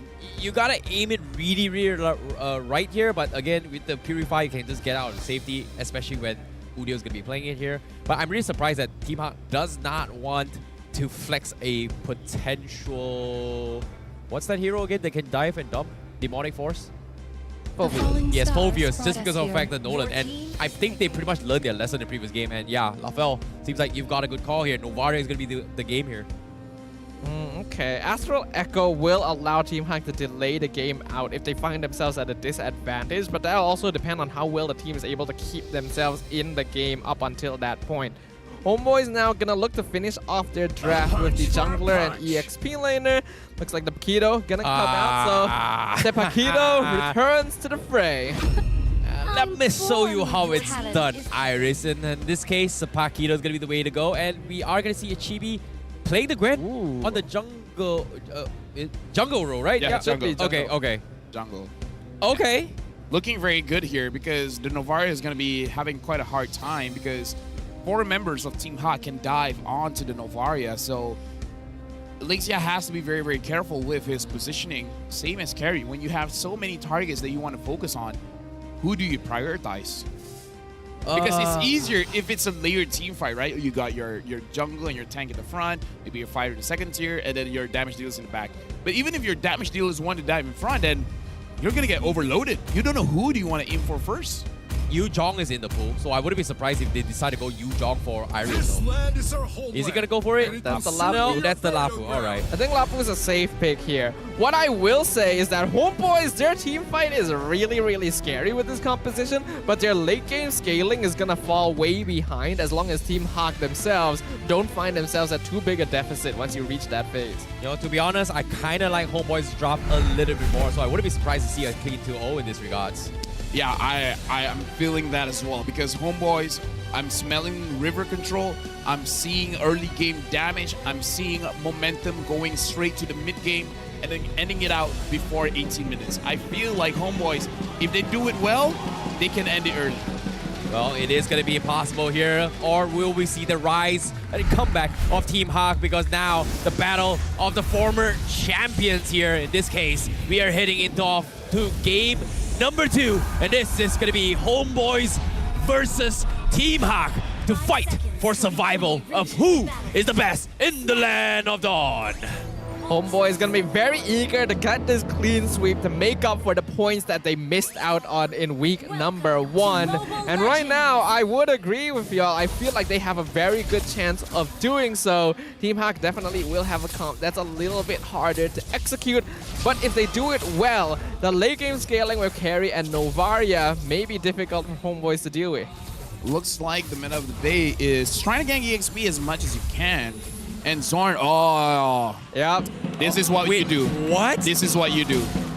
Shoutouts to Yaoi. Shoutouts to Yaoi. Oh boy, I hate this. Don't use your first skill. Use your nature's barrier and then just keep resetting like nobody's business. That is annoying. That is extremely annoying. Oh, this could be very bad. Oh my goodness, Jonas testing. Oh no, he doesn't even get it. Chibi actually steals the purple bomb. Level 4. And he's level 4. He got the kick. The Vital Record comes in. War is out of the equation, and Homeboys. Oh boy. I mean, I feel like Yeah, they might be able to end it before 80 minutes if this continues on, because level 4, wait, now is, level 4, level 3, it's kind of a big gap. This is like, that was so fast, and like out of nowhere. Wait, Chibi's level 4? Oh, that was so fast. And that's literally the worst way you can start the game there for Team Hawk. We already knew that Zorn would be annoying on this Grok. The fact he got the reset and Chibi was able to use that reset time to come to the jungle, secure the buff, get a kill on top of it all before the first turtle, means that Homeboys have already gotten that lead that they were looking for. And if this continues to snowball, it will be what's very bad. messed up? He actually got the level 4 after he got the purple buff. Instantly upped it up and got a kill. And that's some fast fingers coming from Chibi, though. But nevertheless, turtle contest comes in. Chibi level 5. And Janus not even level 4. And oh my goodness, he's just so deprived of supplies right now. Like there's no farm in the jungle at all. And look at Zorn, he's already here again. Oh my god, here we go again. Look at how he's gonna, he already used his wall. Here's the thing, resetting with that wall is much harder than it looks. I've been trying to duplicate it. Oh my goodness, Chibi just walked up, catch Noir. But it is going to be the tank. He needs to get out. Noir, again, does not have the level 4. Udio pops the Netherrealm preemptively. But Janus, now he's going to try and chip away here. He is going to try and stall them out. He got the Brazen Wrath, forces a flicker. But that should be all. Homeboys gets away once again. Looking at a hand cam from Chibi as well. Looking at how the pro players play, they look at the map, they look at the items while fighting. So fast. So fast. So quick. It's something I've been trying to do myself. But while fighting, looking at the items. Yeah, it's not easy. You cannot do that. So it shows the difference in experience between these pro players and just us in our pubs. But we can see that because the wall was used a little bit too early by Zorn earlier, he wasn't able to get that reset, which means that Janus finally actually gets his buff for himself, making sure that he doesn't fall too far behind in EXP. Well, let me spell something out for you guys. Zorn is level 5, same as Janus. Oh. Yes. That is a very, very big problem for Team Hawk right now. Like, logically, Homeboys, 1.5k lead, it's not that big of a difference, but considering how early this game and how big the level gap is, it's actually not favoring Hawk at all. I would say 1.5 is the equivalent of almost one item, so at 3 minutes, whew, that's big. That is indeed big, but speaking of which here, now they are going to try and group up, and Lixia nowhere to be found, and interesting enough, he's opted to go for a Purify just so that he can walk out of Zorn's combo, and so far, Zorn has no intention of just shutting down. He's just making life miserable for Janus right now. And look at him. Now it's for Noir. Because right now, bottom lane, they make a dive on Iris. They take him out. Sapat gets a free lane, gets a couple chump change on the gold platings. Zorn has no intention of playing with his team. He doesn't need to. He's like, guys, you guys can 4v5. I'm just gonna stay in the jungle here. Okay, Sapat now half HP. Janus forced to come in. He is gonna be able to potentially go in for the retreat battle as well. Chibi's not looking for the play, but Janus, he secures the retreat. Now they're gonna go out. Netherrealm comes in, Minon's range as well. A big storm coming in, but no one is dying. A Brazen Wrath connects on 4. They get only 1, and Homeboy says, I'm out of here. That was quite a reversal coming in here from Team Hawk. The fact that even with the knockout strike, that Janus was able to secure the turtle may have really rattled them somewhat. And then they all grouped up together to get hit by the Appraiser's Wrath and the Landshaker coming out from Iris. Oh no, he doesn't have turtle. Okay, he's got it, but now Zorn is gonna get pinned away. He does have the power of nature to walk out to safety. Also the flicker forces it, and that is gonna be him getting out, annoying Janus. But still, again, Team Hawk somehow finds a little bit of redemption with that turtle pit just now. Something tells me fighting against Zorn is not a good time. Something about the way he plays. I feel like I might get a little bit annoyed. Well, speaking of smelling here, they're fighting under turret. Zorn drops down towards half HP, and he's gonna be able to get out. Team Hawk again not over-committing yet. It seems like they're just stalling for time. For now, looking at the goal lead here, looks like Nets and Saken not really much going on. They're just farming, and I feel like the scaling coming in from Saken using this carry is going to be quite good. In fact, Saken has more gold than Nets. That's actually a huge ahead. difference. And this is actually very good for Team Hawk. We have to note, Homeboys had a 1.5k net worth lead at 3 minutes. Now 6 minutes in, they only have a 1k net worth lead. This is technically real inflation happening in the land of Dawn, where even though the value is similar, it has a lot less impact overall. Because Team Hawk are just slowing things down and starting to scale. It's Homeboys who actually need to up the momentum. Because once you get to that late game phase, we've seen what a Novaria can do. I kind of want to see them put a little bit more pressure in the mid or the gold lane, because I feel like the faster you let Nets go out of his lane, the better it will be for the team. Yeah, that's the thing about Nets right now, right? He needs to kind of snowball is the fact that I think he got the killing spree as an emblem as well. But as of yet, he hasn't been able to find any easy opportunities off Team Hawk, and this is the big problem for him over time, because the carry eventually will make life miserable for Chibi as well as Zorn, because as of yet, Turtle coming in, Janus trying to pull aggro in favor of Team Hawk. Support with the flank as well. Lexia and Iris, they're cut off. They're going to try to force a fight here. Turtle comes in, Netherrealm, but no, a big Bernard's Rage stops the momentum. Janus steals the Turtle, and now they're going to commit to the fight, and Chibi cannot do anything at all. Right now, Team Hawk, they're winning the fight. They're being well coordinated, and here's the thing. They win when Iris is involved. This Lapu Lapu is a big factor in how they're winning the games, and Noir with the Minoan Fury as well. It's definitely giving up a little bit of map pressure to Sabat, who's now getting that bot tier 1. He got the kill on Nova. Oh my god, again? Wow. Again, Zorn? I mean, what? In ranked games, Zorn is a jungler. Yeah, but you're doing it as a roamer with the Guardian's Bearer, and that guy has a retribution. Hey, you know what? He's been playing since Season 1. Yep. If you want to talk about experience, hey, he's the all-timer. 13 seasons in the MPL. Unheard of, man. All-timer. All-timer of all MPL. A record that I don't think will be broken anytime soon. Maybe another 20 years when he retires. Who knows? Who knows? Damn. What we know for sure, though, is that right now, Homeboys is starting to lose their early game pressure. A 600 net worth lead at this stage is basically 0. And Saken has been uninterrupted the entire time. What was that damage, though? Like, okay, Lexia is starting to hurt a little bit too much here. And now Noir gonna be, face checking Support a little bit. Again, seems like both sides just doesn't want to overcommit. They're playing a little bit more objective here. 35 seconds for the Lord, but guess what, Saken? They find Support. Can he get out? No, he cannot. He's dead. And that's the opportunity that Hawk needs. Fortunately for Homeboys, he's only down for 22 seconds, so he will be online before the next Lord fight. It's unfortunate that Homeboys has a pretty good early game drop, but they have not been using it quite a lot here.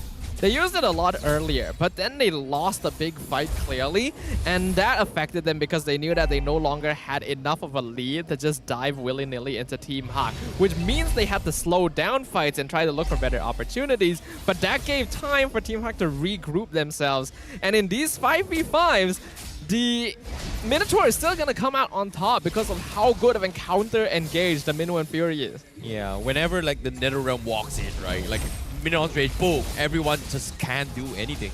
And that's going to be a big problem here because as of yet, Lord Dance coming in, Janus trying to get a little bit cheeky and aggressive. The Lord gets resetted, but Zorn, look at this, he's getting chipped so quickly here. That's going to be a problem unless Saban, he fights Saken! Oh my goodness, misses a second combo and Saken is going to be like, okay, I'm fine. But again, Homeboys, they lost their surprise element. And now they're shifting their focus down towards the mid lane instead. And Lexia and Iris is quick to respond against this. My goodness, what a game. I thought that Saken used his Purify there, but no, he actually didn't. He still has it available. That means that the timer is really starting to lock down for the Homeboys right now. Team Hawk regaining full control. The Astral Echo proving to be a big issue along with the sniping and whittling down. And Saken, I don't know how many items he has, but by now he is able to just straight up 1v1 most of the Homeboys. Yeah, things are not looking too good here for our defending champs. I agree, and Zor now is afraid to send himself up front, but we do see again Saken, Thunderbelt, Corrosive Scythe, as well as the Golden Staff.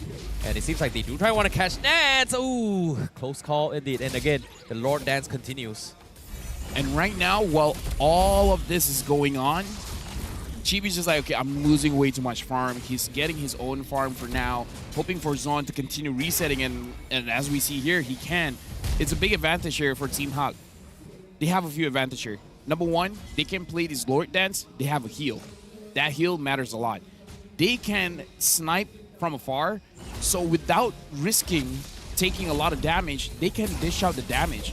And Homeboys, their front line is not going to survive against Saken. A 3-item carry hurts a lot. Oh my goodness, they got Noir. He cannot pop the Minor range. The NetherRealm comes in. They are going to try and drop Janus before he can, but now the Praetor's Wrap comes in. Saken turns the fight. Noir goes down, and now Team Ha, they're losing a little bit too much member, but so is Homeboy. They're trading 50-50s. Chibi now gonna try and trade off Saken. He is gonna try a little bit cheeky as well. Janus, he does not have the Appraiser's Wrap, but he is gonna be annoying Chibi as much as he can as Nets and Zorn is slowly withering down. But here he comes! The Violent Wreck-Him! They find him and he is down. And Alexia! He finds Nets! Ooh, what? Ooh, these fights are turning really, really messy right here. Both teams kind of staying in their team fights a little bit longer than they really should be. I think Homeboys definitely went into the wrong situation. They're being caught out in a big mid-wind spirit into the Appraiser's Wrath, but then Team Hawk weren't quite able to follow up on the damage afterwards. I feel like I have to give Homeboys the same advice I gave Team Hawk in game number 1. It's time to split Sapat up and delay these Lord dances. One thing is a bit troubling here. Now the Flash of the Oasis has just been completed by Noir. The Divine Glaive has just been completed by Lixia. In terms of item power spike, this is a huge spike coming in from Team Hawk. They have the damage, they have the survivability. Now Janus having that Guardian Helmet as well, he can do this all day. The Lord Dance does not matter to him now. Yeah, at the same time, Zorn just got his Dominance Eyes as well to deal with the Flash, and DHS on Nets as well. Seems like they're just buying items here, and now with the next item power spike, they are going to try to make it another attempt. Hawk, half HP, Zorn keeping Chap here, but Chibi, he's taking a little bit too much damage. He's going to go for the Wild Wreck-Him on Iris, but he needs to get out. But guess what? Janus, he forsakes the control of the Lord here. Now, they are going to reset here. He's taking a little bit too much damage. And Homeboys, they're waiting for the jump here. Noir forces go to Minor range, completely whiffs. Janus secures the Lord. He gets out. They force in the NetherRealm, and Sapat says, we got to take something out of it, but they get absolutely nothing. As Hawk, they only lose Noir. They take the Lord and they back out, and now Chibi is a little bit angry, but there's nothing much they can really do. And Saket, oh boy, he's gonna get a little bit aggressive here. And Chibi, he might actually fall. Wild comes in, they turn on Saket, they take him out, and now Nets gets the finisher. They lose Chibi for it. And Iris, he still wants to fight. Zorn taking the full damage, but guess what? He's gonna turn on Udil. He missed it! Udil! What a clutch! What a clutch! He pulls him into the turret, gets outplayed. No! The greed! The greed! That was supposed to be so good for Iris! It should have been. That should have been one of the biggest plays that he would have gotten. Now, let's look at the instant replay here. Iris, almost full HP. Udil here, pulling in. And then, I think even at that point... I think that was wall charge. Iris was stunned. Yeah, he was wall charged after being pulled into the tower. Goodness, Perfect coordination to make sure that he's locked down. And if a fight that Team Hawk started in the advantage, Homeboys instantly turns around. I have to shout out as well. Chibi played that immaculately. He used the jump knockup to force the Purify out from Saken, and then delayed, got his stacks, waited until the Purify wore off to actually get the Violet Requiem. That was insane. That was like a lot of layer of thinking of fights coming from Homeboys, and I'm really liking what I'm watching right now. But at the same time, the biggest threat here is gonna be Saken, and this time Iris, he just got his deadly blade, and that's gonna be something that I think Homeboys needs to be a little bit more afraid in terms of sustainabilities right now. They need to consistently find Saken. If they're able to take the carry out of these team fights, Team Hawk honestly doesn't have a lot of burst damage overall. And I'm sure that Team Hawk themselves knows this. It's again going to be a little bit of a chase for those gold laners, but for Team Hawk, carry plays a much bigger role than the Roger. Yeah, at this point, I feel like Team Hawk, they're kind of getting a little bit over themselves. They should understand how much damage that both Lixia as well as Saken is dealing. So let Lixia be by himself. Give everything that you can give over to Saken. Give him space, set something up for him, because if Saken gets to kill 3 people, I think that's the go signal for Saken to let loose. Because at this point, Sakin is still hesitating with good reason, because if he oversteps his boundaries, he's gonna get caught, he's gonna get punished, and then his team will lose.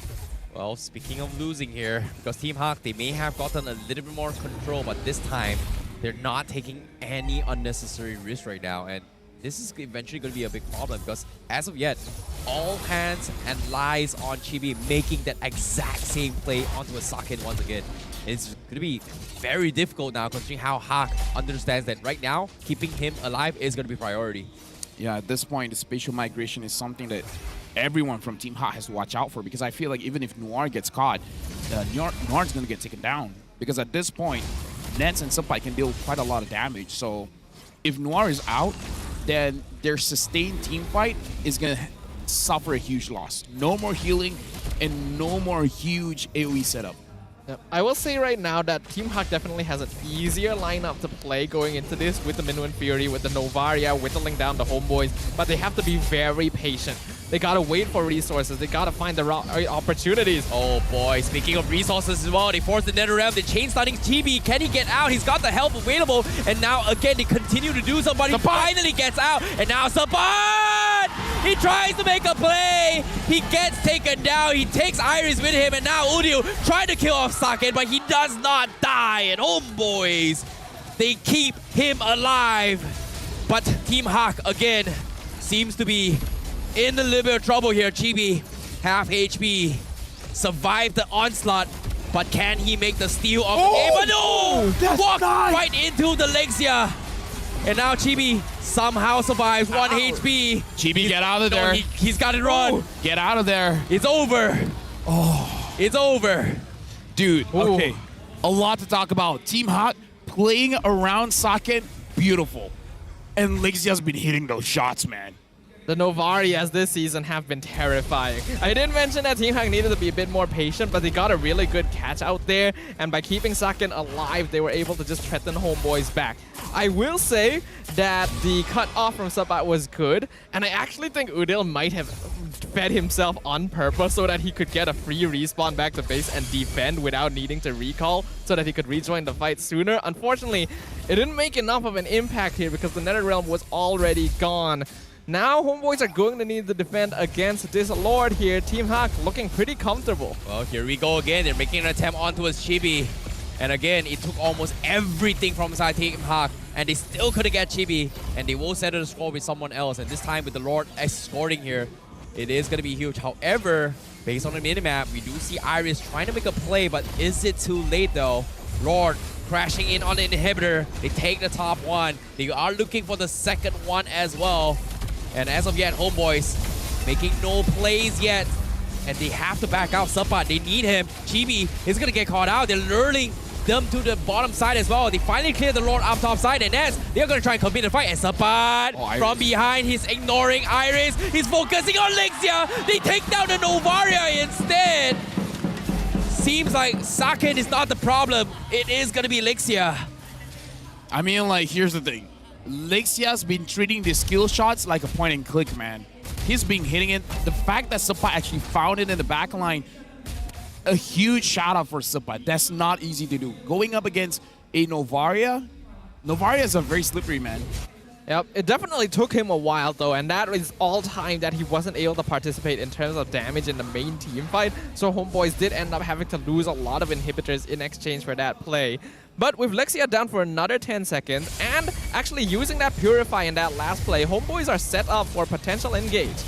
Wow, seems like the fight is beginning as well. Chibi is going to get bursted out. Janus extends his catch, but Chibi taking a little bit too long to die here, but eventually falls. Sake picks him up, and Zord is going to be next here. Iris takes him out, and now homeboys have to back out. And Sapat trying to make a play from behind, but is forced to go in for the split push. But guess what, Hawk, they have the minions. They want to close the game. They want to drag this game number 3, and it is very, very possible. They're clearing the minions. That's so much damage. No, he got caught. He's dead, and now the crystal falls. We are going to game number 3.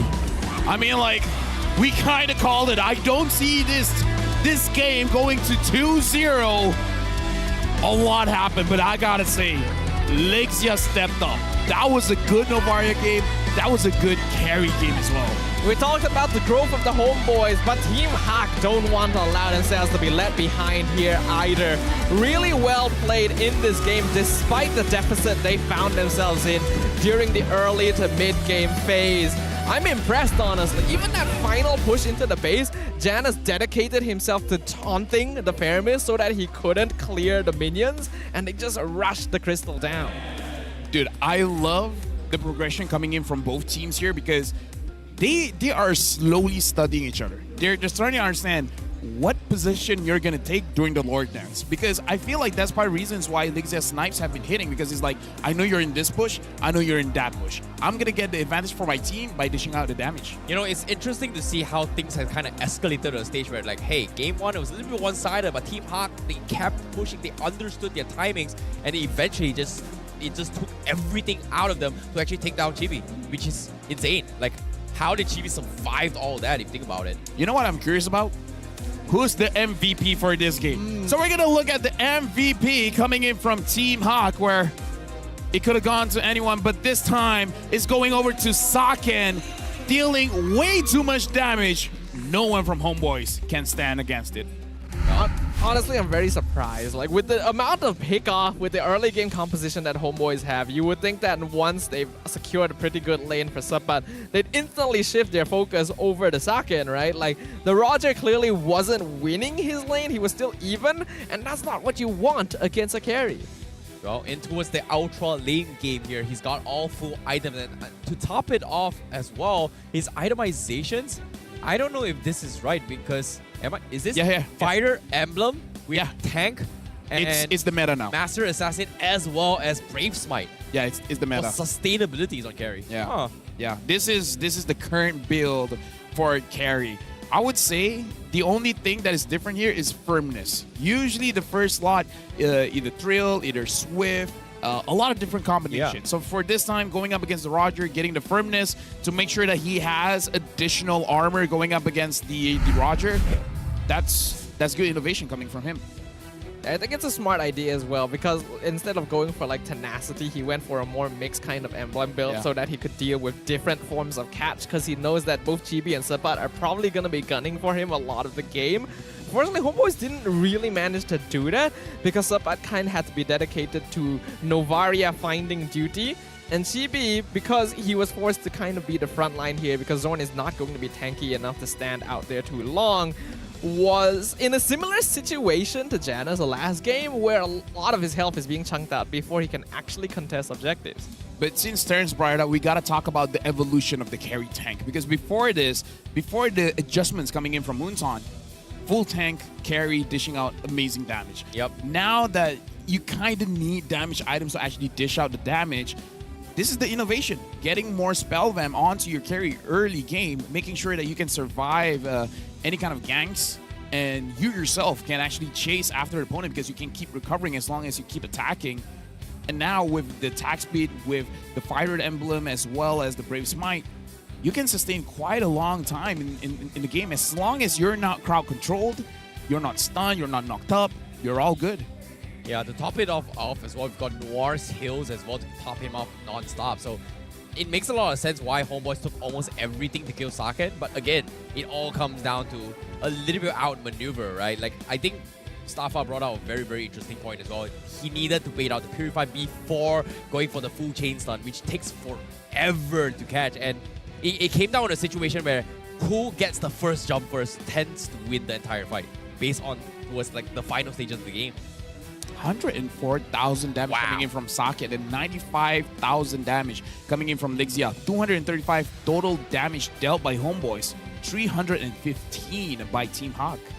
Yeah, Team Hak was able to stay in these fights a lot longer, which is really saying something when you consider that Homeboys were playing around their familiar Nether Realm and still weren't able to come out on top. When you play an early game comp like this that has a lot of pickoff, you really need the snowball. And if you're like somewhat even, once the mid game comes, you're already in a losing situation. Ordinarily, Homeboys would have been able to get that lead, but I think Iris really cutting up the fight with that one like multi-stun into the Raging Slash really affected things and forced Homeboys to slow down, which is exactly what Team Hak wanted. You know, I guess, you know, I was expecting maybe a Yu Jong, but Lapu Lapu works just as well. And considering the immunity that he gives on his ult here, you time it really well, it's pretty strong. But at the same time, it feels like Homeboys, they tried their best, but their best wasn't enough because it seems like something went wrong. And like considering the amount of work that Zorn did in early game. And we gotta talk about the combination between Saken and Noir. 81.8% kill participation for both these players shows that wherever Saken is, Noir is there to back him up. Thing is, it's quite funny because Saken was basically left in this gold lane for most of the game, and Noir was actually roaming around to try and secure fights with the rest of the team. So the fact that they both ended with 81% win rate is kind of strange because they participation. They honestly weren't playing together all that much. I agree. It's weird. Like I think ever since they lost the early engagement by Homeboys, when they kind of shut down Janus, right? A majority of the fights has been in a situation where Team Hawk was playing Ube most of the time, except for Iris. This game is so close that even the kill score is the same, 11-11. Wow. It could have gone either ways. But I really do feel that the damage coming in from Lexia as well as Saken is too much for Homeboys because Zorn looks so good in the early game. But come mid, come late game, when the carry has scaled up, he can't do what he did before. And I think that's the point here for Homeboys. There was no front line. If Chibi gets a hold of Saken, Homeboys wins. If Saken is able to dodge that spatial migration, Team Hawk wins. Yeah, it's very difficult to actually catch Saken in this situation as well. And Nets hasn't been able to find those kind of raw DPS, right? Like we're talking about Roger dealing damage here. Well, ranged Roger feels weird for me. Like I'm not a big fan of it. Yeah, but right now we got to look at the rich guy as well as the carry for Saken. 726 gold per minute, 104,000 damage dealt, 179,000 damage taken by Chibi and Noir with 9 total assists. Now we're in match point. Both Team High as well as Homeboys have seen quite a lot from each other here. They're adapting. Yeah, they're adapting. Yeah. I think what we're seeing from both these teams is that although they both like to play for that early game, it is best not to full commit to an early game team composition. Because the moment you make a single mistake, the moment your momentum gets halted, even if it's not by you, if it's by the enemy team making just one clean execution, you instantly are no longer able to continue snowballing, right? Like, even though Zorn did so good early on, he missed out on a few chances to reset some buffs, and then suddenly, Janus is all caught up again. Like, the way that you're able to earn gold and EXP under this meta is very efficient, as long as you're able to find some space on the map. You know, I think you kind of, well, it comes down to this situation here. Of course, for these guys watching at home as well, a little bit curious here, what are we rambling a lot for so long? You gotta take a look at these highlights, right? Like, every single fight was so very decisive, but I like, there are some fights a little bit messy here, but it all came down to an all-out brawl. Just full commitments after full commitments. I feel like the big changing point was between the First Lord and the Third Turtle, because in both games, there's going to be a big fight between those two timings, and who wins that out wins the mid game, and then whoever wins the mid game has priority over their positioning on Lord. For game number 3 here, I kind of feel like for both teams, they got to figure out a way of how to transition very well into the mid game, because we've seen that Team Hawk is not shy away to fight against Homeboys. So Homeboys, they can't be too confident with their early game. Well, you're right, Mustafa. You know, that small play there, Zor did do like a melee range wall charge just to get the AoE stun on towards Iris to save Udio. So that was a very, very sick micro play coming from him. It's not something you notice. And then here, normally, small, right? Yeah. Like, it's not something you see because of how melee range it was. Yeah. And the fact that he basically did it while the chain was in the middle of pulling Iris in is pretty insane overall. So Team Hawk definitely have the potential here. It didn't look like it in game 1. It looked very one-sided, but now we get to see the clear potential of both these former champion organizations. Now it's going to be a best of 1. I've explained already, full early game lineup doesn't seem to be working. You need at least some scaling. It's just how well you balance the dynamics of your comp. I've got a question for Lafel now. Like, championship organization, is it the org or is it the players? Because as of yet, both these orgs right now are showing us a masterclass performance. I would I would say that's a very interesting question, but I feel like we have to throw to an interview because Rose is on Team Hawk's side. So we got to see what Rose has for us. Terima kasih kepada caster-caster kita. Hello semua, nama saya Rose dan sekarang saya dengan Aiman Haq daripada, of course, Team Haq. So dia adalah owner Team Haq. And sekarang kita ada a few questions untuk Aiman pasal line-up Team Haq untuk musim ini. So before anything else, how are you doing? How are you feeling after winning that second game tadi? All good, alhamdulillah. Tapi kita orang tak expect yang kita orang akan dapat second game, but insyaAllah we try our best for the last game, best of 3 dengan Homeboys. Okay, Aiman, ramai orang tahu that technically line-up untuk Team Haq musim ini tak ada seorang pun daripada the championship line-up in musim ke-10 kan. So, what went into the thought process masa you tengah, filter the new players and why this line-up? I think it's a new year and then we have to make a new move.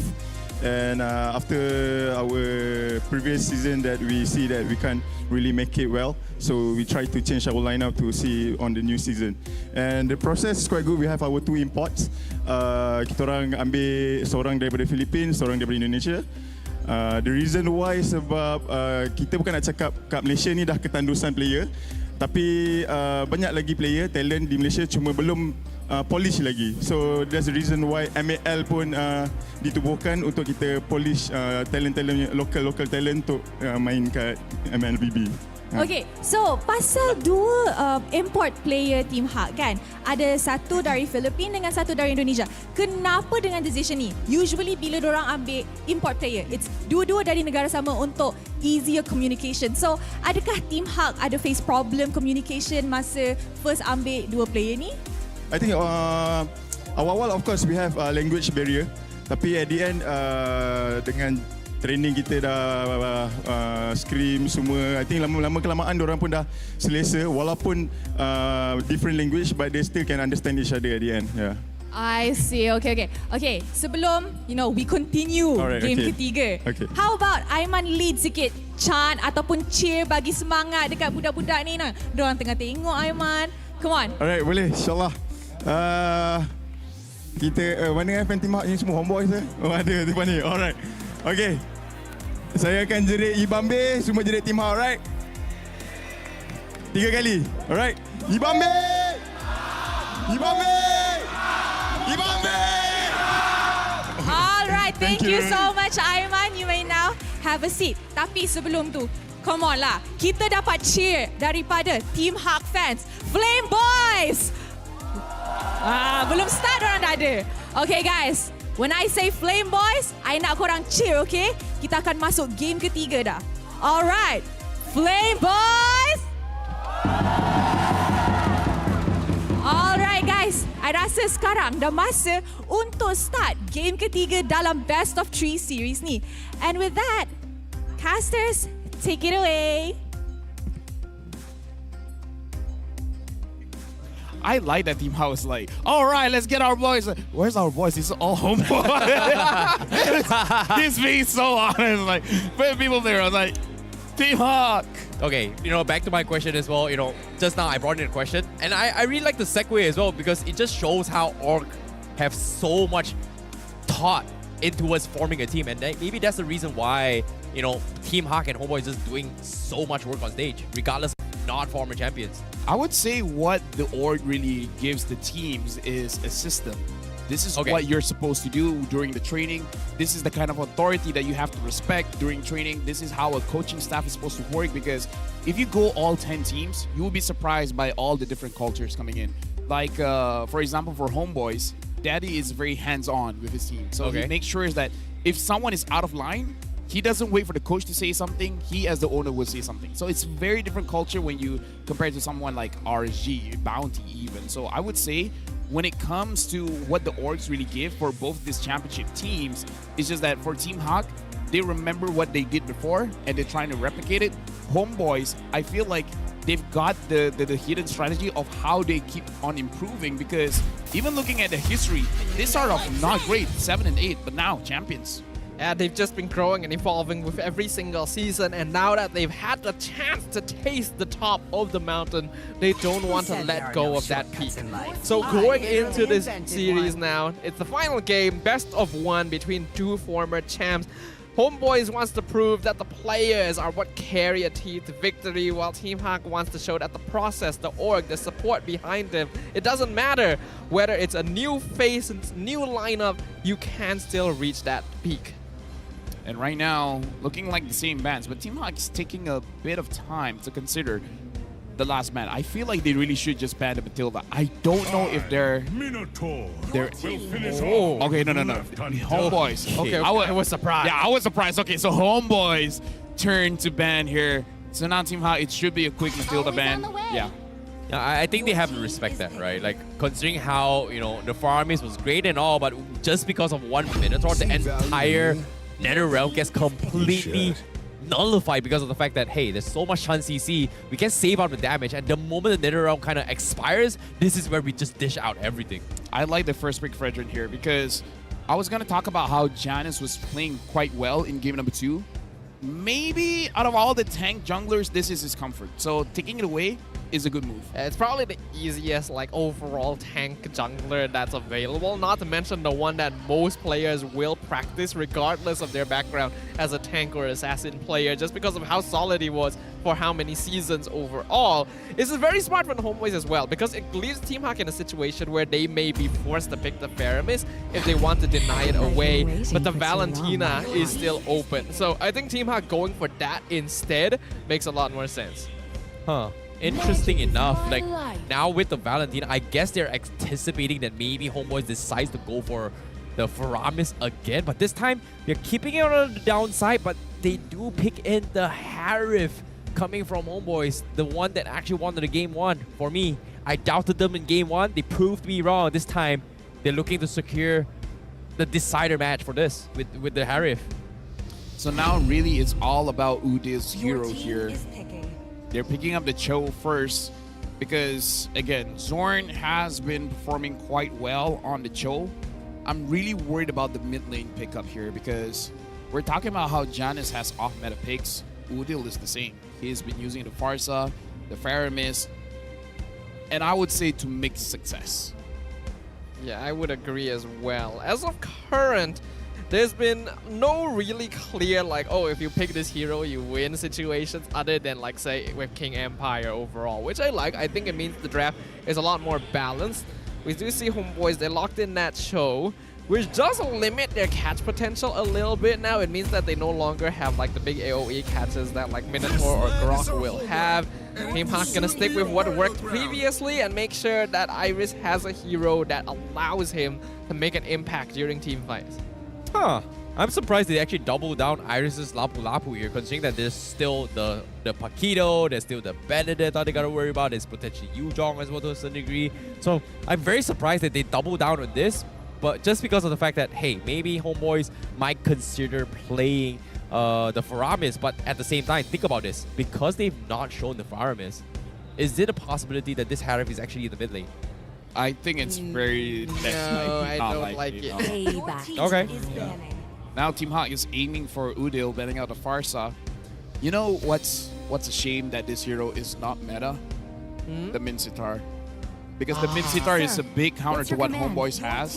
Yeah. But it's unfortunate that, you know, even though on paper it can counter, but in practice, Minsitar...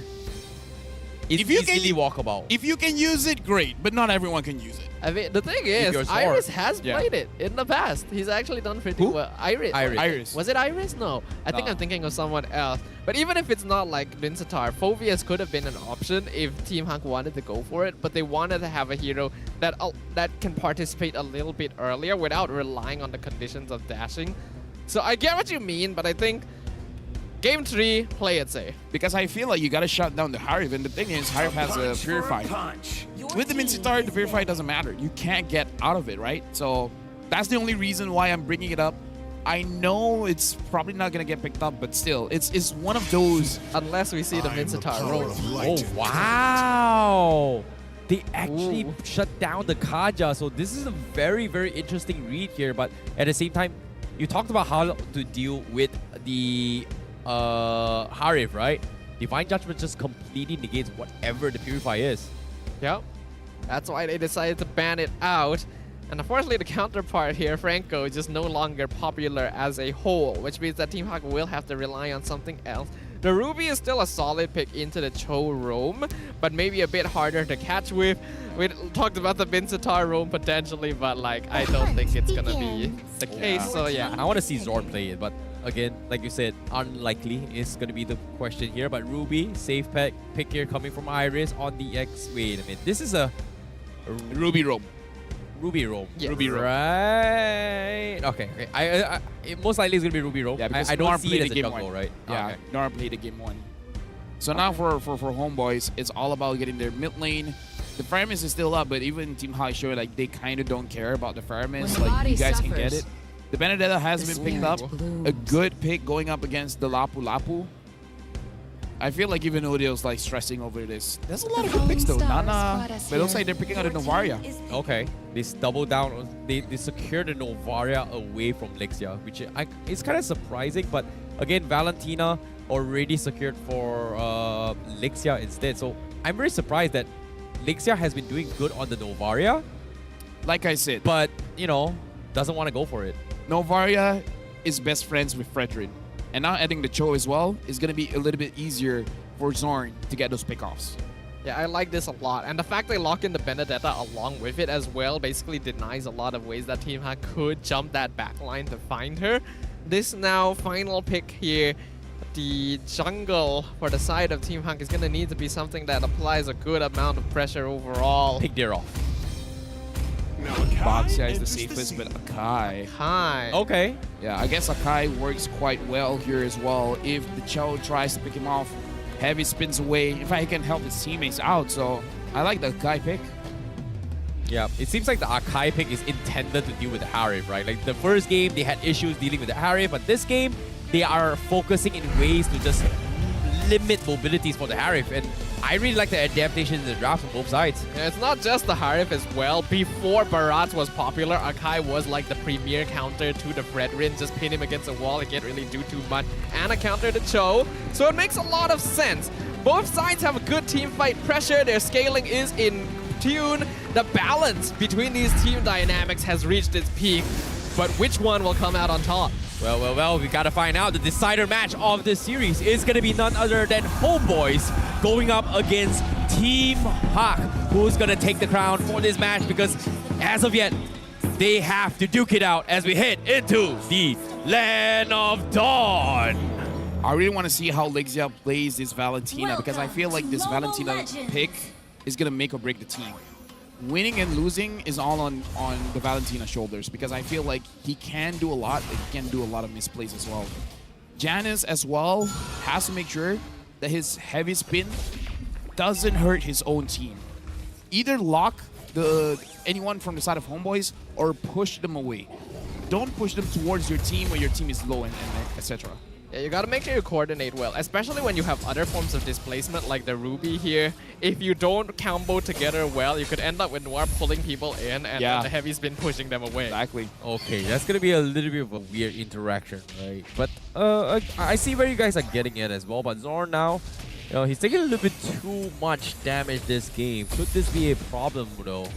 Well, he's recalling, yeah. He's recalling, so it should be fine. Looks like no aggression going into the jungle as well. So it looks like for this game, everyone is going to be able to farm relatively fair. No one is going to get any kind of cheeky rotations, but I say that, but Noir is ready. Oh boy, the minions gave Noir away. That's so unlucky though. I mean, it's part of the game. That is a genuine way of scouting out if anyone is hiding in these brushes here. Janna's gonna start invading to steal away some camps. We already saw Chibi do the exact same thing on the opposite side. Oh my god, Zord. Again. He's a jungler. He's a jungler. He's a roam jungler. Yep, you can never truly escape your roots. That is insane. Like Zord has been stealing camps after camps 3 games in a row. Like Janus hasn't had a good time at all. And now bottom lane, Sapa taking a little bit too much damage. He is going to be able to get out. Janus thinking of whether or not he should commit with the heavy spin. But as of yet, Turtle just spawned Noir. Almost hitting those 4. Needs that I am offended for now. But it seems like Chibi doesn't want to give it to him. Chibi is going to back off for now. It's like likewise said for Noir. Iris pops out here. And Zorn taking a little bit too much. A big snap comes in. Zorn is going to get out. And Homeboys will reset this. And Team Hawk, they get nothing for this as well. Well, they actually got a lot. They got a flicker coming out of Zorn, so if they want, they can contest with the Turtle, especially because the heavy spin is still on to Janice. So Team Hawk, will they use this advantage knowing that quite a few skills have been used, or they're just going to let it through? So for now, they are contesting the Turtle. I feel like they should be able to get this. The only thing that they have to be careful of is Sapat. Interesting enough, Janice and Chibi looking for the level 5 retribution here. Now he's gonna get pinned. Ibis becomes in. Oh, Chibi right at the edge. He got out, and now the Turtle 20%. Electo final blow comes in. They take Chibi out, and that's gonna be Iris' first blood as well as the Turtle in favor of Hawk.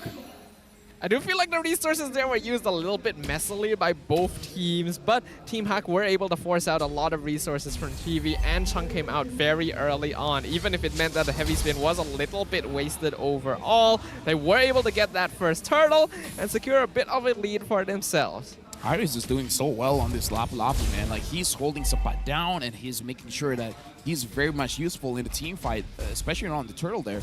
From the previous game as well as this game, I kind of feel like for this, Iris might be the match MVP. He's doing so well.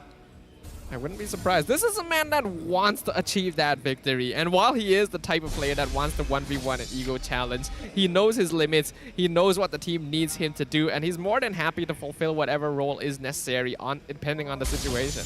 Yeah, I'm surprised that Iris is somehow able to kind of match up Serpat's wave clearing, right? Like, by now, I was expecting that maybe Serpat would have just cut the creep wave, just annoy, out-rotate, etc.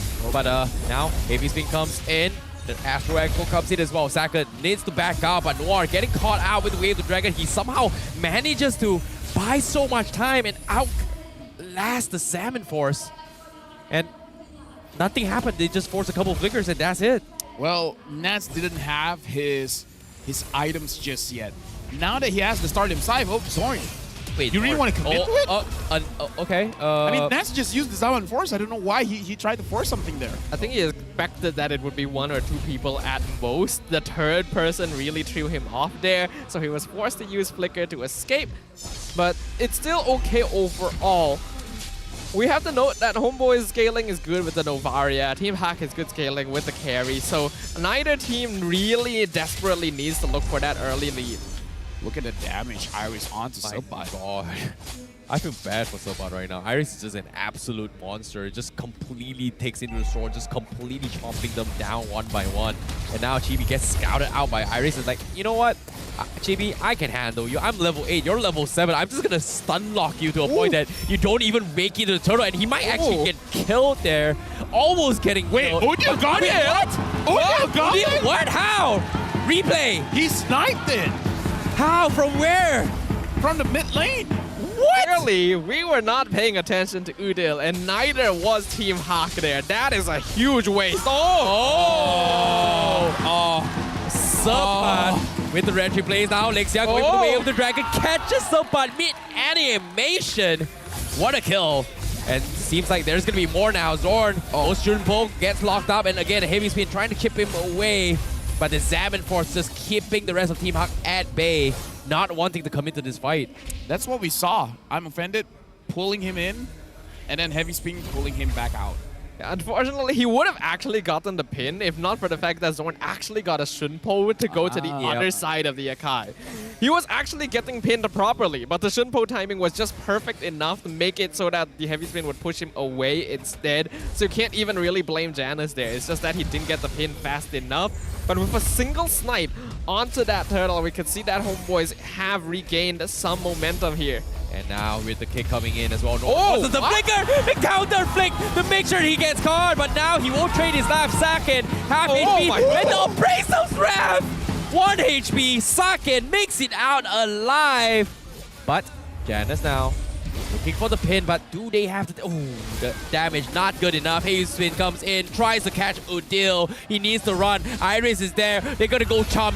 Udil is trying to run, but he cannot. And Lexia getting bullied by Chibi. But Lexia says, I don't really care. There's nothing much this Frederick can do. But at the same time, Chibi, he's out of position. He needs to get out. Minion gives him a little bit of aggro. He can walk down here, but he's going to get pinned now. Gets pulled back. Tara comes in. Chibi is dead. Mistakes were made. Over-aggression punished. But Subpat will say, don't worry. I've got your back. Saken is dead, and I'm out of here. The entire map is a battlefield right now. Oh, yeah. I'm not really sure why Chibi was that far in. He tried to dive in to get a kill on the Lexia or something, but there's not really much a reason to do that. Now, without the jungler, can Team Hack secure this? Well, Wave of the Dragon used on Janus, Salmon Force as well. They're going to try and chip away, but Nets gets pulled away. Janus lives for now, but again, Zorn is trying to set up for a couple of fights, but the Terrifying from Lexia is just extremely annoying right now. Janus secures the turtle, and they won't get out. At this point, who wins, really? Because at one point, it's like, okay, Homeboys got it, and then wait, no. Team Hawk, they got it. They've been jumping back and forth. Okay, he's going to find the... Oh, no, the Shumpo. Well timed. Sword. What a... Like, is that like Ultra Instinct by him again? Yeah, Insane. that's probably about there. We are definitely seeing a much more balanced team fight in this game in particular. Both sides, their team compositions make a lot more sense logically as compared to the previous two games we saw. And the team fights are basically reflecting that here because resources have become so much more important overall. At this point, 3 bans isn't enough for Homeboys. I'm pretty sure someone wants to ban the Cho. I'm pretty sure that's what people want to do. How many is ideal then? 5 just for Zorn. Okay. Means basically every roamer out there. Exactly. So every team needs like their usual bans and then like exclusive Zorn bans. Exactly. Yeah. So you need a total of 10 bans. This is what happens when you're 13 seasons in the league. Okay. And now the Harif coming in from Nats already has 2 items, the Starlim Scythe as well as the Feather Event. And now the Holy Crystal The Holy Crystal is going to deal quite a lot of burst damage here. So I feel like Team Hawk, they will be quite punished if anyone is caught off guard. Now, seeing how Chibi is getting a little bit angsty here. Janus only level on, gets 2 men stunned here. Noir taking too much damage, gets chased easy, but he gets out! The flicker is good! And the Salmon Force expended. Nets losing a majority of his damage is going to be a big problem for this next fight. I mean, that initial damage almost killed Noir, so I would say it's worth it. Yeah, it's pretty scary. Unfortunately, Noir could have gotten a hook, but he expected Chibi to walk backwards. Instead, Chibi just kept going, so he missed out on that I'm offended and couldn't continue the fight. We can see now Zorn really feeling it as well. He was already spam recalling. The fans were cheering. The next Lord going to now be contested. And we can see that Saken is being forced to defend bot lane. Lexia, he was thinking about kicking the right angle, but Subpat gets a little bit off angle. Now counters Petrify. Electro final blow out of there. Now Noir is dead. Now Zorn catching on Janus, forcing the heavy spin. They have to get Lexia out. But the snipes from O'Neal is going to be good. They take down 2. Team Hawk out of the equation. Homeboys, what an outplay. That's a mistake. Again, Team Hack, their main source of DPS is nowhere near. And yes, while Lexia has some damage and catch, I think Subpat is probably the last person they should go for because of how many ways he has of getting out. So because of all the resources they used just to not kill the Benedetta, that fight was already lost. Now, Homeboys, they're taking every standing objective there is. Almost 5,000 gold lead here. Team Hawk, this is the same problem they had before. They don't have a way to deal with the Harif. They got the Akai, but it looks like that's not enough. That's barely doing anything. Yeah, even a single trade by Subpat here, already dropping Janus down to half HP. I do kind of want to see his items. It's surprising how non-tanky he is overall. Just got that Radiant now. This tower is going to fall. The question is how many more will? Yeah, indeed. But seeing how things are escalating right now with the Lord coming in from the bottom side, Team Hawk getting the full echo gain, but Chibi, no, right at the edge, he got the taunt on Saken though. Now heavy spin pins on both of them. They're in trouble, but the Electro final blow from Subpat as well as Lexia is going to be able to hold things on, and Team Hawk, what a counter engagement. What a pin from Janus as well. That was beautiful, but Nets almost outplayed that. The only reason he died is that he took a turret shot. If he didn't, then I think that he would have survived because he was still able to get out of the heavy spin. So, I don't know. I kind of feel like if Team Hawk can shut down Nets, that's your winning condition. Absolutely. Now that you're at this stage of the game, gold laners again are going to become the primary target. We can see Nets at the top of the damage ranking, but Iris right behind him, beyond the Novaria as well. So this Lapu Lapu has been making an impact. We can see why they decided to prioritize it over other EXP laners in this draft. Homeboys may have fed a little bit too much in that previous engagement, but they still have the lead and they still have the map control. Just look at how many towers they have. Yeah, I was about to mention that as well. Like, it felt like this game has gone out to about 20 minutes so far, but considering that, wait, all the tier 1s are still alive and it's only 12 minutes in the game. Yeah, it's only 30 minutes. Yeah, I didn't... Like, it felt like it felt longer, game, right? It felt longer, yeah. It felt so much longer. It was like, what is this game? Like, is this like an all-out brawl? Is this like a high-level thing I'm not knowing about as well? Because I know in the interviews, like Udio did mention as well, like when you're playing MPL MY, they just want to fight. Whereas PH and Indo, it's all about objectives, objectives, and objectives. But I'm liking this though. Like, there's a reason why we're the most entertaining region. Yeah, we gotta respect the jungle. May not be the best jungle, but you know what? It's entertaining. You gotta respect the law of the jungle. It's the law Don't of break our the laws. jungle. Law of our jungle. You come here to fight. Hey. But prove your worth. Show your worth. Now, Chibi looking straight into Janice's eyes. Janice is only 13. Oh, okay. Okay, wait, okay. Did he use Unoffended? But yeah, yes, first blunder, and I can hear the crowd was like laughing at him, but at the same time, that was a little bit weird.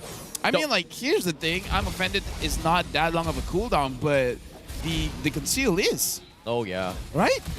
Big problem. Meanwhile, Iris now going to be forced to defend against the bottom lane. Sapat already setting up the lane to be shoved on the bottom. Meanwhile, Homeboys still at a stalemate, slowly whittling down the Lord. Half HP by now, but a shot from Udil Saken, dropping half, and Chibi. Ooh, Appraisal's Wrath.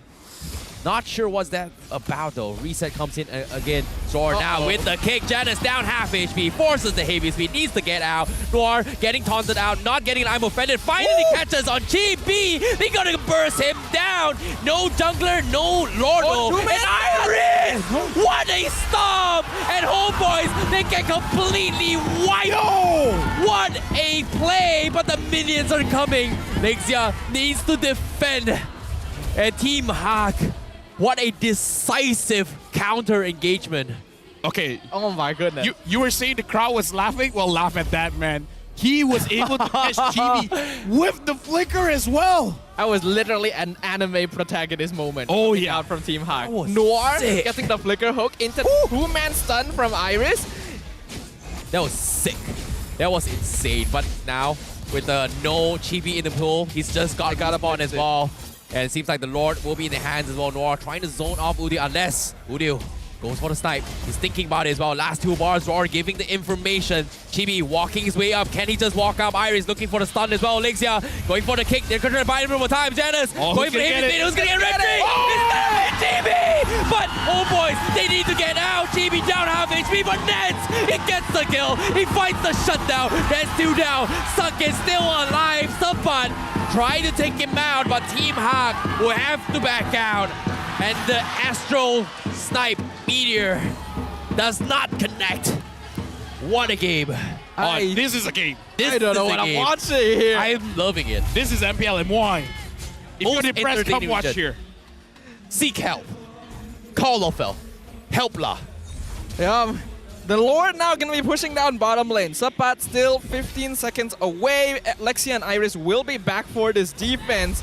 But it's a 4v3 right now. Homeboys looking to get as many structures as they can find. Start with the kick. They found one. He's not getting out. Iris Socket back in action. They have to clear the minions. The Lord crashing in. Homeboys slowly waiting for the right moment here again. Zorn, he's gonna go for setup as well. Lexia with the stolen way of the dragon. And Homeboys, they've got to respect Lexia's kick.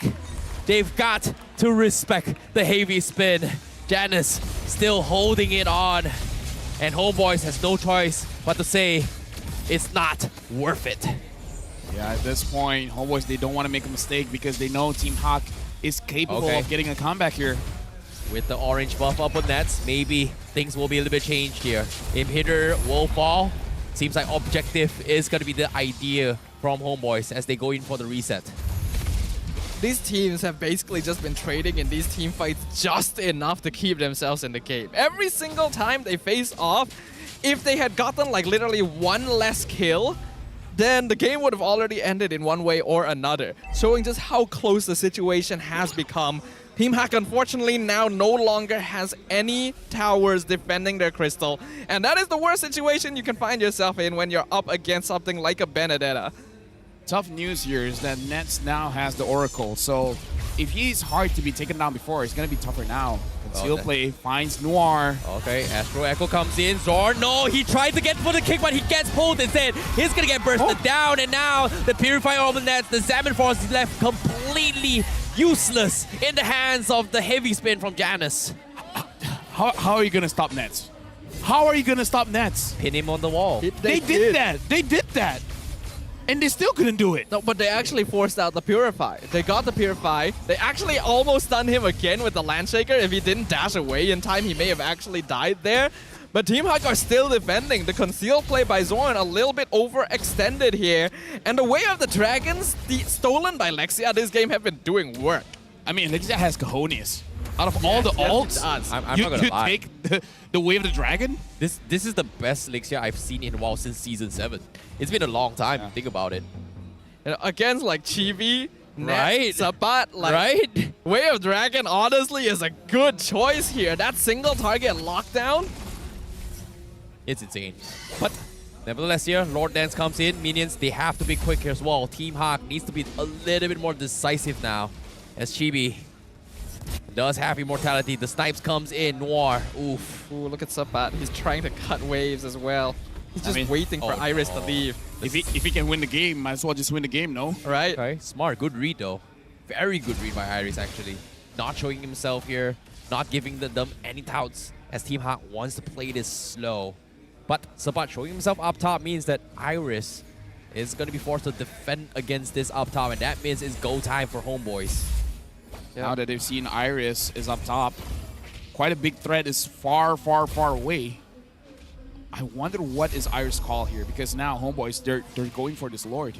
Okay, Astro Echo already used. Team Hawk, they've got to wait it out. 20% left, but oh my goodness, Chibi with the taunt right at the edge of the Astro Echo here. But now with the stolen one by Lexia as well. He's going to get a shot from the face by Udil. Lord again. Zord with the kick. And now with the saves as well. But the snipes, oh my goodness. Sakin and Noir survive that. They are going to be backing out to reset this. Not worth it. And the Lord will be secured by Chibi. Tactical plays. Tactical objectives by Homeboys. It's unfortunate that Team Hawk found themselves at such a big structural disadvantage early on in the game, because if they had even a couple towers standing here, they could have stayed to contest that. But the risk of Sabat coming in and backdooring was too high. They had to cut their losses. But can they defend a 20-minute Lord with 0 inhibitors? I don't know, man. This is going to be tough. Because looking at the cooldown timers... Oh, wait. What? Lexia? He popped up with the truck. No! That might be a misclick.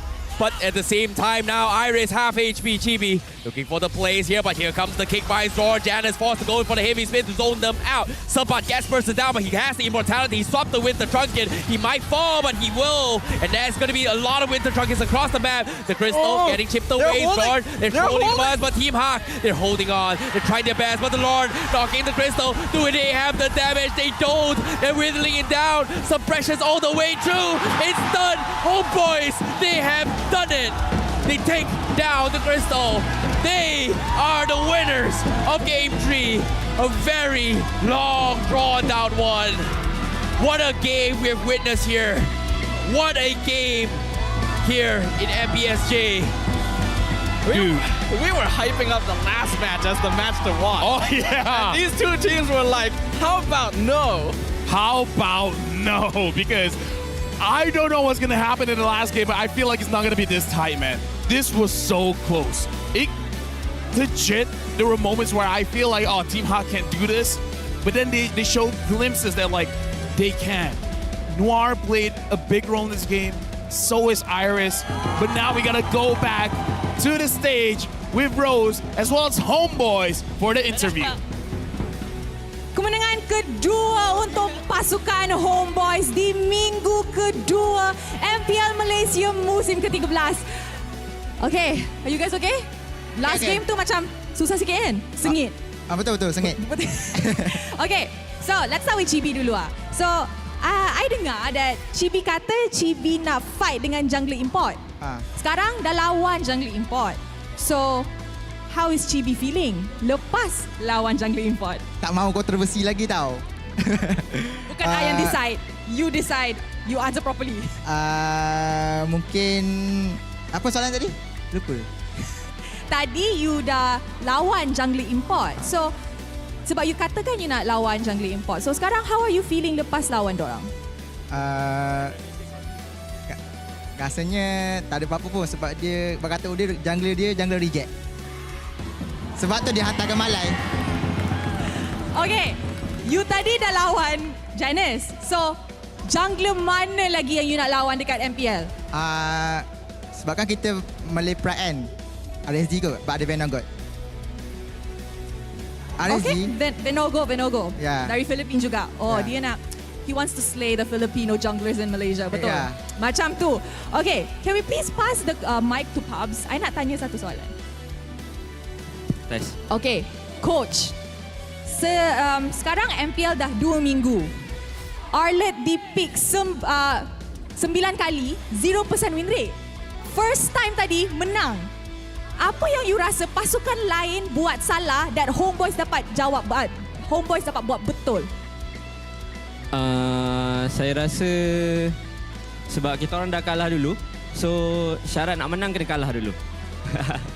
So, you learn from your mistakes and from there you guys brushed up on Arlet. Tu yang dapat menang. Betul. Alright, thank you. Okay, can we... Siapa? Nets. I memang nak interview Nets. Sabar. Oh. Okay, Nets. Okay, guys, sebelum apa-apa, I dengar cerita Nets dah pandai cakap bahasa Melayu. Okay, they said Nets can now speak Malay well. Nets, can you say something in Malay? Good words, please. Assalamualaikum. Alright guys, sebelum kita continue, korang rasa siapakah MVP perlawanan ini?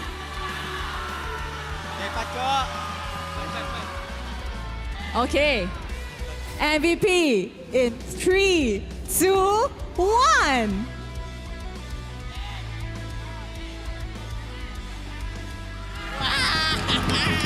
Wow!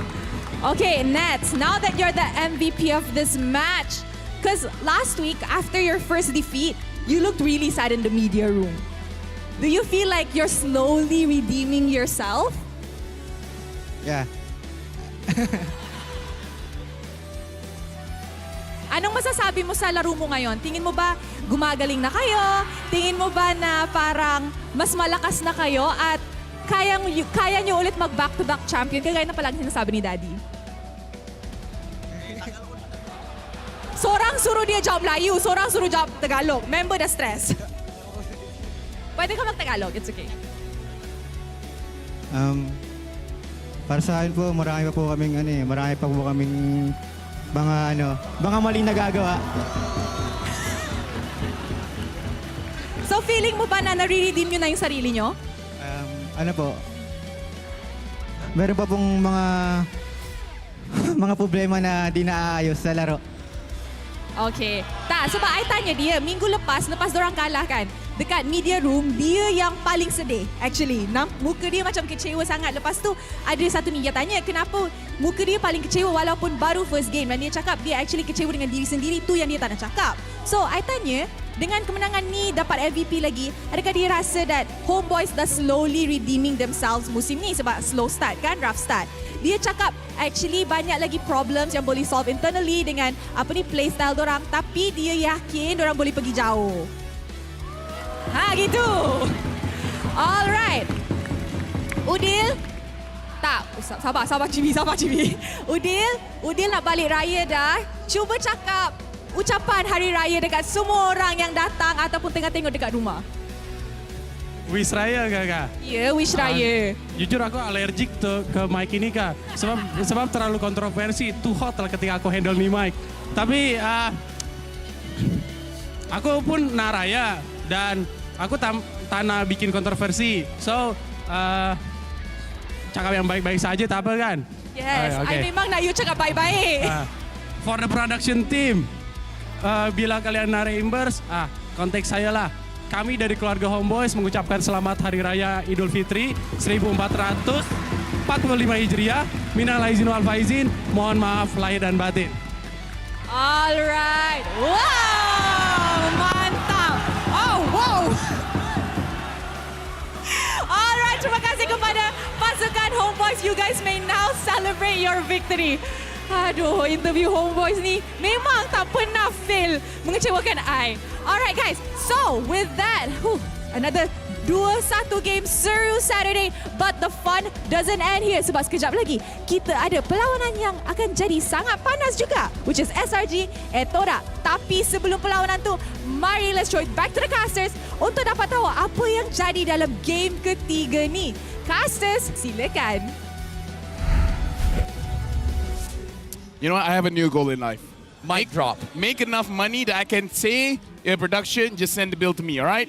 Give some kind of speech, mic drop. Damn. This is like, just give the bill to me. I got you.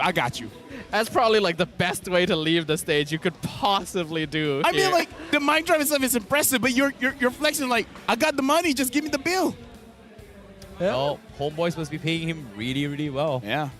I want to be part of the Homeboys now. Oh yeah, everyone wants to be part of Homeboys. We got to talk about Nets here. Total Kitty 8, 9, 2, and 6. And again, how can you stop this Harif? This cat has 9 lives. That is true. The fact that he was able to survive a lot of these engagements shows that he's very comfortable with the hero. And this is a hero that he would use to play back even when it wasn't as popular as it was now, showing that there's a degree of confidence in this pocket pick overall. And we can see that when he's playing in the Land of Dawn. It's a hero that naturally has a lot of pressure in the goal lane, but he's able to turn that into teamfight pressure, into more farm. And yeah, definitely a deserved MVP. That's the problem of Harif, right? If you are always popping those chrono dashes during Xavier Falls, you are going to stack up those shields. So what can you do to counter it here? Like, do you go for heroes like Esmeralda? Do you go for the Arcadia? And I felt like, despite all odds, I don't think Team Hawk had a bad draw for this game. They really, really tried out their best, but in terms of execution, it could have gone either ways. It came down to just like small, little mistakes. That's all. Yeah, I gotta agree, but I kind of feel like the mistakes have been forced out by Homeboys because we see Zorn forcing out a lot of abilities. Is like I'm not going for the squishies, I'm going for Noir, I'm going for Janus. I'm gonna force out all the alts. Now that the alts are gone, you guys can't really do anything to defend yourself. So I like that Zorn understands that he doesn't have to get the damage dealers. It's fine to get the front lines as long as he makes sure that they are a non-factor. Homeboys knows that their lineup excels at disrupting the enemy teamfight lineup. Like basically not allowing Team Hack to position themselves in very comfortable ways. Like you mentioned, Zorn looking for the frontliners. Whoever he can get, he's going to kick. The Astral Echo slowing people down so that Sabat can jump in with the Electro to cut the fight in half. Makes it so easy for Nets to just jump around because Team Hack are mainly concerned with catching someone, with making sure that they're not being dived on by Sabat and Zorn. It's a lot of things to think about. Despite all of that, they actually got some really clean team fights. They were able to keep themselves in the game for a very long time despite everything. So I still have to give a lot of praise to them. And honestly, looking at the game, looking at the damage dealt by everyone, it does seem like Saken was not doing that well. He does not have a good time moving forward to dish out the damage compared to Nets. Like, I feel like this is the biggest difference maker where both players, one has been allowed to do whatever he wants. Saken was handcuffed basically. You know, that's the difference between this game and last game, right? Like, you know, Homeboys last game, they had tankier heroes. And in this game, Carry can't exactly take advantage of those, you know, high HP heroes to do a lot of true damage except for Chibi. And if Saken solely focused on Chibi, he is going to get caught out by Zorn. So that's going to be between a situation where what do you do? And every single time this happens as well, Team Hawk has been just trying to set up after setups by Iris, and it's a big problem eventually though. Yeah, now total turret damage. Not even 1,000 for Team Hawk. Yeah. Yeah, it feels bad. Considering their performance overall as well, you wouldn't expect this kind of thing. They were only able to get one turret at the very end of the game, and it was because minions finally pushed it down at the very end. So Homeboys were doing a great job of just basically shoving Team Hawk back into their half of the map. Now looking at the total healing, I don't know. I feel like Team Hawk, they're so close. I feel like they're very close to finding their true identity in how to play this current meta. And once they crack it, they're going to start contending with all of these big teams. With that being said, Homeboys, even though this is a victory for them, as the defending champions, they need to get a bigger gap. Because right now, they're in range of all the other teams. The other teams can catch up. If they want to become back-to-back champions, they need to increase the gap. Yeah, I agree. And speaking of gaps as well, we're talking about experimentals throughout the entire week, right? Like they are kind of experimenting with both Udio and Nets. Not gonna lie, not the most ideal chemistry as well. I think Zorn did mention it in his interview, saying that, oh, it's gonna take a little bit more time because back then, Warlord and Rizzo, they already bonded for one season. But this time for Nets and Udio, it is a new journey for them. And despite all that, they're doing pretty okay, to be honest. Even though, again, like you said as well, it takes a little bit more time, but it feels like they're getting there. They're getting there.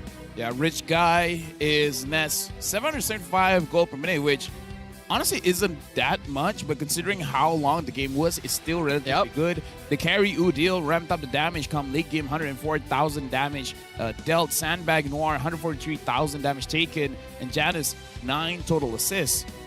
Pretty spicy about them saying that he's a rejected jungler though. Yeah, that was a little. That's something. The thing is, they already said, okay, no more controversy. No more controversy. We don't want to go into the FYP. Please don't ask us dangerous questions. But then they do it themselves. Yeah, literally says, I don't want any controversy. Then says, oh, I was playing against a rejected jungler. Like, a match made in heaven, right? That's exactly what you'd expect him to say after the first sentence, right?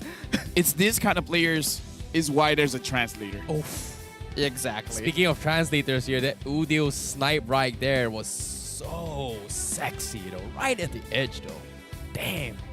Yeah, and right now, Homeboys, I feel like throughout the highlight, it's really about them being patient. And this is such a good play by Noir. This was such a big turnaround. A nice flicker hook. We see the two-man Landshaker. If not for Sapat diving the backline and taking out Sakin here, Team Hawk may have won off of this team fight alone. No, I don't think they would have won the whole game, but they would have been able to open up the map a little bit more for sure. I feel like Sakin needs to step up, honestly. Because I feel like out of everyone from Team Hawk, he needs to show a little bit more. Maybe he has to use a different kind of hero because it doesn't seem like he's in range to dish out the damage. You know, we were kind of skeptical on Janus for the past few games as well. Like, oh, he doesn't have a lot of hero pool, blah, blah, blah. But think about it, right? Despite getting shut down by Zorn multiple times from Game 2 and Game 3, he somehow finds his way into the league game and still make plays for the team. And this kind of puts it in a situation where, like, is it a Janus thing? Or is it a team not making sure that he's okay? But, of course, with that being said, that we are going to leave that story for another day as we take a look at the overall standings with Homeboys taking the game 2-1. They are going to take 5th spot for now, whereas Team Hawk will remain at the borderline on 6th place. The interesting thing here is Monster Vicious has 1 win, Homeboys has 2 wins. Monster Vicious has 2 losses, Homeboys has 1 loss. But Monster Vicious is 1 point ahead of Homeboys. Sometimes it really does come down to those clean sweeps. That is the value of getting the 2-0. Exactly. You really want to make sure that your series go clean. It's no longer the case like in the past where there's a little bit of freedom to experiment somewhat. You really got to lock things down. And this is why I feel like majority of the teams, they're very close to Homeboys. Homeboys is nowhere near untouchable as they were during their championship run. They got a lot to catch up on because I feel like Homeboys also needs to use this break to make sure that they get to a quality where no one can touch them. Yeah, this is going to be a long journey for them. And I feel like there is a lot to touch on based on the patch and how they approach their team fights. But not gonna lie, that game itself, even though it was a little bit messy, it is still a work of art. Like, you've got to trust the process of just taking step by step, one by one, to make it to the journey, especially if their goal is gonna be, by the end of the year, M6. It was exciting, and you wouldn't expect the game to be as entertaining as it was when one team basically couldn't take a single tower throughout the whole game. Oh yeah. It speaks to how well Team Hawk were able to hold things together despite an early game disadvantage. And the fact is that Homeboys, while they do still have a lot of work to do, we're seeing them improve with every single series, along with the rest of the teams here in MPL MY. The gap is no longer as big, not purely because Homeboys has dropped off, but because everyone else is starting to catch up. We gotta look at the next match here, because Selangor Red Giants will be going up against Toda, where it looks like when it comes to gaps, it does feel like Selangor Red Giant has a huge lead over everyone else, because they were able to 2-0 Homeboys. Homeboys has been winning 2-1 against other teams. You know, this is going to be a question for me in particular, for Todak in particular, right? Like, hey, is it the org? Is it the players? In this case, Todak, completely new roster as well. Do you think that's going to be the case? Because Selangor Red Giants, when they came in, they brought it hard. They brought it strong. They gave in a bunch of new players that, hey, we've not seen these guys before, but they are just destroying one of the best teams Malaysia has to offer, and now they are a staple name here in MPL. I feel like 2-0. Selangor Red Giants. I wouldn't be surprised as well. Easy. Even with I my don't bias, think it's a debate. Like with Zion Sempoy, like I have to agree somewhat. Selangor Red Giants have been playing just on a different level than everyone we've seen here in MPL. And I think the players have things to prove here, considering the legacy that Todak has. Like, not to mention, we have Humes on the Red Giants. Okay. I think he's got something to prove. I feel like Staffa. I feel like Selangor Red Giant is the only team that is international level ready yet. Traitor. I thought you were a Zion Sempoy fanboy. How could you betray Todak? I think as a fan, I am the most critical. I want the people I support to do well, and I'm gonna criticize them if they don't do well. That's why we give them tough love. Yeah, hey, that's the term. Yes, I was looking for that. Thank you. What an interesting way of showing love. Never knew it. But oh no, I do that too. Were you spoiled as a child? Oh yeah. Were you? I was slapped as a child. I both. I did both. Like, I was spoiled and I was slapped as well. That's tough love. Okay. Now you know. Only in Asia. Only in Asia. Anyways, we're going for a short break. After this, it's going to be Selangor Red Giants going up against Toda. We're going for a break, so in the meantime, please enjoy the mic check. Aku rela menunggu semua, sungguh berat yang ku rasa, karena kamu aku tetap bertahan. Ayo bikin hero, cibi. Mati. Langsung. Expert no emo. Wait, cepat. Go. Hero. Dapat. Aku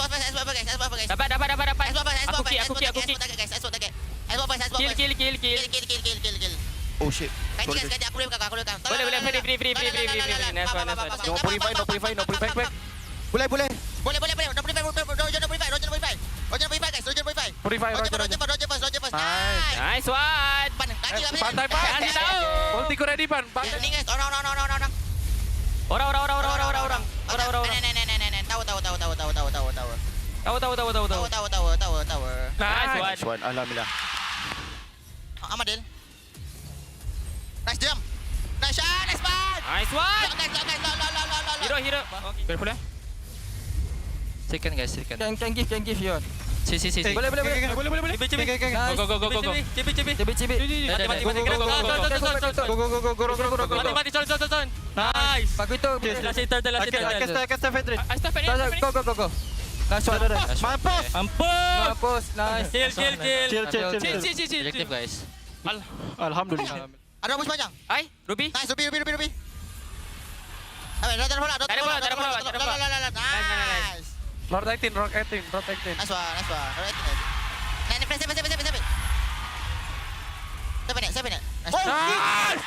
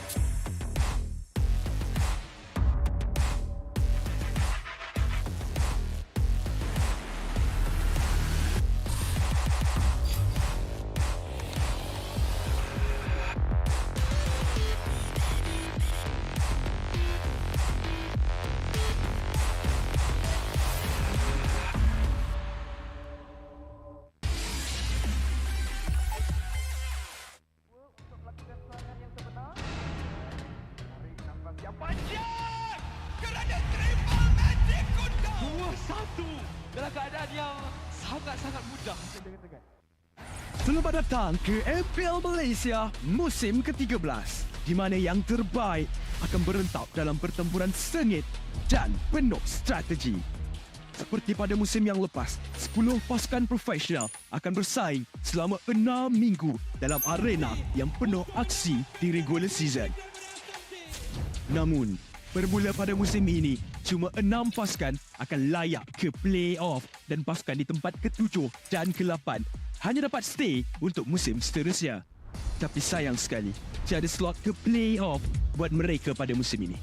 Bagi pasukan di tempat ke-10, slot musim ke-14 mereka akan diganti oleh tempat pertama MPL Conference Group.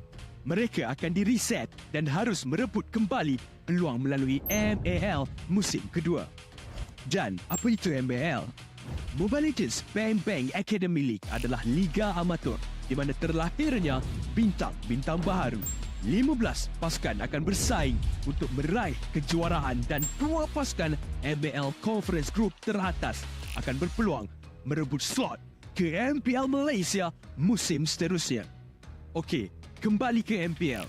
Pasukan MPL Malaysia tempat ke-9 akan berentap dengan pasukan tempat kedua dari MPL Conference Group dalam pusingan MPL Malaysia Challenger Stage bersama format Best of 5 semasa Grand Final MPL musim yang pertama, di mana pemenang akan menentukan slot terakhir MPL Malaysia musim ke-14. 6 pasukan yang layak ke play-off akan berentap untuk meneruskan jalan ke Grand Final MPL Malaysia musim ke-13 dan merebut peluang untuk ke MSC 2024. Jadi, bersiap sedia. Persiapkan strategi anda. Bersedia untuk aksi profesional di pentas MPL Malaysia musim ke-13.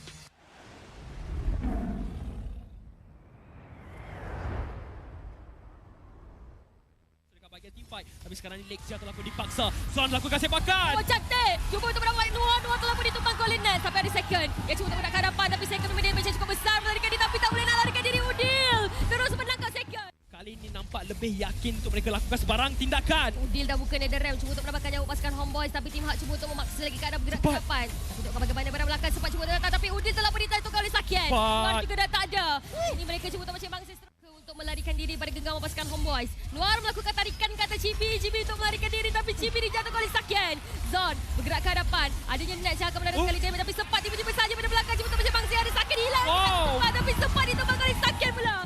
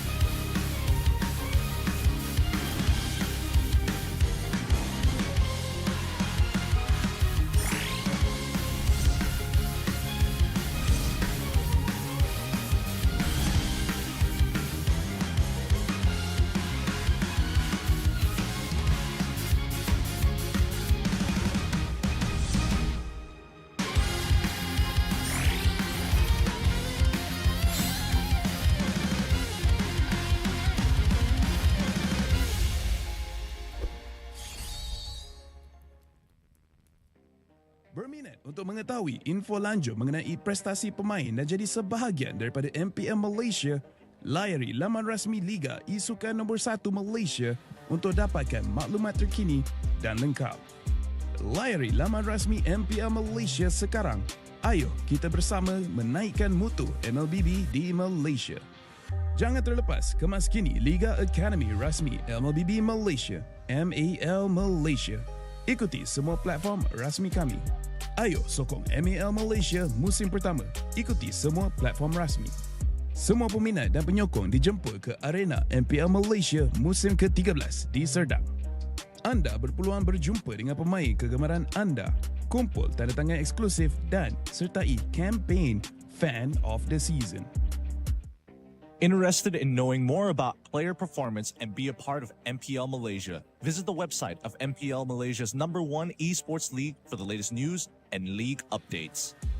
Don't miss out on updates from the official MLBB Malaysia Academy League, MAL Malaysia. Follow all our official platforms. All fans are invited to the MPL Malaysia Season 13 Arena in Serdang. You will get a chance to meet your favorite players, get exclusive autographs, and join the Fan of the Season campaign.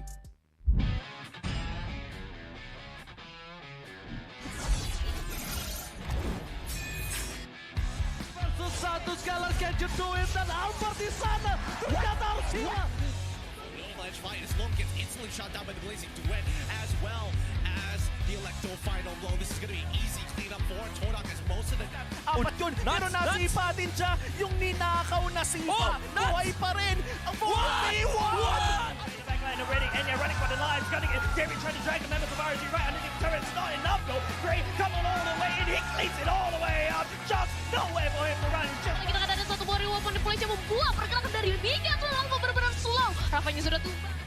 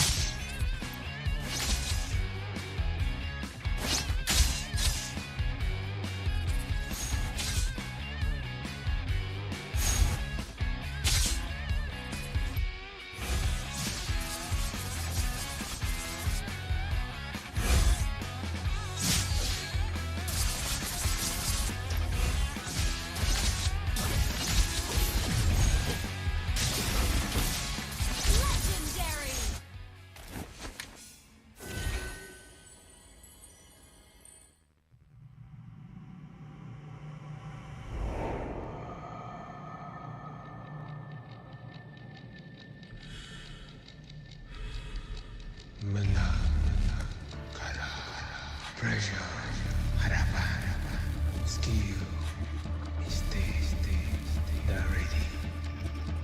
Kalah, dihentak, dituntut semua untuk peminat. Spotlight melambangkan satu sosok tumpuan.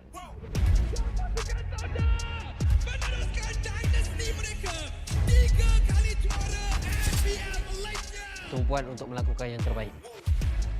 Tumpuan untuk menjadi seorang role model.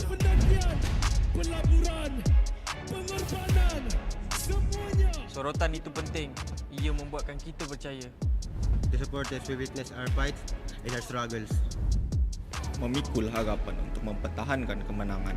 Menjadi cabaran terbesar untuk mencapai matlamat kami. Pastikan kemenangan dan kebanggaan dikecap di rumah kita. Harapan masih terpahat di hati. Untuk menjadi juara. Kembali merampas tahta. Meneruskan legasi kami. Di bawah cahaya, semuanya menjadi lebih jelas. Underdog, kuda hitam. No, kami adalah Monster Vicious. Cahaya impian telah menerangi pentas ini. Kejayaan bukan lagi dongeng. Not just a dream. Ia arti harapan yang sebenar. Mungkin ada yang sangka bahawa harapan ini akan hilang. Tapi bukan kami.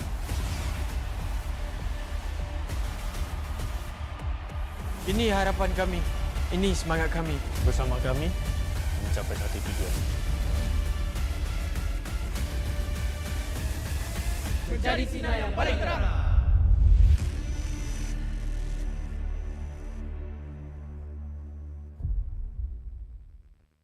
I know sadly to hear because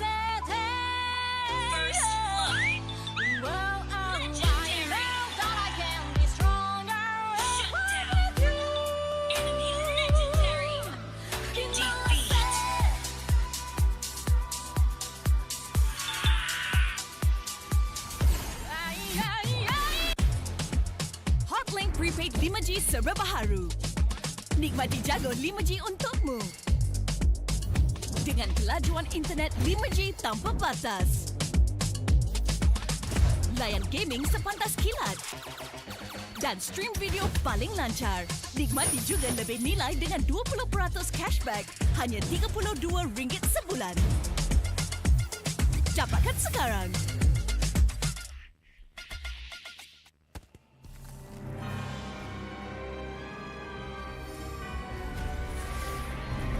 This fairy tale ended with the poisoned apple, and my tale began.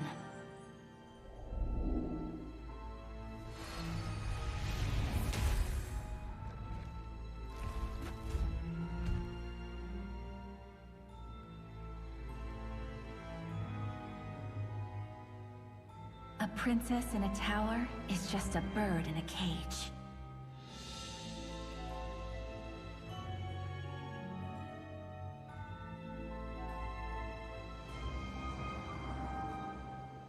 Curse it! Take my vengeance! Protect your queen!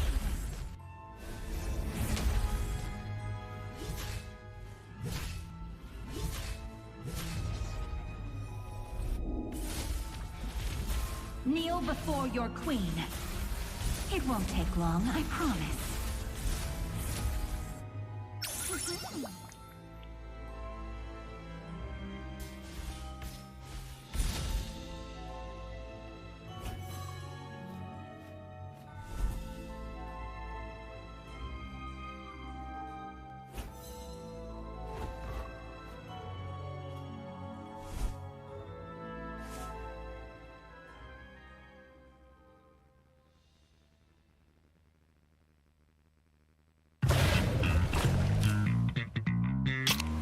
Confirm mantap, confirmlah Nescafe. Pelbagai kejayaan dapat dikecapi. Sejarah baharu telah tercipta. Namun, setakat itu sahajakah kemampuan kita? Setiap kali ke pentas dunia, pasti kecewa. Sampai bila kita nak kalah? Ditundukkan serendah-rendahnya. Sampai bila kita nak dihina? Tiap musim harapan peminat gugur. Sampai bila nak kalah? Sampai bila nak kecewa? Setiap rakyat pasti akan melaungkan semangat ingin mempertahankan rumah mereka. Jika patah sayap Raja Wali, bertongkat jua kita kemari. Tahun ini pastinya kemenangan semakin tinggi.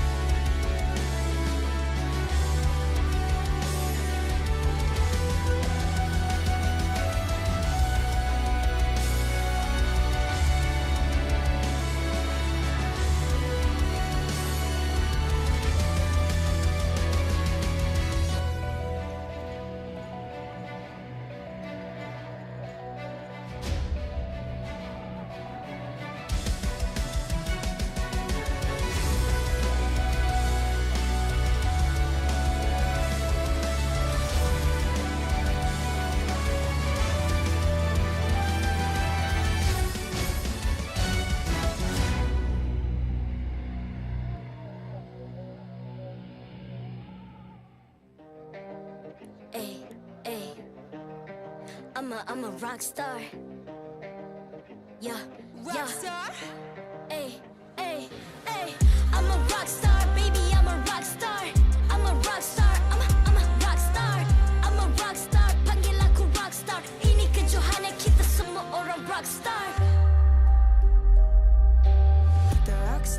kita buat saja gaya kita. Makin panas apinya sudah membara. Macam mana pun kau menempuh segala. Demi negara kau buat semua bangga. Step into my world, you know I'm always in my zone. You know I got my team, no I'm never alone. Bring out my best, buat yang terbaik. Jadi juara perlahan kita naik. Aku nak push, naik-naik jadi lebih bagus. Jadi hero, ku ada skill. Berapa banyak musuh aku dah kill. Ramai cuba mencapai, cause they envy me. Tiap game aku pasti jadi MVP. Easy. I'm a rockstar, baby, I'm a rockstar. I'm a rockstar, I'm a rockstar. I'm a rockstar, panggil aku rockstar. Ini kejohanan kita semua orang rockstar. I'm a rockstar, baby, I'm a rockstar. I'm a rockstar, I'm a rockstar. I'm a rockstar, panggil aku rockstar. Ini kejohanan kita semua orang rockstar. Tengok nanti siapa yang juara. Ni peluang kita bawa pulang piala. This is my game, this is my time. Menang semua, everything will be mine. Kalau jatuh kau pasti kembali. Bangun balik ku tegak berdiri. Kuatkanlah tenaga, ganjaran diperoleh. Ni kejohanan kita, Malaysia memang boleh. Rise up to the top, kita buat bersama. Semangat kita kuat di bawah satu bendera. Ay. I'ma go hard for the win. Win. On the battlefield till the end. I'm trying to beat the greatest anyone has ever seen. Stand by, I'm coming in for the win. I'm a rockstar, baby, I'm a rockstar. I'm a rockstar, I'm a rockstar. I'm a rockstar, panggil aku rockstar. Ini kejohanan kita semua orang rockstar. I'm a rockstar, baby, I'm a rockstar. I'm a rockstar, I'm a rockstar. I'm a rockstar, panggil aku rockstar. Ini kejohanan kita semua orang rockstar.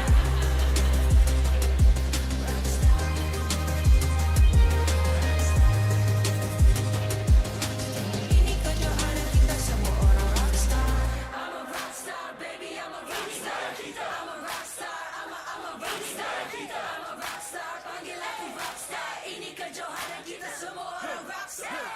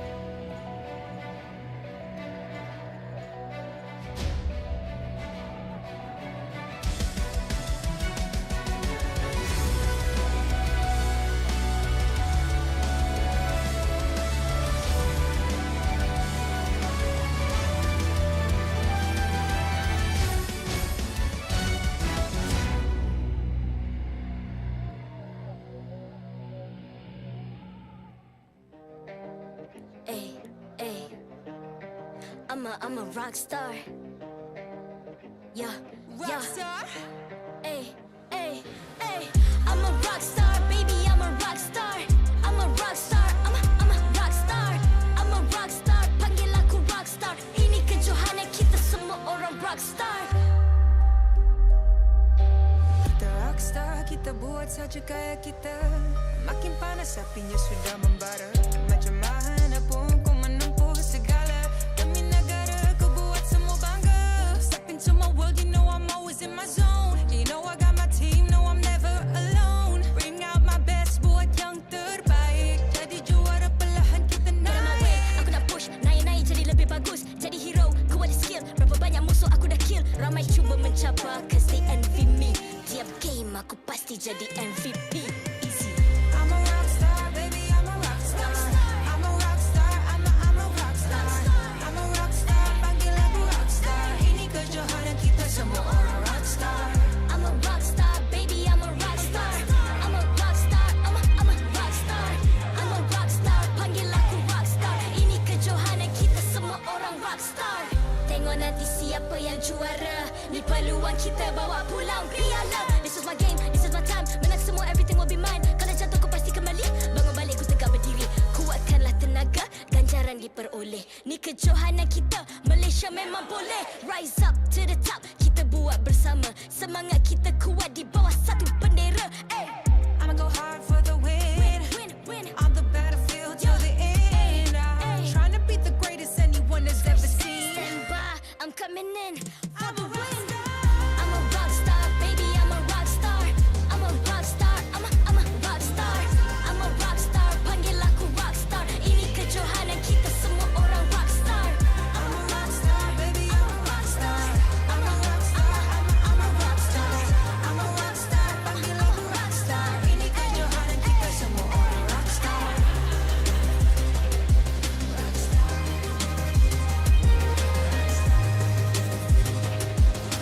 Ini kejohanan kita semua orang rock star. I'm a rock star.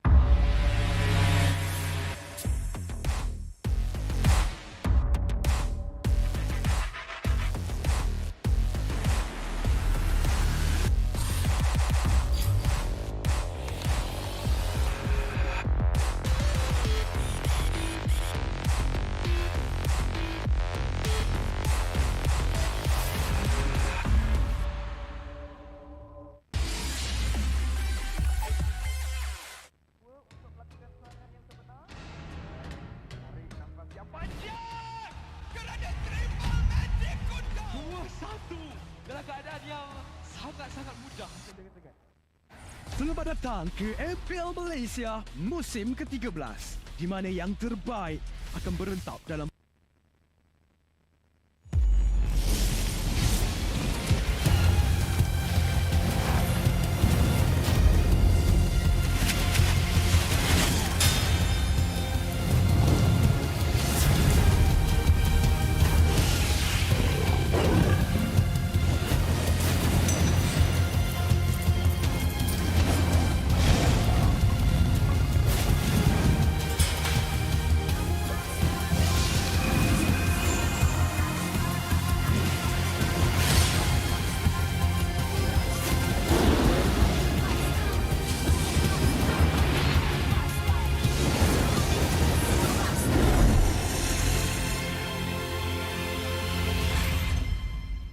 MPL Malaysia Season 13 is powered by Moontalk.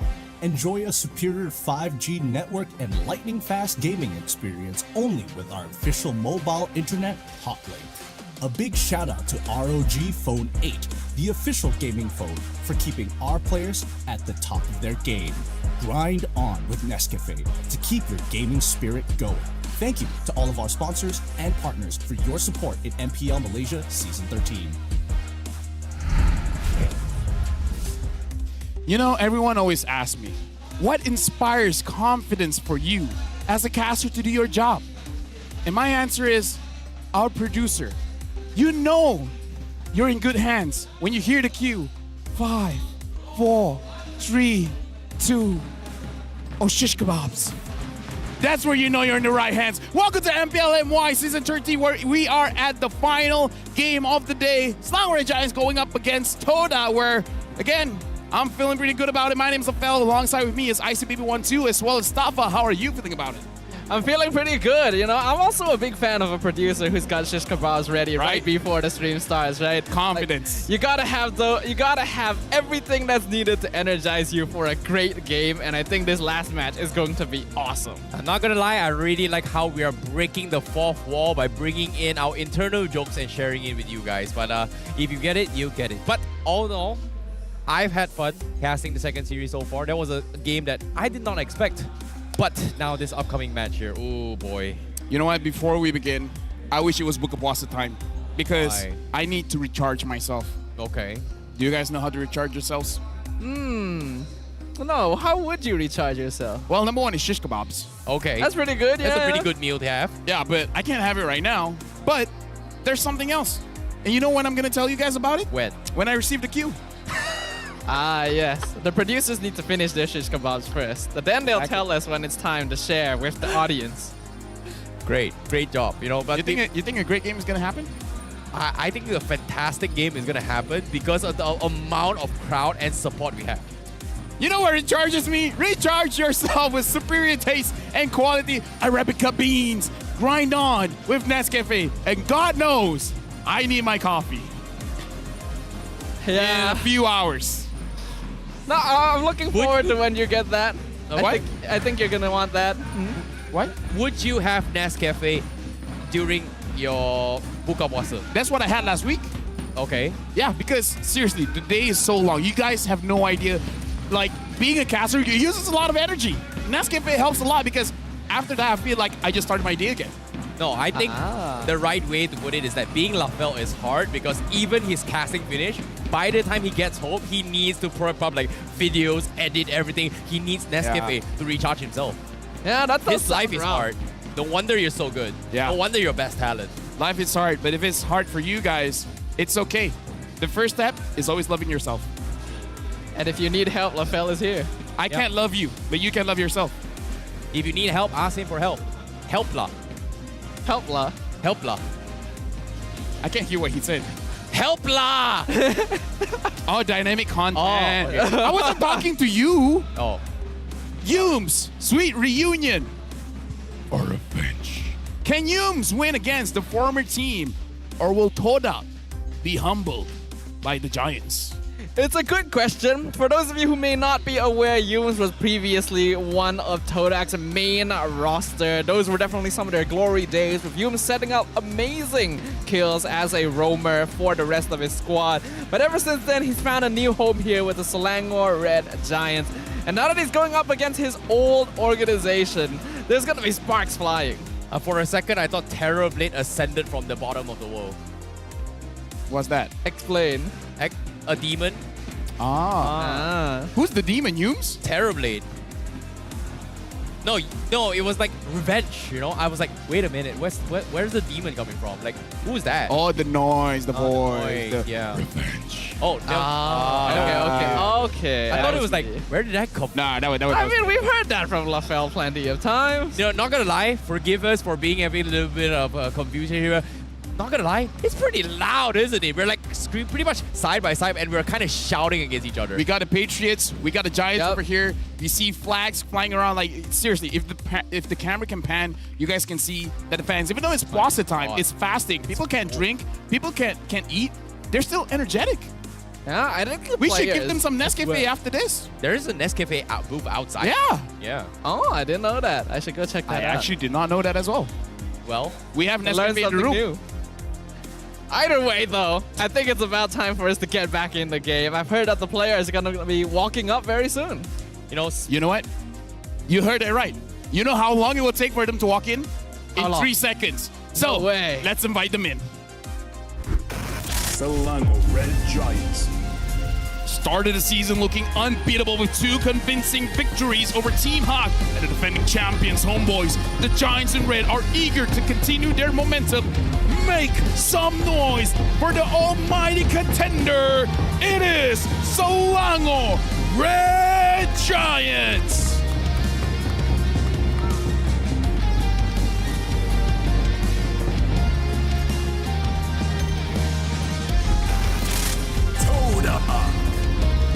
With a refreshed squad undergoing almost a complete overhaul, the 3-time MPL Malaysia champions are truly entering a new era. Can the revitalized Swordfish bring down the dominant Giants? Let's rally behind Toda!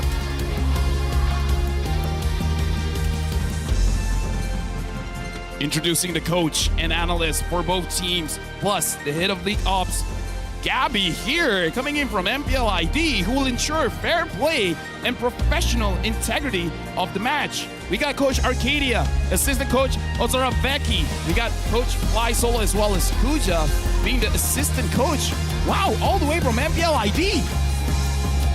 We need to reimburse that. Oh, you guys are gonna leave me hanging? I don't know. I don't know if we're supposed to be talking over the You're not player. supposed! Why are you talking?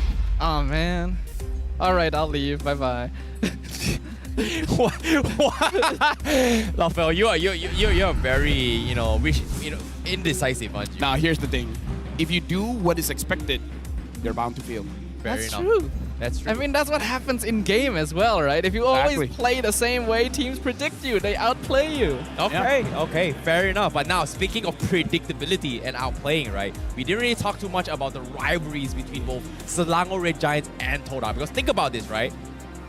Yums played for 5 seasons for Todak. And likewise can be said for Zion Senpoi. Each other as well when they played with Stormy when they were with SMG. Yeah.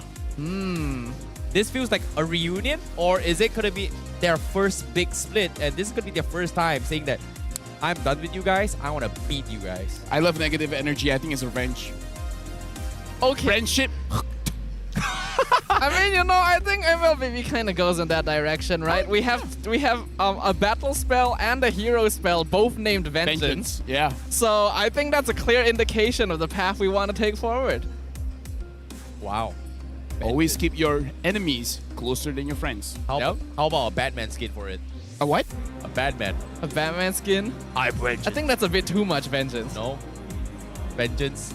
Is there a thing as too much vengeance? The Robert Pattinson. No. It could be. Is there? Huh. Either way, from April 6th all the way to the April 30th, dive into the Infernal Worm. Here we dive go. into the Infernal Worm Lord draw event and get a chance at winning the exclusive Moscow Infernal Worm Lord All-Star skin with the first ever skin ID tag from April 6th to April 12th. You can unlock exclusive gold ID tag from April 13 to April 30. You can unlock exclusive silver ID tag during the event. Enjoy a jaw-dropping 50% off your first 10 times draw. Infernal Worm Lord. Sorry, I don't think I quite caught that. What was the skin called? Infernal Worm Lord. Oh yeah, I thought so. Okay, yeah, very, very nicely done here, Safa. I liked it. I like the idea that you're going in. But I got a very here, thick tongue. It doesn't work for me. You know, I one day I would really like see a Batman skin.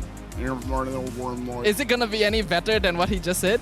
I think what he said is better. Much, much better. Yeah, I thought so as well. Yep. Let me voice one of the skins. Come on. Can you do it one more time? Infernal Worm Lord. Okay, Worm Lord. Okay. I feel like this is starting to sound like some kind of voice line. Well, if like the Jungle Cruise legit voice lines, that's the thing. That would be it. You know what? I can voice line the buff. I don't care.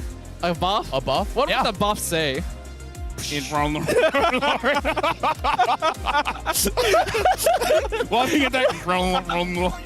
But no, all things considered here, I really want to see how this game kind of looks like as well. We haven't seen a Moskov game ever.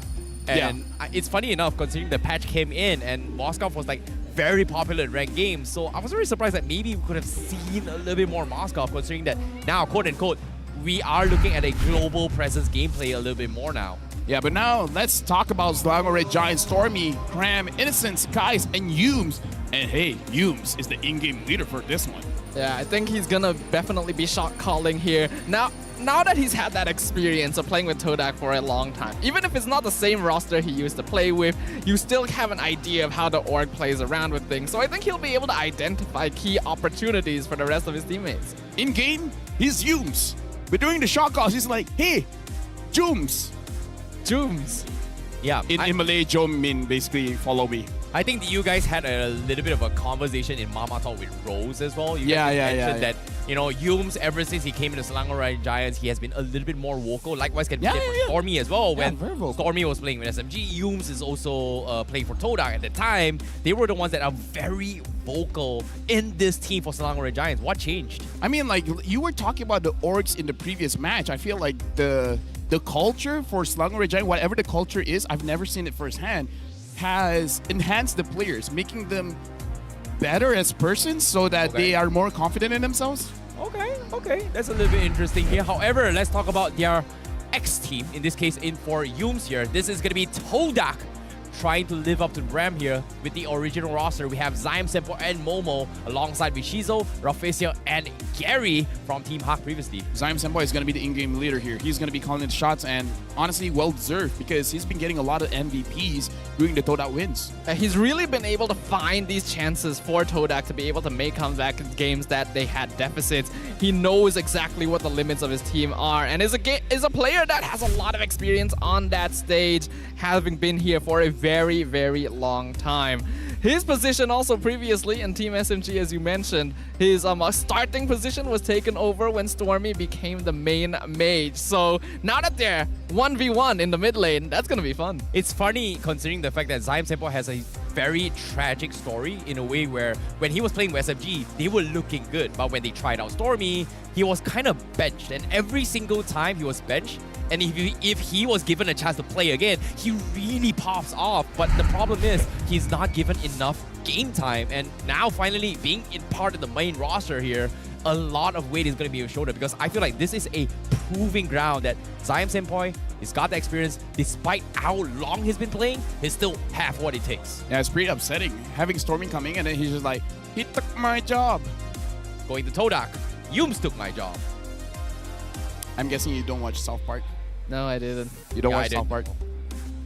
Yeah. Is that a too old or too young situation? I think too American. American, yes. Okay. Yeah, And too old. American. And old. And old, okay. Yeah. South Park is like a... It is pretty old, right? Yeah. You know what? I'm not that disappointed. You're young. Thank you. I think so. I Right? hope so. You're not that young. So, okay, you're not old enough. You're not American enough. Fair enough. Right? I'm Asian. We'll accept that. I'm Asian. I watch Asian shows. I watch Michelle Yeoh when she grows up and teach about Chinese culture and the Chinese household. Let's go watch the interview. Hello guys, I'm Rose. Hi guys, I'm Stormy. Hai, saya Gojes. Chemistry korang on stage memang sangat-sangat hebat. Tapi bukan pasal chemistry je, nampak pun friendship korang memang close-knitted. What's the secret? Korang, macam mana korang, buat aktiviti ke? Macam mana korang bond? Oh, kita orang play other games also and kita orang usually keluar juga. Contoh kita orang pergi keluar makan, pergi keluar beli barang dapur sama-sama. And macam lain-lain. And plus we are also under 20 also, so we really bond really well. I see. So nampaknya dorang memang banyak activities together. And on top of that, dorang punya age plays a big factor in their bonding session. Alright, question, especially for you, Sneak. How confident are you to jumpa Todak minggu ke depan? 2-0. Sebab apa? Sebab apa? Todak without me? What is Todak, bro? Oh my God. Alright. Dia kontol. So for upcoming for Todak, Todak they like to cheese pick also, but we have our own cheese prepared, like Misita go lane, Mia go lane. Don't spill too much.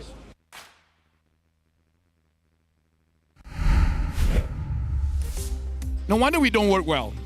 Different age groups. Yeah. That's true. Right? You're too young. You're not old enough. Okay. Wait, what? Not American enough. Not American enough. Okay, fair enough. But at the same time here, something smells different, because that's the first time I've seen you speak so much. First time I see that Stormy is the host. Oh yeah. I feel like Stormy has always had the potential. It's just that he hasn't really found his confidence on that stage yet. And I think this kind of ties into the question we were asking earlier about like why Yums and Stormy feel more vocal now with the Red Giants. When they're with players of similar age, all under 20, it's a lot easier for them to communicate with one another. Because I imagine when Yums joined Todak, he was very much the junior, right? No matter how much of a voice he'll have, there's always going to be that sense of inferiority. So here it's like a brand new, fresh slate. I like that now we're creating a lore where Veki talks too much. I kind of like that. It's like, we got the mid-star goalie, and then it's like, yo, too much. Because here's the thing. You can't trust him with secrets. During interviews, even Coach Arcadia goes to the players like, don't answer too technically. And then you see Becky just spouting everything. I was like, Becky, no! Yeah. Bad Becky. Bad. It's basically he'll go to the players and be like, players, you need to talk more during interviews. Becky, you need to talk less. Exactly. Now we're into the pick and bans. Red Giants will be having first pick. Todak will be having second pick.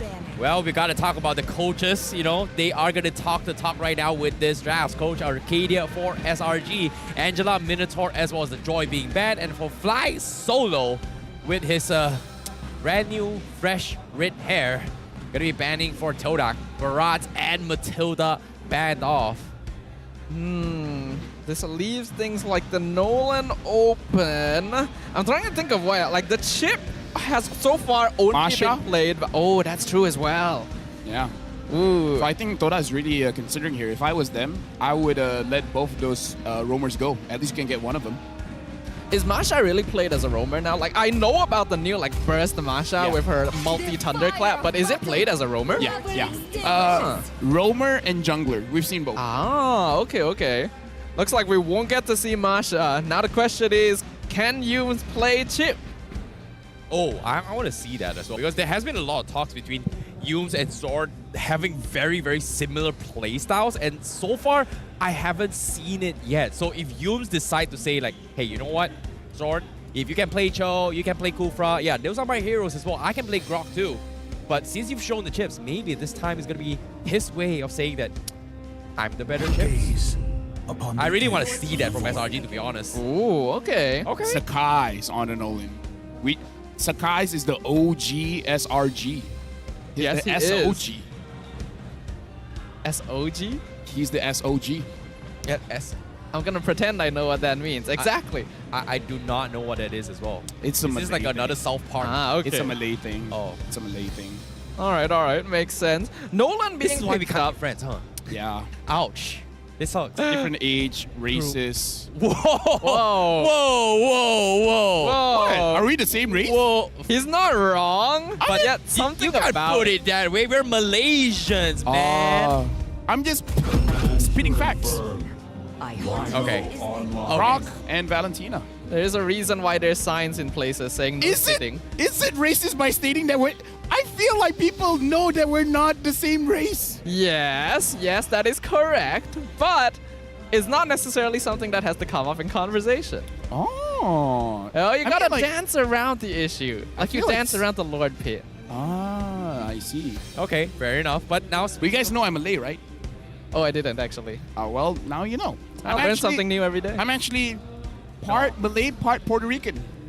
Ah, okay. Yeah, now you know. I thought you were Singaporean. No. I'm not Singaporean.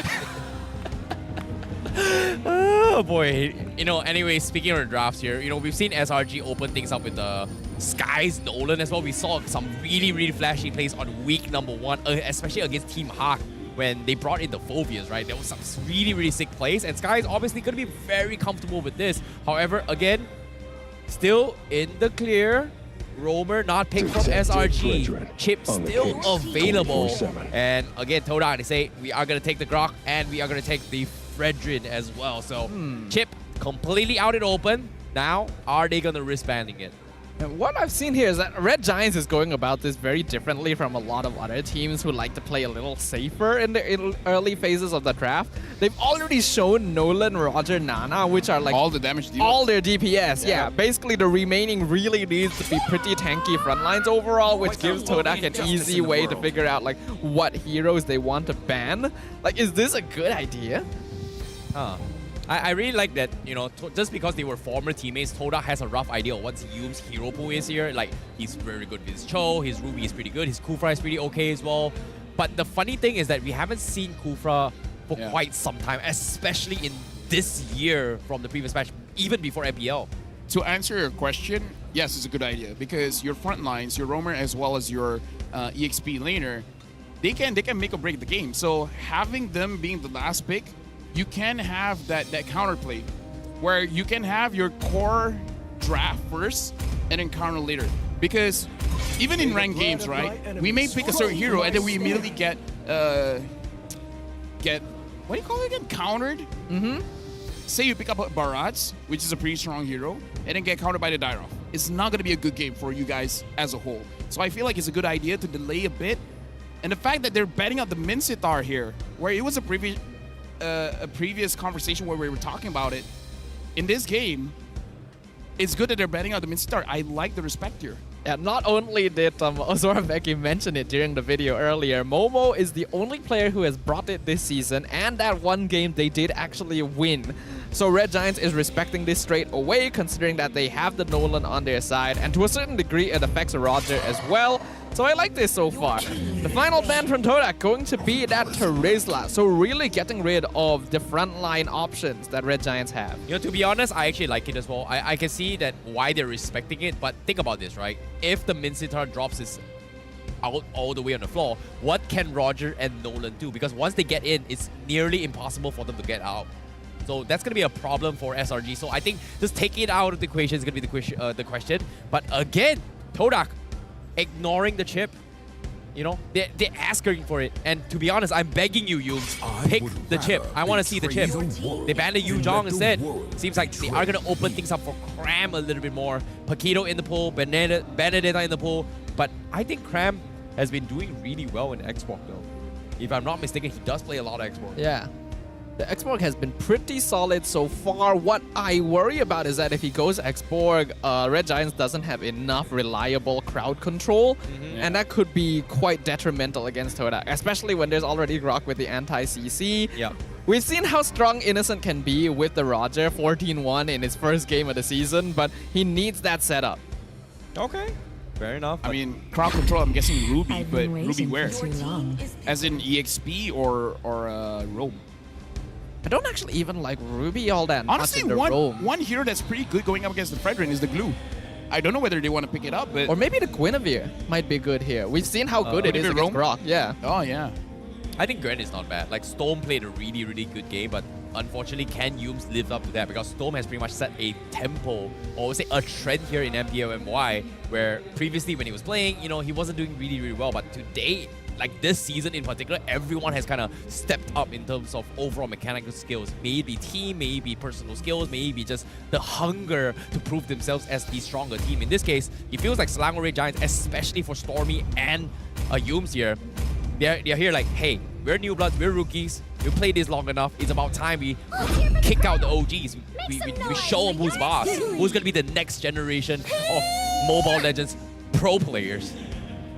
Well, we're talking about the Ruby, and it looks like they're picking it up. It looks like this Ruby is going to the Rome position and CC as the EXP position, which I feel like is still fine because I feel for Selangor Red Giants, at least in the mid stages of the game when you still have your second tier turrets, the Nolan will be more than happy to help the CC clear the lanes.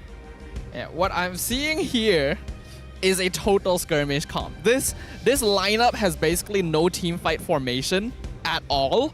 It's all about like the individual positionings of each of their players to catch out the members of Todak off guard. Depending on the situation, it's a difficult sort of composition to pull off, but Red Giants have already demonstrated a degree of mastery with it. Todak, they're gonna respond with the Paquito Comfort pick in the hands of Momo, and now both lineups have been completed.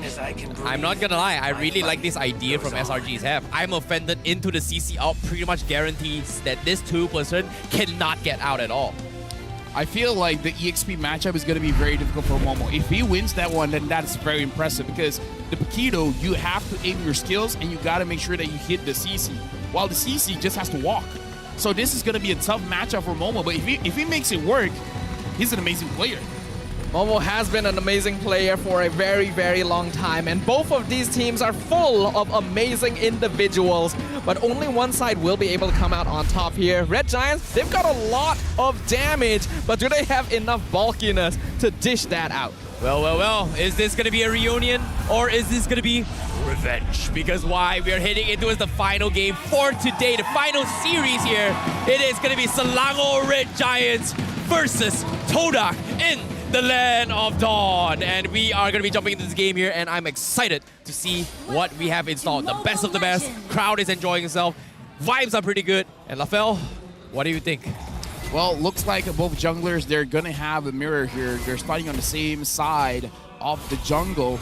The only question is, Sakai's on this Nolan. We've seen two ways that the Nolan plays. Hyper farm or just get level 4 and try to get someone. Try to pick someone off. I feel like Sakai's in this kind of matchup is perfectly fine if he wants to scale for a little bit because both side lanes are pretty tanky. It's going to be a little bit difficult for him to get a kill unless the proper setup has been, well, set up by Yums. Yeah, speaking of setups here, opening into this game, it feels like Malaysia is trying to kind of annoy the jungler, but at the same time, he just wants to make sure that Zyme Senpoi gets his easy rotation. They're going for just pure objectives rather than just annoying the respective junglers. But top side, Graham and Momo, wow. These two have a little bit low. Brawling it out up here. The EXP lane is always a 1v1 plateau, and we're really seeing it between these two players. Guys, though, he's coming in. Okay, Skies going for the bait. Momo is gone. He even forced a retreat out of Skies as well. And the good thing about it as well, he used it right before the turtle timer hits 30 seconds. That means by the time the turtle spawns in, he will have his retribution available. I would say that's a big mistake by Momo because we talked about how Nolan, there's two types of ways that you can play him. Hyper farm or just get level 4 and then gank a side lane. He knows that there's a Nolan and he overextended way too far, trading too much HP.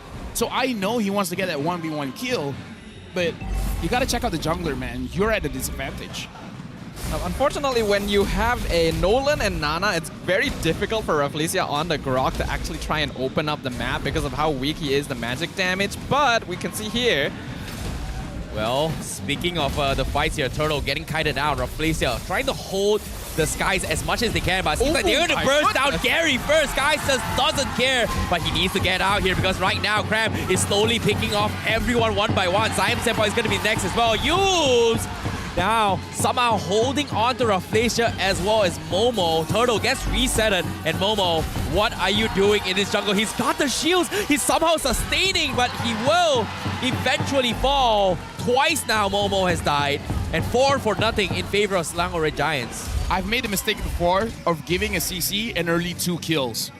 I did not have a great game. The entire lane was unwinnable. Yeah, and we are literally seeing that exact situation here. Momo has already been put so far behind, and that turtle fight was executed perfectly by the Red Giant. Oh my goodness. Oh my goodness. What is this damage? Zion Senpai could not live to tell another day. Instantly got melted as well. And this is a 203 CC in 3 minutes of the game. That means that is 5 stacks into the Festival of Blood, 3 minutes of the game. When we see early compositions, this is what I imagine it to be. And this is why I feel like only Selangor Red Giants for now has the capability to compete internationally. I will agree with you. Like, even in all the tier lists, all the rankings I've done, Selangor Red Giants sits very comfortably at the top. Gary's still gonna be contesting in position over the turtle. Oh my goodness, they got the catch. Gary gonna be securing Turtle. He needs to get out. Bracelet Drive connects on Yubes, but they need to get out. Krams with the vengeance, trying to hold on. He's able to buy a little bit more time. Yubes progressing the fight, but Skies, he's not even bothered. He's securing his purple buff. A little bit too late, a little bit miscommunication, and Todak was able to skirmish away with a couple of kills. In this case, only Cram. Staffa, you know what I have to do? Yeah? I need to take some glue and then put it between my lips. You know, I'm starting. Oh! Right. Hold on. Whoa, Skies is gonna get caught out. Mistakes were made, and in this case, yeah, Lafel. Yeah, I need to shut up. You need a little more glue with that. Yeah, the caster's curse is not going well. I see where you're getting at. But that was a wonderfully set up ambush by Todak. They understood the possible rotation that Skies would be looking for. They baited him in, not expecting 3 players in the brush, and then instantly picked him off. That early lead that the Red Giants got is starting to falter already, and Momo has actually surpassed Cram in EXP just like that. What was the thing you said in VM again? Like, teams tak boleh dipuji, right? Yeah. It means that you can't praise the teams. Yeah, you cannot praise the teams. Well, in this case, SRG, I hope it's not enough because right now, they may be in the lead in goal. They may be in lead in the kill department, but it seems like they are still indecisive on what's next right now because Todak, they're going full-on aggression, invading, and it seems like Innocent might be the objective here for Todak. Yeah, so I refuse to talk. You know, understandable. Cram in trouble. Okay, Cram now getting a little bit of harassment. He still has the vengeance. He might consider baiting this out. 20 seconds left before this next turtle. Yubes looking for the play. I'm Offender connects. Here comes the wombo combos. I'm Senpai barely makes it out alive, but Sky is getting completely dove on by Todak. Doesn't want him in the game. Purple buff stolen. Turtle secured. SRG cannot do anything at all. This is the timing now to talk about the dynamics between these team compositions. Because Todak is playing a more classic front-to-back, while Red Giants is playing full skirmish. Basically, like I mentioned, there's no team fight formation. It's up to each player to really hold their own in the team fight and to get pickoffs as quickly as possible with damage. Unfortunately, it means that they're particularly weak to full dives from Todak's side because they're very bulky. This is so awkward that Stormy even tried for it as well. Like, that angle was just impossible to get the full tree, especially when it's going to be off the map there. But still, very, very good attempt, but again, Selangor Red Giants, after one wrong fight, everything seems to be at a standstill now, and Todak feeling a little bit more confident than before, despite losing out in terms of kills. I feel like it's good that Stormy tried. It really doesn't matter whether you get it or not. The fact that you create pressure is good. But now, Toda, they want to fight back. They want to give back pressure. Because look at the goal lane. Now Innocent is in a tight spot. Well, in this case, I guess not tight enough. Agreed. You know what? I'll shut up. There is a lot of holes through the wall. It's going to be fine for now. Todak not going to be committing here. And it's weird that this is not the traditional Todak Langa that I'm used for. Maybe because of the fact that Rafflesia as well as Shizo is in the pool, that they're playing very objective based. They don't take fights unless it is for objectives. In this case, Turtle now spawn. You can see they're trying to zone this. Oh, big catch coming in. Todak not expecting Cram with that catch, and now they have to get out. Momo tried to go for a trade. Unfortunately, a little bit too far off. Meanwhile, Shizo knows it was a lost cause. Tier 1 will go down in the bottom lane instead. A beautiful total collapse there from the Red Giants, from a nice catch from Stormy once again. But because all of them were together, they end up losing the Tier 1 bottom. They'll trade for Tier 1 up top, but it means that they're not quite getting the snowball lead on Todak that they are looking for. They're not quite as vulnerable to mid to late game scaling as compared to some drafts we've seen in previous matches, but still something they need to worry about. Yeah. Thunderbelt start by both gold laners, ensuring they have the mana regeneration as well as the slow whenever a team fight is initiated. Selangor Giants still has the gold lead, but Toda, they have a lot of beefy boys here. They're a bruiser kind of comp. Even though the draft is, even though they don't play this Toda Langar style, but they have the tools to do it. They have a way to hammer home. I want to go in and I want to go in hard. Okay, Momo now getting trapped up. Stormy getting a kill on the bottom lane. They killed off the carry. And now SRG, they are going to look for a little bit more. And Todak seems like they don't really know what to do, because top side, they're getting completely shut down. Both on the side lanes just got picked off. Honestly, I feel like the way that Innocent and Yunes were positioning on Momo there is basically the same as a Lord Dance. They were basically just going in and out, juggling aggro. Oh boy. Conceal. Now Conceal plays Todak. What were you thinking? Like, you're 2 men down. Why are you still here? Rafflesia, he's buying a little bit more time. He's taking a little bit too much. He's using the wall charge to kiss the gate, but it doesn't matter. Cram does have the additional boost. We'll take him out. And now, Toda. How do I phrase this? Praise SRG. No, phrase.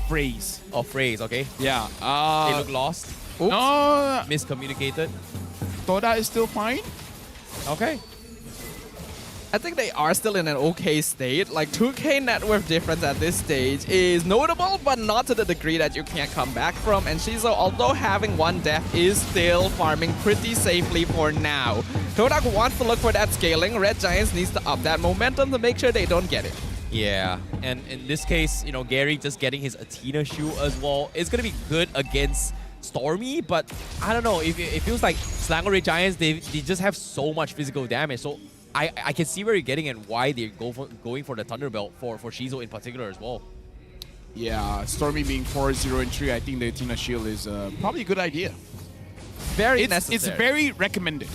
Especially when Skies is on the other team as well here. Oh, Red Giant piling on the pressure. Okay, they're pulling on Gary, trying to go for setup. He is going to be able to disengage Innocent in the wolf form right now. Tier 1 standing for now, but it will fall. And Todak not making any sort of major movements yet. They want to play this safe, I guess, hoping that Shizo gets his necessary farm to actually kill everyone from side SRG. And I think like it's not a bad plan, but they're losing so much structures across the map. And look at this, Tier 1 middle gone, middle turret gone in just, what, 10 minutes of game. And now Todak, Rafflesia is in a little bit of trouble. Cram, ugh. This is annoying.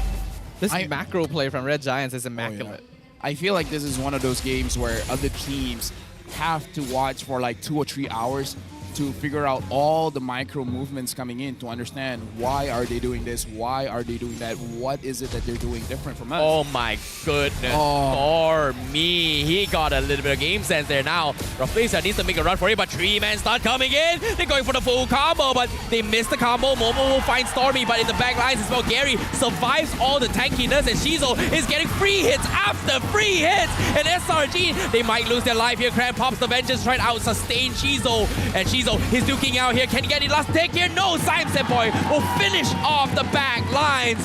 One small placement mistake, and Todak pounces on the Giant. Dude, Slangoray Giants, they have impressive micro, man. It's insane. Like, how does Sky survive that? Right? How does Innocent stay so long to do out damage? We have to give props first to Todak. Even though they missed out the engage initially with the wild charge, Zyme Senpai positioned himself perfectly to ambush Red Giants in a funnel with the stolen Nana ultimate. Despite all that, Red Giants does not get completely decimated like you would normally expect a team like this to be in that sort of circumstance. You know what? I know what to call Slangoray Giants draft now. Yeah? It's the 1v1 team fight. You know, you are correct, right? I call it skirmish, but that's basically what it is. Well, Yums gets the I'm offender. Gary getting bursted down. Cannot drop the appraiser's draft. They need to back off. They got one pick off, and they have to back out. And Slangoray Giants will respect this. They're happy. I mean, if I was Slangoray Giants, I'd be pretty happy too, because now the Lord is up, and now they can establish map control. To be fair, Slangoray Giants, they don't have a lot of BP tank frontlines here, but they just out-damage it.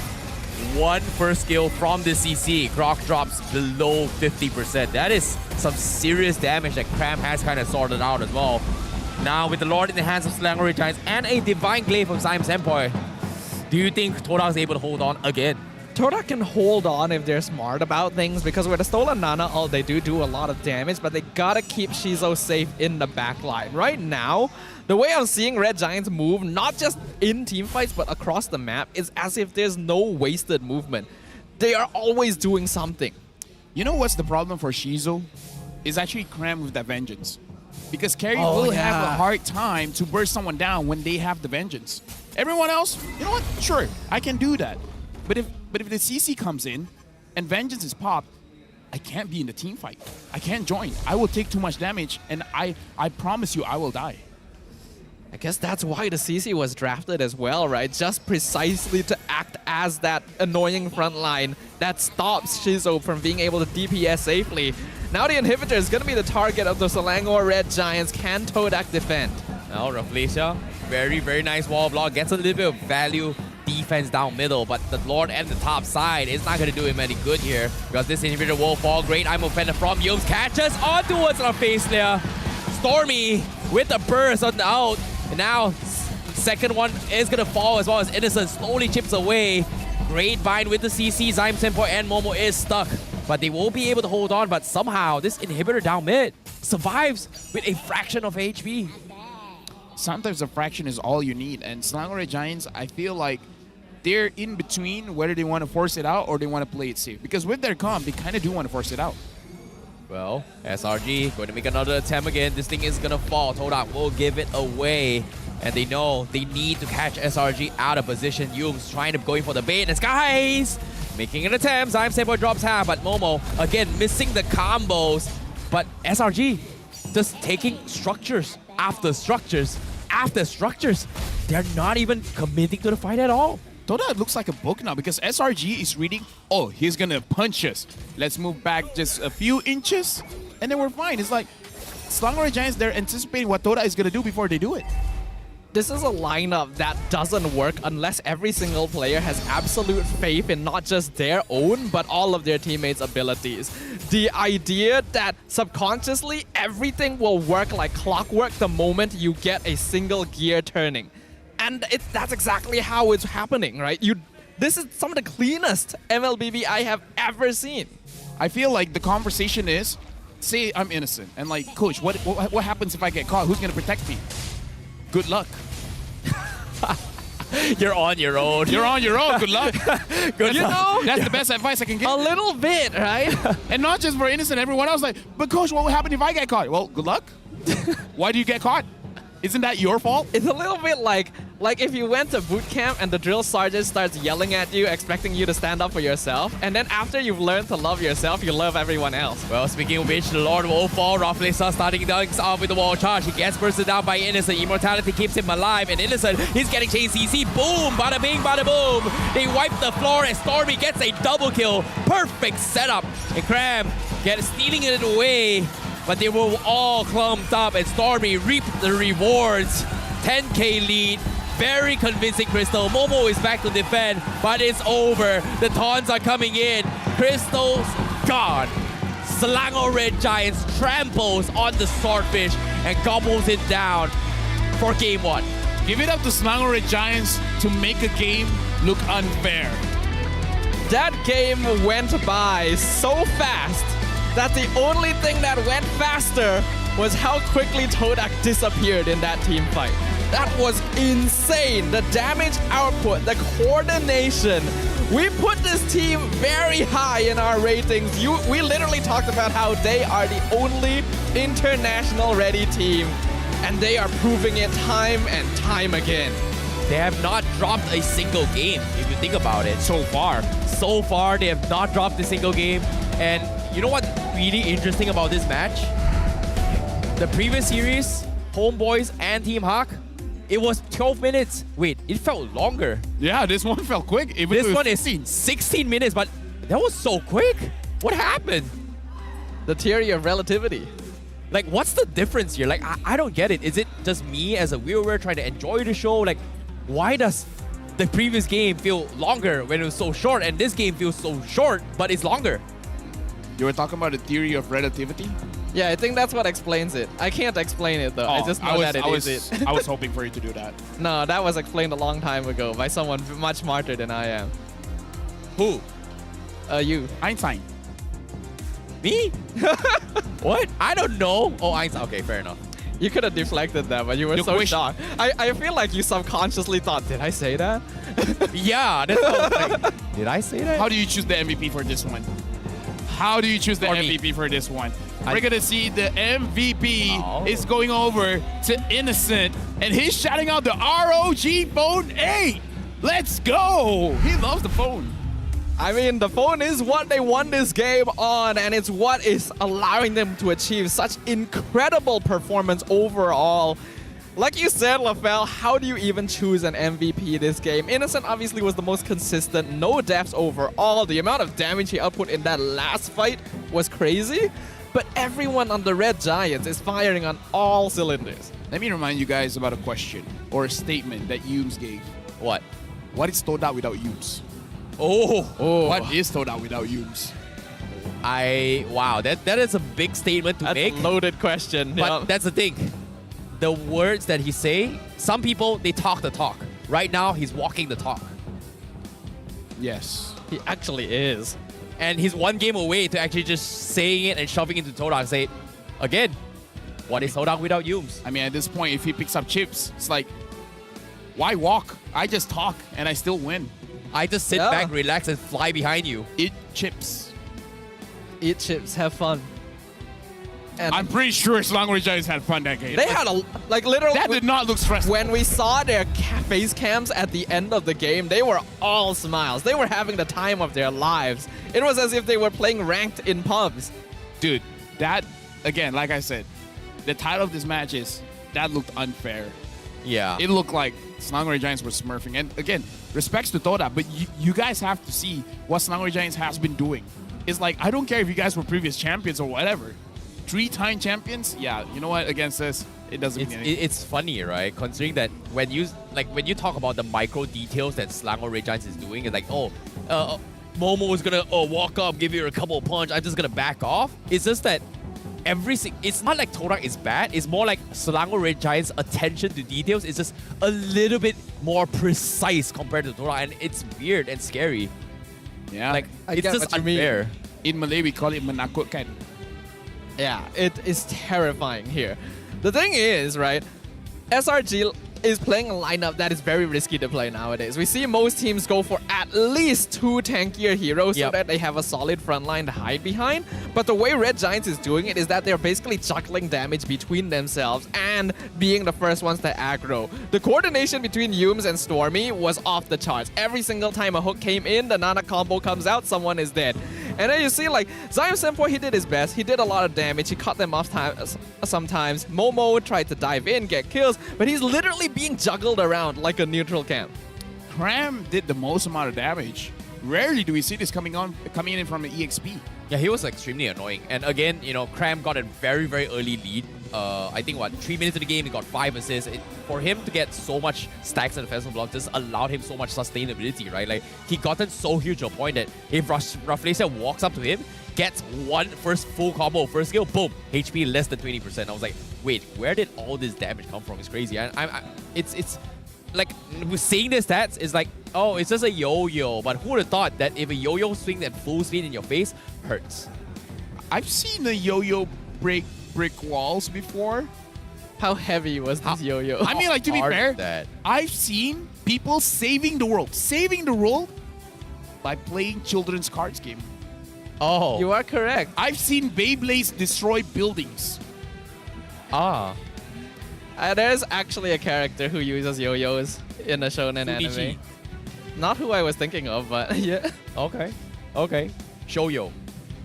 Shoyo? Who's Shoyo? I don't know. Forget about it. Let him mind. Like Okay, maybe I was he's thinking too Hunter old. Hunter. Maybe he's, yeah, Killua. Yeah, Oh, Killua. You're That's right. the first one I think of. Yeah, Okay. same. Actually, same. I wish we have a Killua skin. That'd be cool, man. That would be so cool. Well, we had an Attack of Titan one though. Yeah. It's getting there. It's getting there. Like, imagine. You know what? that. Let's not get ahead of ourselves. Let Hunter Hunter finish first. Please. Whenever it does. Whenever it does. Just before I die. We have to remember that in Hunter x Hunter, the yo-yos weigh 50 kgs each. You know what? So I think that's pretty accurate to what happened this game. Nah, that was 100 kgs. Oh, man. Well, speaking of which here, speaking of turret damage, Shizo once again from Toda, they had a pretty different approach into this game, right? Like, we saw Shizo getting a lot of gold value in terms of turret damage. He was the guy that Todak says, like, hey, Todak, 4 of us is gonna try and make some noise here. Shizo, just get your farm. But we saw a couple of brilliance where the moment Shizo was given the space to do damage, they were able to win that fight against SRG. But again, that was how they started the fight, right? Like, logically thinking, seeing Todak, like, when you have Zyme Senpai opening the fight with a Nana out first instead of the wall charge, posed a very, very big question, if you think about it. I mean, honestly, if you were to ask me how do I fight against this kind of draft, I don't even know how this draft functions. How do I know how like, what? It's not supposed to work, is it? Like, asking how do you deal with this draft is an overloaded question. The way to deal with skirmish drafts is with pick-off drafts. Basically, if you have a lineup that works well in like 2-man units, it's very easy for you to catch them when they are like split up across the map. But pick-off strats are very, very rarely seen now because they're particularly weak to teamfight strats, which is the more common lineup nowadays. Okay, fair enough. But speaking of which here, damage dealt here the most is going to be Cram, gold per mint is going to be Innocent, total damage taken is going to be Felicia, but total assist is used. But again, you know, I think where you're coming off in terms of pick-off as well as skirmishes, right? Like, whenever Yoom starts a fight, I think I did talk about this. The IMO Fender setup into Cram's out, pretty much whoever gets, like, whichever 2 heroes gets caught in, pretty much cannot escape death because they're pretty much linked together. There's no way out until the full duration of the CC's out is finished, or the broken link. We're gonna look at the highlights after this, and we gotta start talking. What is the next plan for Toda? What can they do come game number 2? Because I feel like if you target ban someone, it's not gonna go well. We're gonna look at the highlights brought to us by Republic of Gamers, where in Ursa's game, again, I do feel like this is Momo's mistake. Having a Nolan on the opposite side, and then you being so far in front in the lane is asking for trouble. You know, it's funny how Cram was just left uncontested throughout this entire fight, right? Like, even in this couple of fights as well, this was an interesting one. A very, very sick catch coming from Stormy, chaining up with 2 men, and then just get completely wiped. And even here as well, where things got a little bit mistake. I think prior to this as well, Selangor Red Giants, they made a little bit of mistake. They overcommitted, and Todak just completely gobbled them up. And even then, Cram was able to kind of clutch this through. But Yoobs, oh my god, that was a sick flicker hook. And Raflesia's wall charge only connecting on 2 though. Huh. Like, it's insane because every single player on the side of Red Giants is operating with like 100% confidence in themselves. It doesn't matter how bad the fight might be going. The focus is on what can I get right now with my abilities. And they just go for it. Like, it's almost as if they have no regards for their own well-being, and yet they know exactly the limits that they're able to push. You know what happened just now reminded me of? What? Old school Toda. Where they overload the senses of the opposing side, Langa all the way, to the point they don't know what to do. That's what Selangor Red Giants You're did. right, They this is They just Langar. overload everything. It's like, you got to deal with the Nana, you got to deal with the CC, you got to deal with the Nolan, you got to deal with the Roger. We have 4 people that can dish out damage. Who are you going to prioritize? And Yums is there. Well, Yums was part of the Langar era. In this case, he's brought the Langar over to Selangor Red Giants. In this case, he's not just a Langar anymore. They are going to storm their way through the competition. And that was a complete outclass stomp. That was a stampede. And the funny thing is, Momo has been known for his Paquito for a very, very long time. Likewise coming from Benedetta as well. And even in the highlights themselves, multiple attempts from Momo trying to dive to backlines. Everyone says that if Momo comes, run. Kite him enough and kite him long enough where we can finish up the fight in front and then we focus on Momo. Selangor Red Giants heard that. When you see Momo, run. But you didn't say which direction. Yep. All right? Run circles around him. Why not? If he can never actually catch Momo you. dance. The Momo The dance. Momo dance. Not the Lord dance, the Momo dance. Yeah, and in this case as well, I think CC and Paquito's matchup was a very, very big difference as well. Like CC against Paquito is like, oh, it's gonna 50-50. But if you give CC that much of a lead ahead, he is gonna snowball pretty hard. And a lot of times as well, where CC, all he needs to do is just one button. I'm gonna hit whoever is around me. Paquito, pop, pop. If I miss, that's it, I'm out. Nothing I can do. And I think that's exactly what happened to Momo multiple times now. He hasn't been able to hit his shots, and that's a big problem. So what can Todak do? Oh, what can they do? Like, pick-up strats is probably a bit too risky here.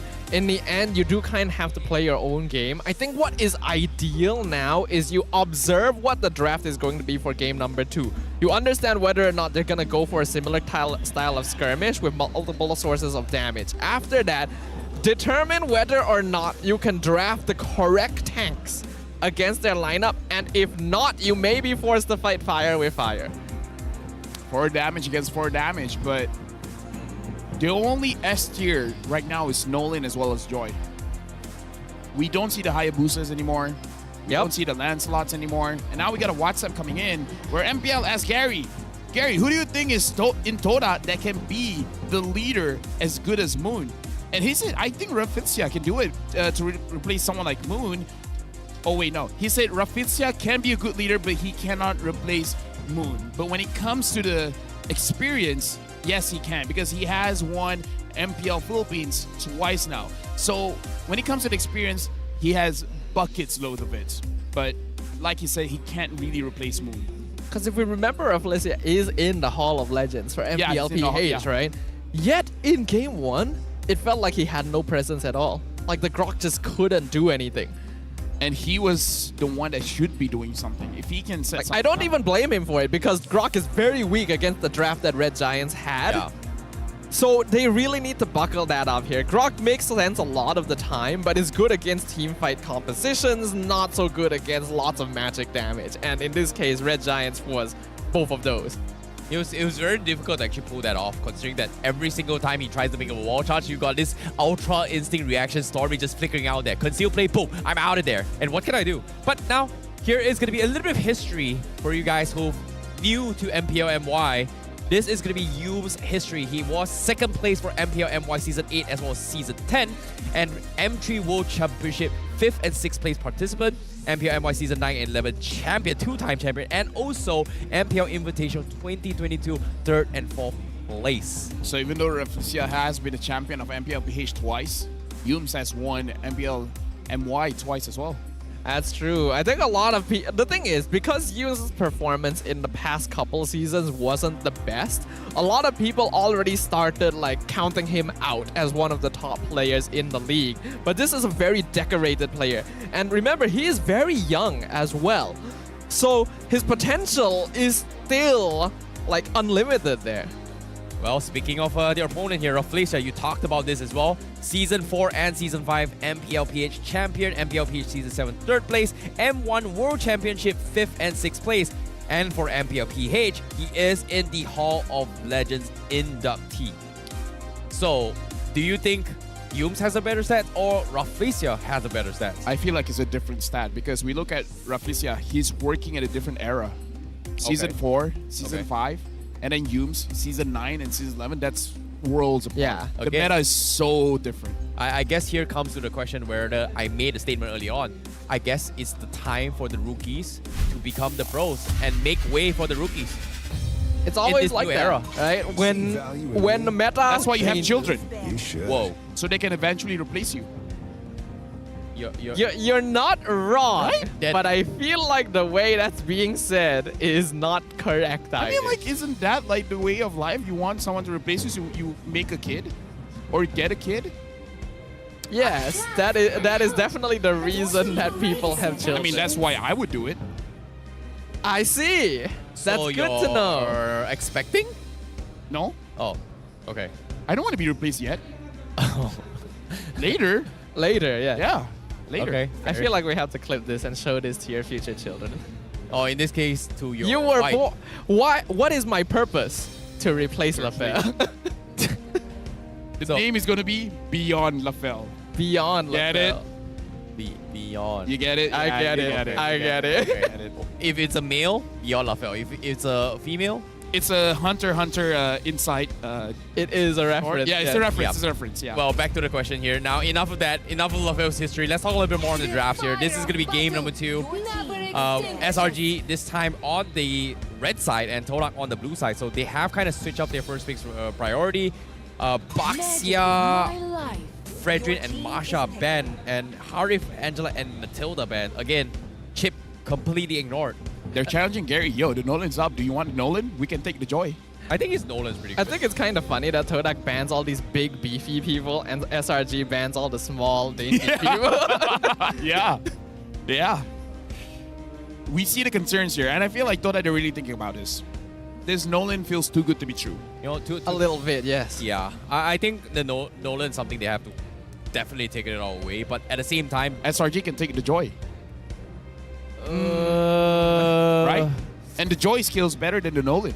I'm not a big fan of Joy these days. Like, Joy Jungle isn't as great as before, but Todak, They're not gonna bite the bait. Oh, you choose What? first. You choose first, and then we'll answer afterwards. They're basically allowing Red Giants to pick the Nolan again. The question is whether or not Red Giants wants to go for Yes, it. that's the Because I will say that now that they are on the red side, that final non-counterable pick leaves some options open.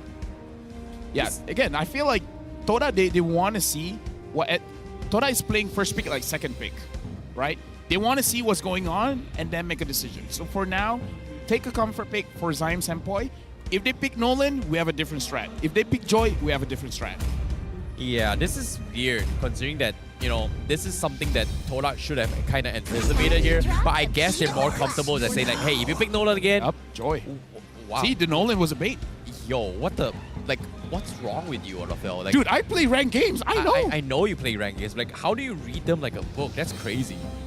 Like, I've been with professional teams for quite a while, man. He was a coach at one point. Yeah, I was a coach. like An international coach. I kind of can read the meta because it is like there is like some similar trends. But this season is out. Like, it feels like every single team has their unique identity Yeah. as priority now, and which is different. Trust me, when you go face to face against a coach in a draft, It's a different thing. It really screws with your head. You overthink everything. It's like, okay, something seems too good to be true here. And I There's a think trap. Especially like Coach Arcadia has come into this season with a very different approach to the drafting compared to a lot of other coaches. I think Flysolo definitely has great ideas because he was able to bring Daewoo very far during the international stage. But we are definitely seeing different points of brilliance here. We do finally get to see the Nolan being locked in along with the Minotaur. So Todak has some solid team fight here. And I think Minotaur is a lot better than Grok into like these skirmish comps because the Minnow and Fury is just such a large area. Interesting. You know, SRG, they actually banned off the Joy in the previous game, but this time it was left open. So it came down to a situation where Todak, do you want Nolan or do you want Joy? In this case, they prioritized the Joy. They showed their hands. Now, again, Nana in the hands of Stormy. But now, fun fact, Arcadia coached Rafflesia before in Aurea PH and Echo for about 3 seasons. Briefly coached Flysolo. So, TLDR, Arcadia knows everything that they are thinking about. Wow, okay. This is That's a big flex. Yeah, this is very much like one of those anime moments. It's like, you're 5 years too early to meet me, boy. Probably 1,000 years, man. Like, it feels like that.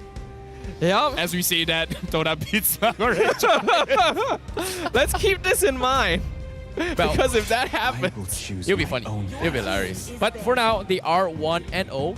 And coming to the bands here, Arlot 0% win rate. Finally broken today. Yeah, okay. Wasn't finished. Right. Chill. Finally broken today by Homeboys, but seems like they don't want to take the risk against this composition. Again, Wombo combo is what Selangor Red Giants want. Stormy has been setting up some very nice Molinas in those team fights. And against a Minotaur, I would say it isn't too bad because the Molina itself, it can kind of stop the interaction that what Minotaur wants to do when he starts the fight. Looks like Yumsik's excited for the Ruby man. It's like, oh, jeez. You're betting on my Ruby. Oh, little old me. Only old me. Oh, shucks. But it is definitely always a compliment when like your hero gets banned out in the next game. It's like a compliment for 2-3 games. More than that, it starts to get annoying. Yeah. It's like, okay, that's enough praise, guys. I want to play the game now. Well, I'm curious to see what Yums is going to be bringing to the table. Like, he's got so much hero in the pool as well. Like, I think Cho was banned in the previous game. So this is something that they may consider allowing Yums to pick it this time and force Yums to play something else. But the CC was too good to be handled. Don't really want to face it this time. And I like how Selangor Red Giants, they're adapting and evolving here.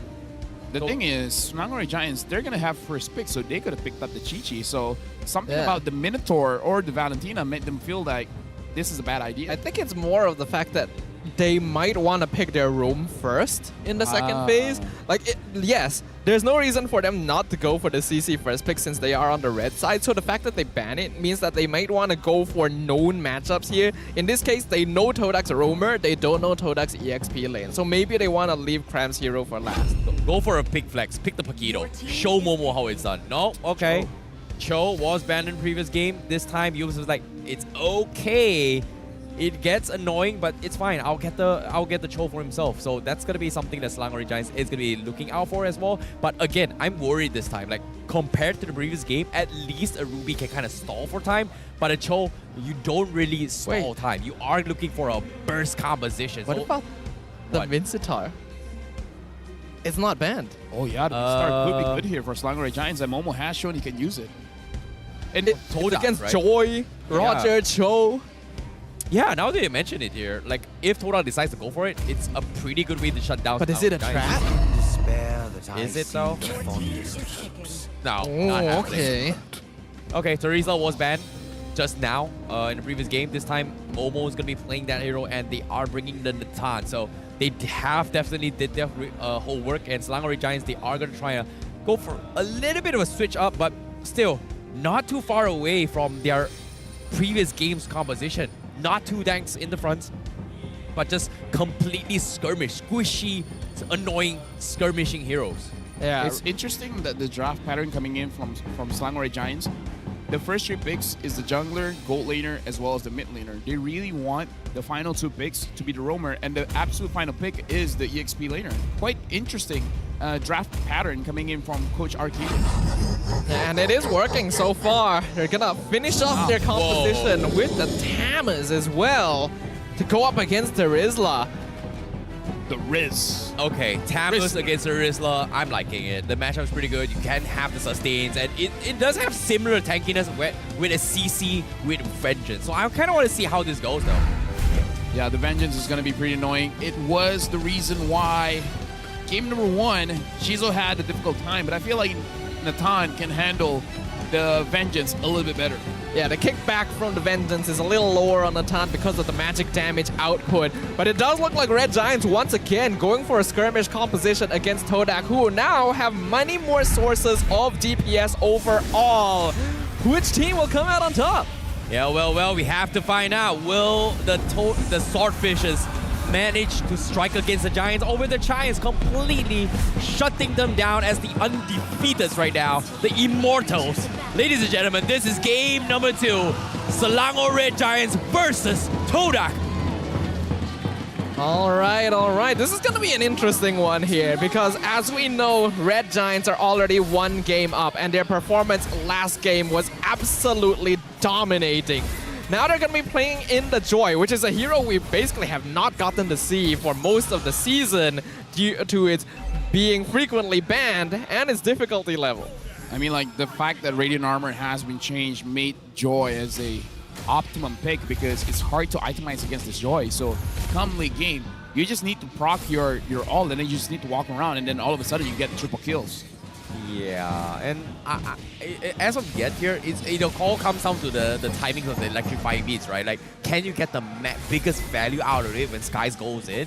And in this case, is it enough to challenge against Gary though? Because his mobility is going to be off the charts. After 3 items, it's not a competition anymore. The Nolan loses out to the Joy.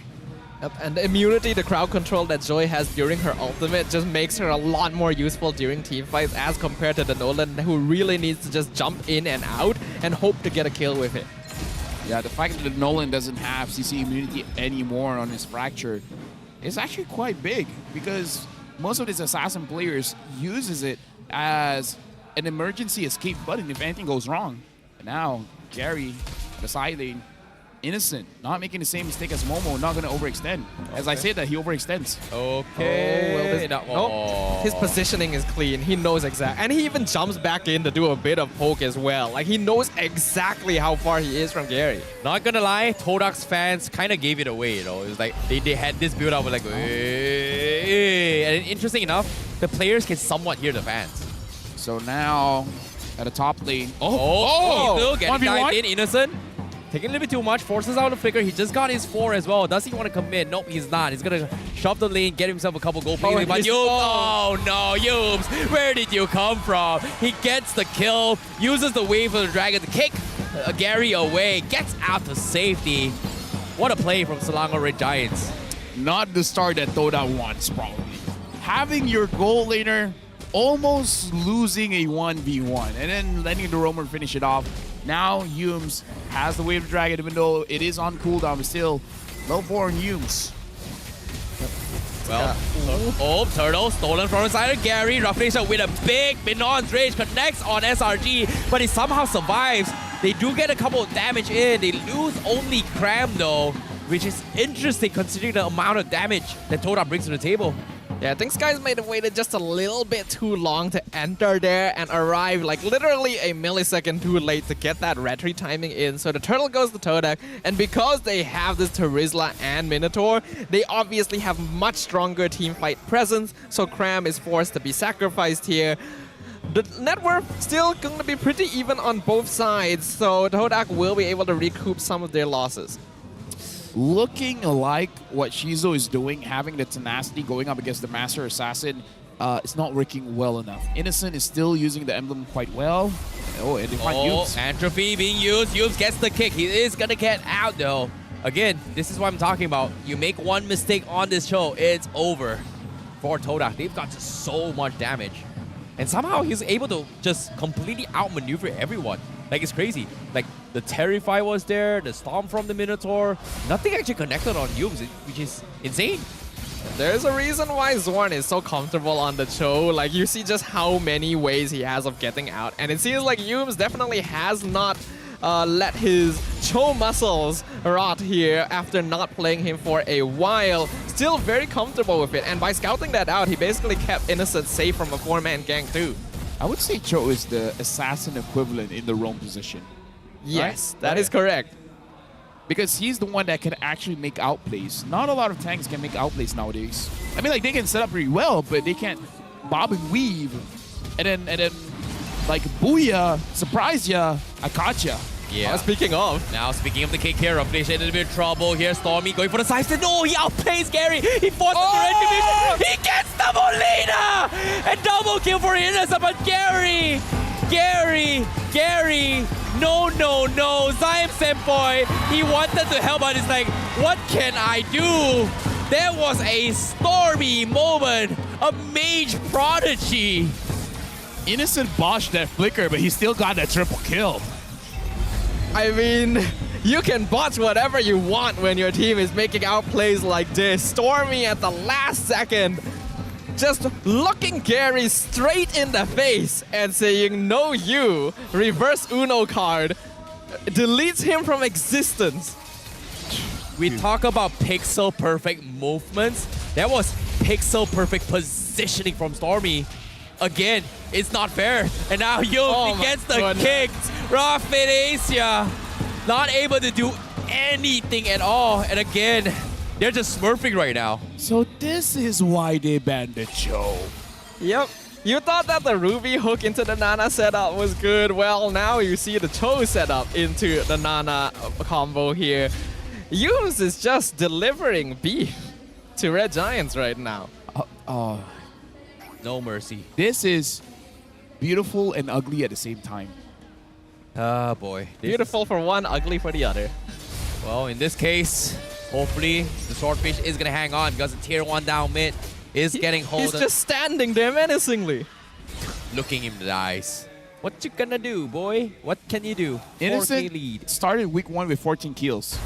Now he's just ranking up his average KDA, man.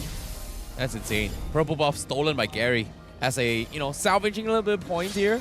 But they gotta need to do more than this. It's not enough. So what does Toda have to do? I feel like 2 items onto Shizo, forget the laning phase, move as a team, try to catch someone. Maneuver on at least one person, doesn't matter, just catch someone. Yeah, ideally, yes, because again, with the Terizla and the Minotaur, they have way better teamfight presence than the Red Giants. But by...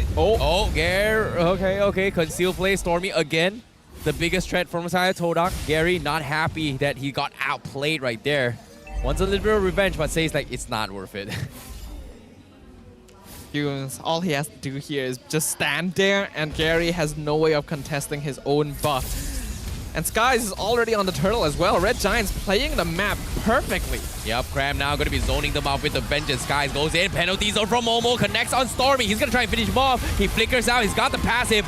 Gary getting caught off with a Minon's rage. He is going to try and back out. Momo, however, try and run for his dear lives here. No backup whatsoever. He is going to die. Shizo almost losing his life, but they will get a kill onto his Cram. I'm speechless. Yeah, I'm speechless as well. There are no words to describe what is happening on the land of Dawn here. Because I feel like what Selangor Red Giants is doing, they should not be able to get away with it. And yet they are, right? They're getting away with it. They're making out like bandits every single time. You think, oh, there's no way they can steal something else on top of what they already got. But yes, they will. Todak just doesn't seem to be able to respond. Like, you got a really nice catch with the penalty zone. You got the Minwu and Fury out. Despite everything, Red Giants is just in your face 100% of the time. Ideally, you want to feed kills onto your gold laner. But we don't see it happening this consistently. It's always on Innocent. Well, Shizo now trying to make an attempt here. Skies reviews his position. Finally, he swaps back. Skies waited for it. Goes for the electrifying beats. He actually sidesteps a couple shots, and they shut him down as well. They were just completely toying with food. Felicia also going to be falling as well. Stormy now finally getting bursted up, but it doesn't matter. He finally takes Stormy, but they lose 3. And Selangor Red Giant says, what now, Todak? What now? We are 5 mechanically gifted players, and they're showing the old boys, the veterans, that your time is over. This is a new era, and the Giants are just completely stomping onto the dreams of Todak right now. As a role player, it hurts me to see how fast Minotaur went down. Yes. That was a tank. That is ridiculous. We know that Minotaur as a tank is not quite as bulky as some other heroes, but he still usually survives a lot more than that.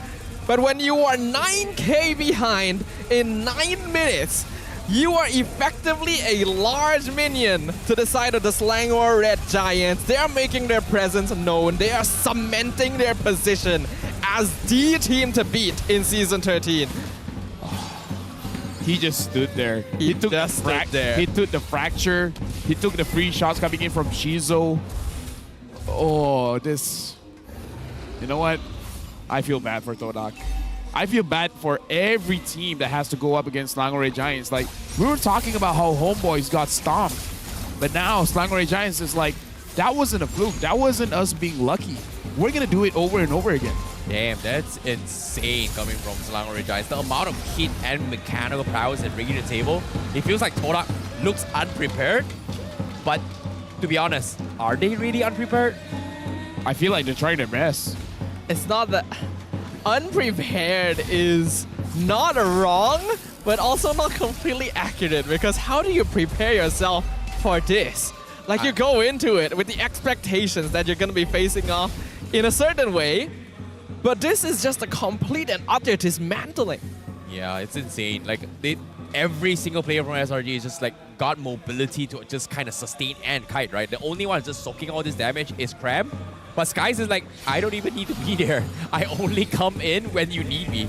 And every single time that happens, Todak is like, how do we kill anyone? Because if we try to throw damage on the Yumes, he's gonna kite me around. If we kill Innocent, he's gonna kite me around. If I kill Stormy, he's gonna kite me around as well. And it's annoying to deal with because as of now, look at this, Skies. He's walking into the base of Todak and nothing was left unchecked. He used Electrifying, but now here it comes. The Cakes comes in. Now the counterplay from Rafael trying to stall this way, but where's the damage output? Because the rest of SRG is mowing them down bit by bit, whereas the rest of Todak is so completed and isolated. The crystal will fall, and that is going to be a shutdown, a throwdown, a smackdown, as Lango Red Giant says, no to you, Todak. No, Yumes. What is Todak? That's the statement that Yumes has put off with. I think we gotta put an R rating on our stream because that was a massacre. That was not safe. They're already for young eyes. Look at Yumes. He's already brushing off his logo on his chest. He's making it like, guys, this is easy. I mean, I'm sorry to cut you off, but Yumes, I don't know, man. This guy is feeling confident. I'm okay. I feel like the ones that have to feel terrible about that are Todak. Oh my goodness, Momo and Yume still showing love. They're a little bit friendly, however. And of course, Langoray Giants, the fans, look at this. My God, the crowd is going crazy about this win. Abang Brown, I think was his name. I can't remember, but I think it's around there. But with that being said, we can already see the vibes. Let's go on to the stage along with Rose, as well as Selangor Red Giants. Sekali lagi, Selangor Red Giants menekankan dorang punya 2 berbalas kosong, 3 mata penuh win streak. Sebelum apa, guys, give Selangor Red Giants a round of applause. Alright, okay, so tadi game pertama, dorang ada keluarkan video Yumes tadi.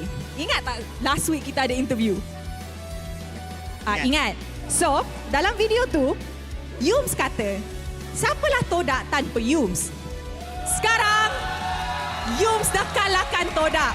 Yumes punya X-Team. Apa yang Yumes tengah rasa dan apa Yumes nak cakap kepada Todak?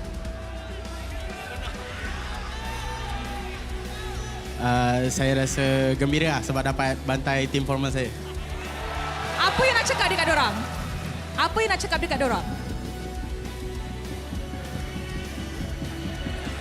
Selamat Raya. Alright, Innocent. Wow. Okay, so Innocent.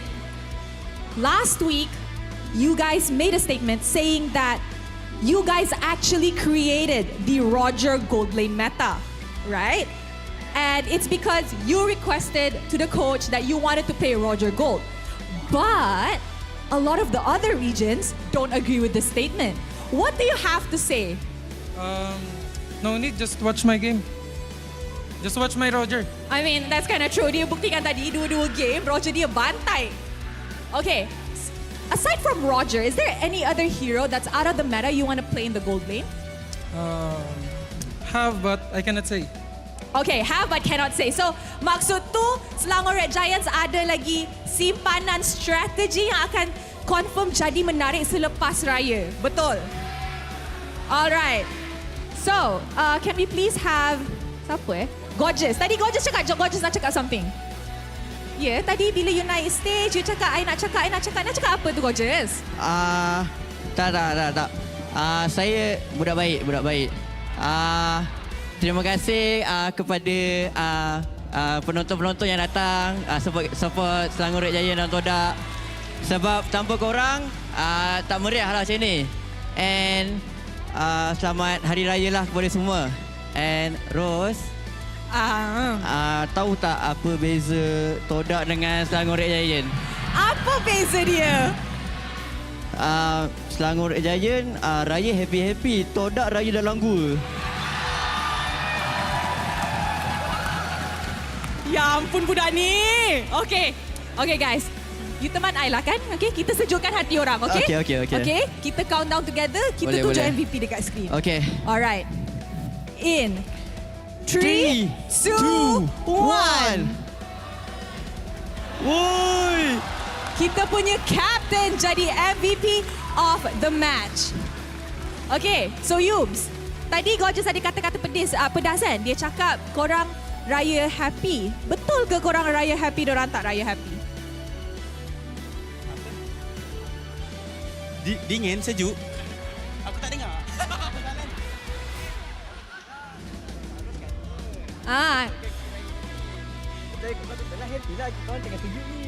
Oh, happy sebab kita orang sejuk sangat. Okay, sebelum I send you guys off, okay, I nak tanya. Sekarang you guys are at the top of the leaderboard. 3 match yang korang main, 2 berbalas kosong, 3 mata penuh, making you guys number 1 this regular season. Sebelum kita pergi Raya break, pasukan mana yang korang nak jumpa, yang sangat-sangat nak jumpa selepas Raya break kita? Jujurnya, right, season ni semua tim MPL Malaysia tak kuat. Kita nak sangat jumpa King lah sekarang sebab orang yang tim Stormy kan. So, kita menang bukan sekadar tim lemah, tapi kita yang kuat. So, tutorial easy game kat SRG ya guys. Okay, now, I think we need to pass this to Stormy because the last time, Sasa said that you're noob, right? And now, Coach Becky wants to meet KGE. What do you want to say to Sasa? Let's wait and see the results. Okay, I like that. Okay, so sebelum I send you guys off actually, korang punya fans actually nak nyanyi untuk Selamat Raya. Okay, dorang ada ucapan Raya.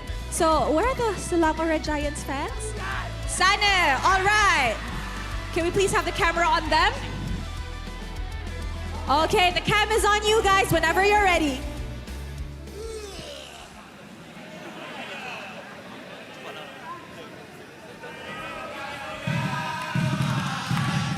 Berbulan berpuasa, tiba kawan kita rayakan dengan rasa gembira. Anak muda di rantauan, semuanya pulang ke desa. Ibu dan ayah keriangan, bersyukur tak terkira.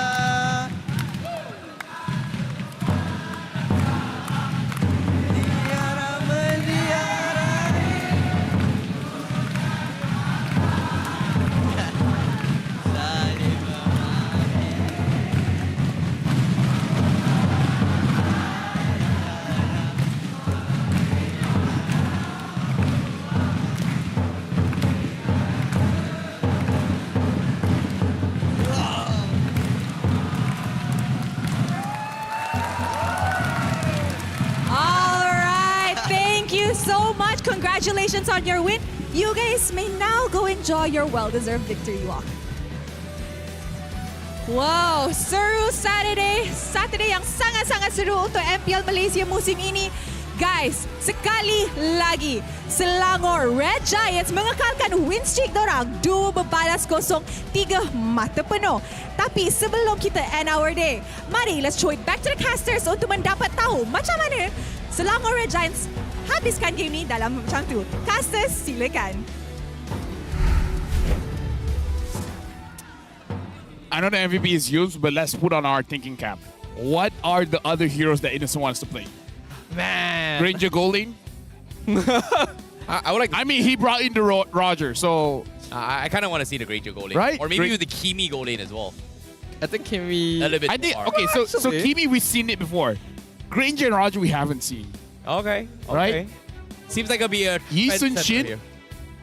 Maybe. I think that's a little bit difficult. But you know, Never seen it before, but it's possible. nowadays. I mean, if someone told me that Roger Gold Lane, I would have spit in their face. That's true. Well, now that I've seen it, cool.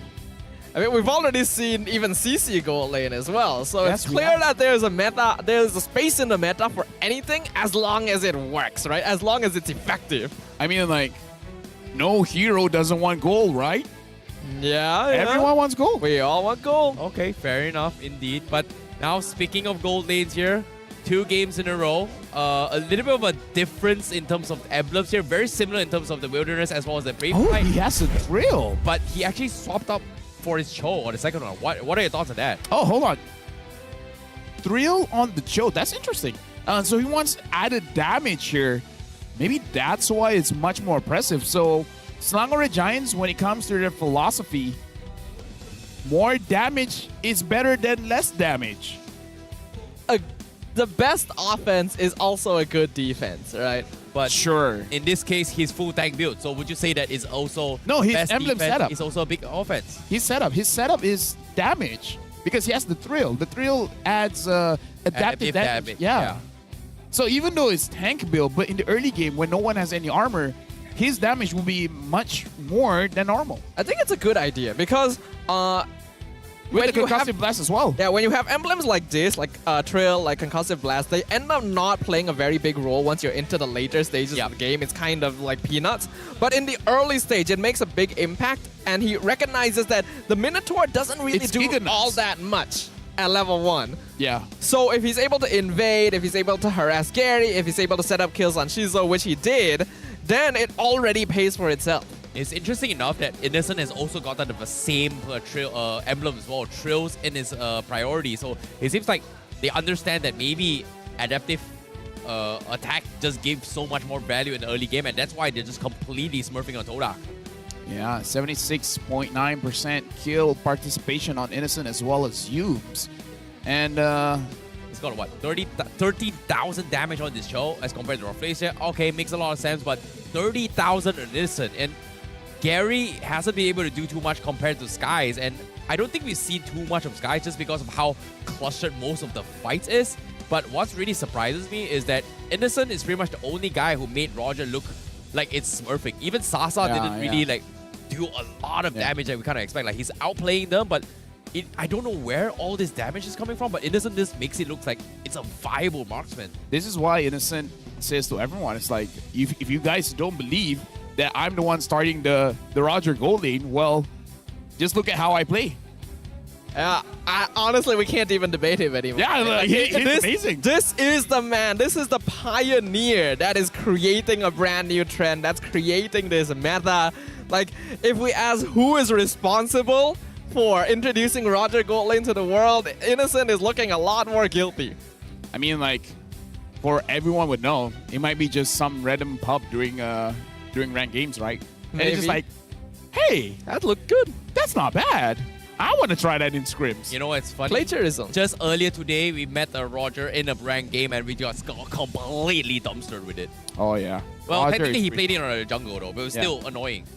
We are definitely starting to see the gaps between teams grow wider, though, as the weeks go on. We could see a lot of one-sided games today, like only 600 damage total done to towers by Todak in this game.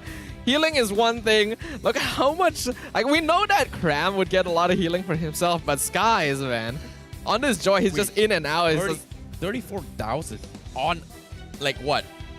How long was this game? It's like, it's not even that long. Like, how much did he heal up? What happened to him? No, I think he healed up when he went back to base. Okay. You know, when you're healing in a fountain. So it's probably just like him dishing out the damage, recall. Dishing out the damage, recall.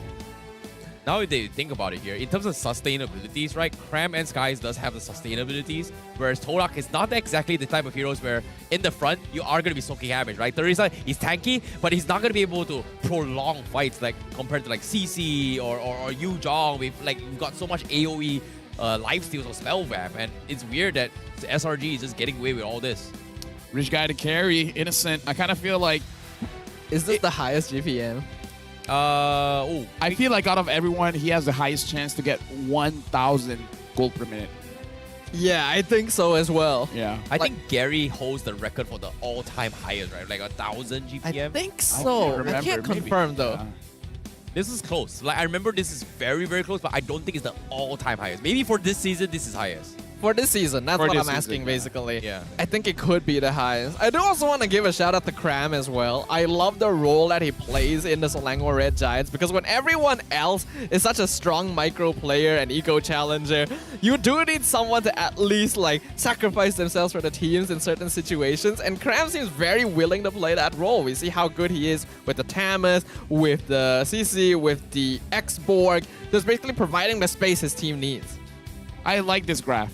After 4 minutes, it all goes downhill. Yes. That's the story. That's the analysis. Well, in this Thanks case, for watching. They're bleeding red. There's nothing much they can do The because stock market has crashed. I mean, like, whoa. let's This see is a here. bear market. Either ways, at least now, for all of you guys at home, if you guys want to rewatch the match, find what happened during the 4-minute mark. Between 4 minutes and 5 minutes, that's where things started to crumble for Toda. I think that was the. Oh, are you looking for it? No. I'm just like getting ready to record the highlights here Got it. because I want to replay it to sleep.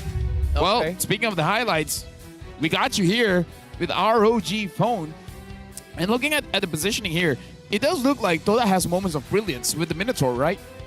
But then something happened during the 4 or 5 minute mark where Selangor Giants just took complete control. It was this play. Oh, the it was triple the kill. Stormy play, yeah. Oh, right. This was a really, really sick play. That's PTSD right there. Yeah, after this, it went all downhill. I don't know if Gary was tilted, but he pretty much lost confidence. There were a lot of times he tried to make an attempt on Stormy, but it was just not worth it. And that's the reason why Nana is just extremely annoying here, just because of this passive ability, right? Like, you can argue that Aurora has the same thing, but the only difference that Aurora, you're pretty much a standing statue, right? A dead statue, Radiant Reborn, a free immortality kind of situation. But Nana, you just walk away. I don't know why Shizo stopped moving at that. It's such a small thing, but you noticed it, right? Not really. I was more paying attention to how good Red Giants are at maximizing profits. It's like, Yums already knows that they're gonna get that kill for sure, so that he goes and picks off someone else instead.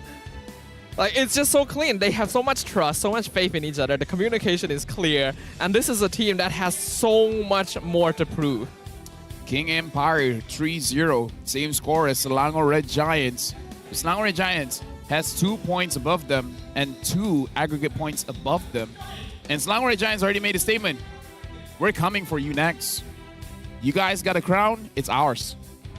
Well, it is going to be a very, very tough one here as well. They are looking to fight each other. They've got their first revenge against for Yums. This time, Becky, they're calling it out for Stormy against King Empire. So there is going to be a little bit of rivalry there.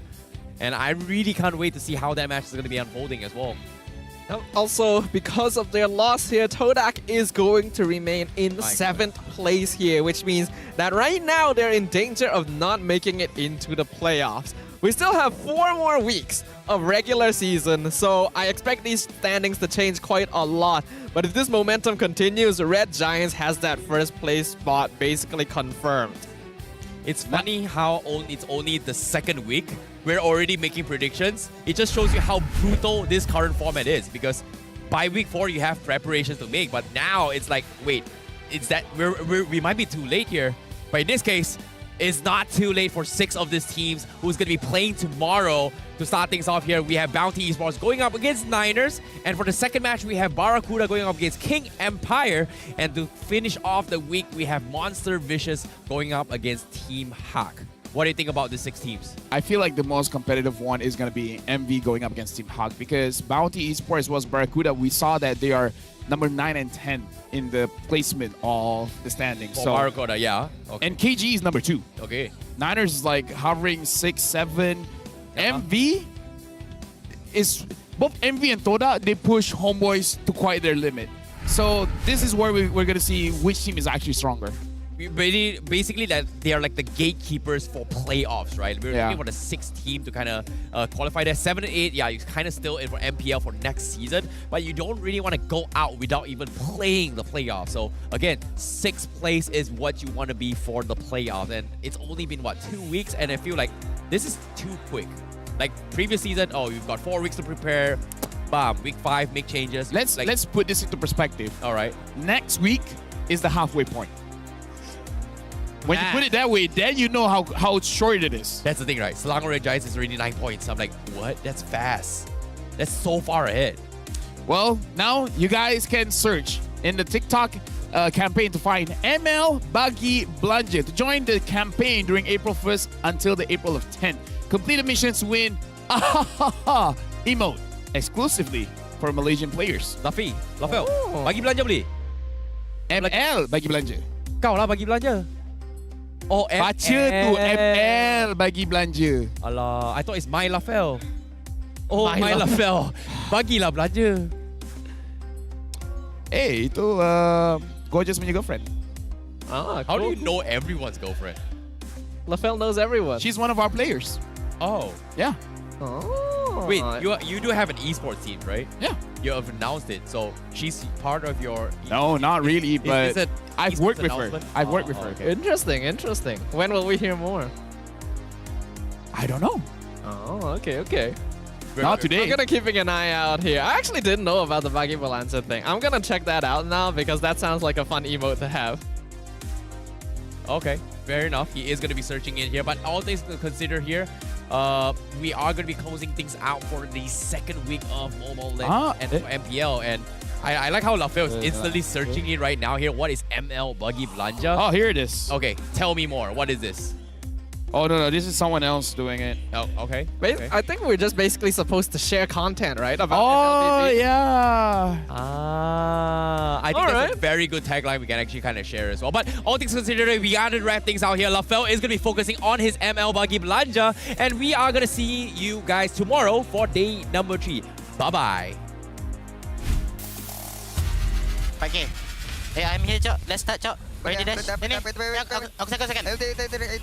Nice one. Watch me. Ready, double dash. I kiting. I low. No flicker, drop. Also, yeah. Nice. Down. 3 man. No flicker. I'm going from behind. Roger. Can Roger. No. Back on me. I'm dead. Shizu, catch first. Yeah. I think Shizu can. She's okay. I can flick it out. Targeting, eh? Roger. Nice. Have no line, yeah? Stay on no line. They can go on your area. Flicker. Back. Ton. Holding. Stand. Depan. Ruby flicker, guys. Aku Ruby. Cannot. Easy. Dark no all day. Boleh. Watch me, Ashi. Aku ada Pakai tu. Okay, aman. Pakai tu ni. Flicker. Tengok. Aman. Come here, guys. Okay. Depan ya. Nice. Holding. Five. Tamus. Depan. Nice. Very low. Nice guys. Lito first. Nice. Betul. Aman. Turtle. Nitan guys, Nitan. No ulti tadi sah.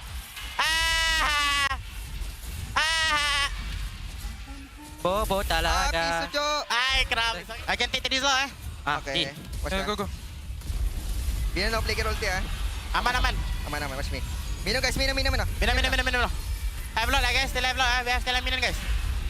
Wait. Aman. Can tahu. Tahu. Bobo. Bye-bye. Sorry, Cok.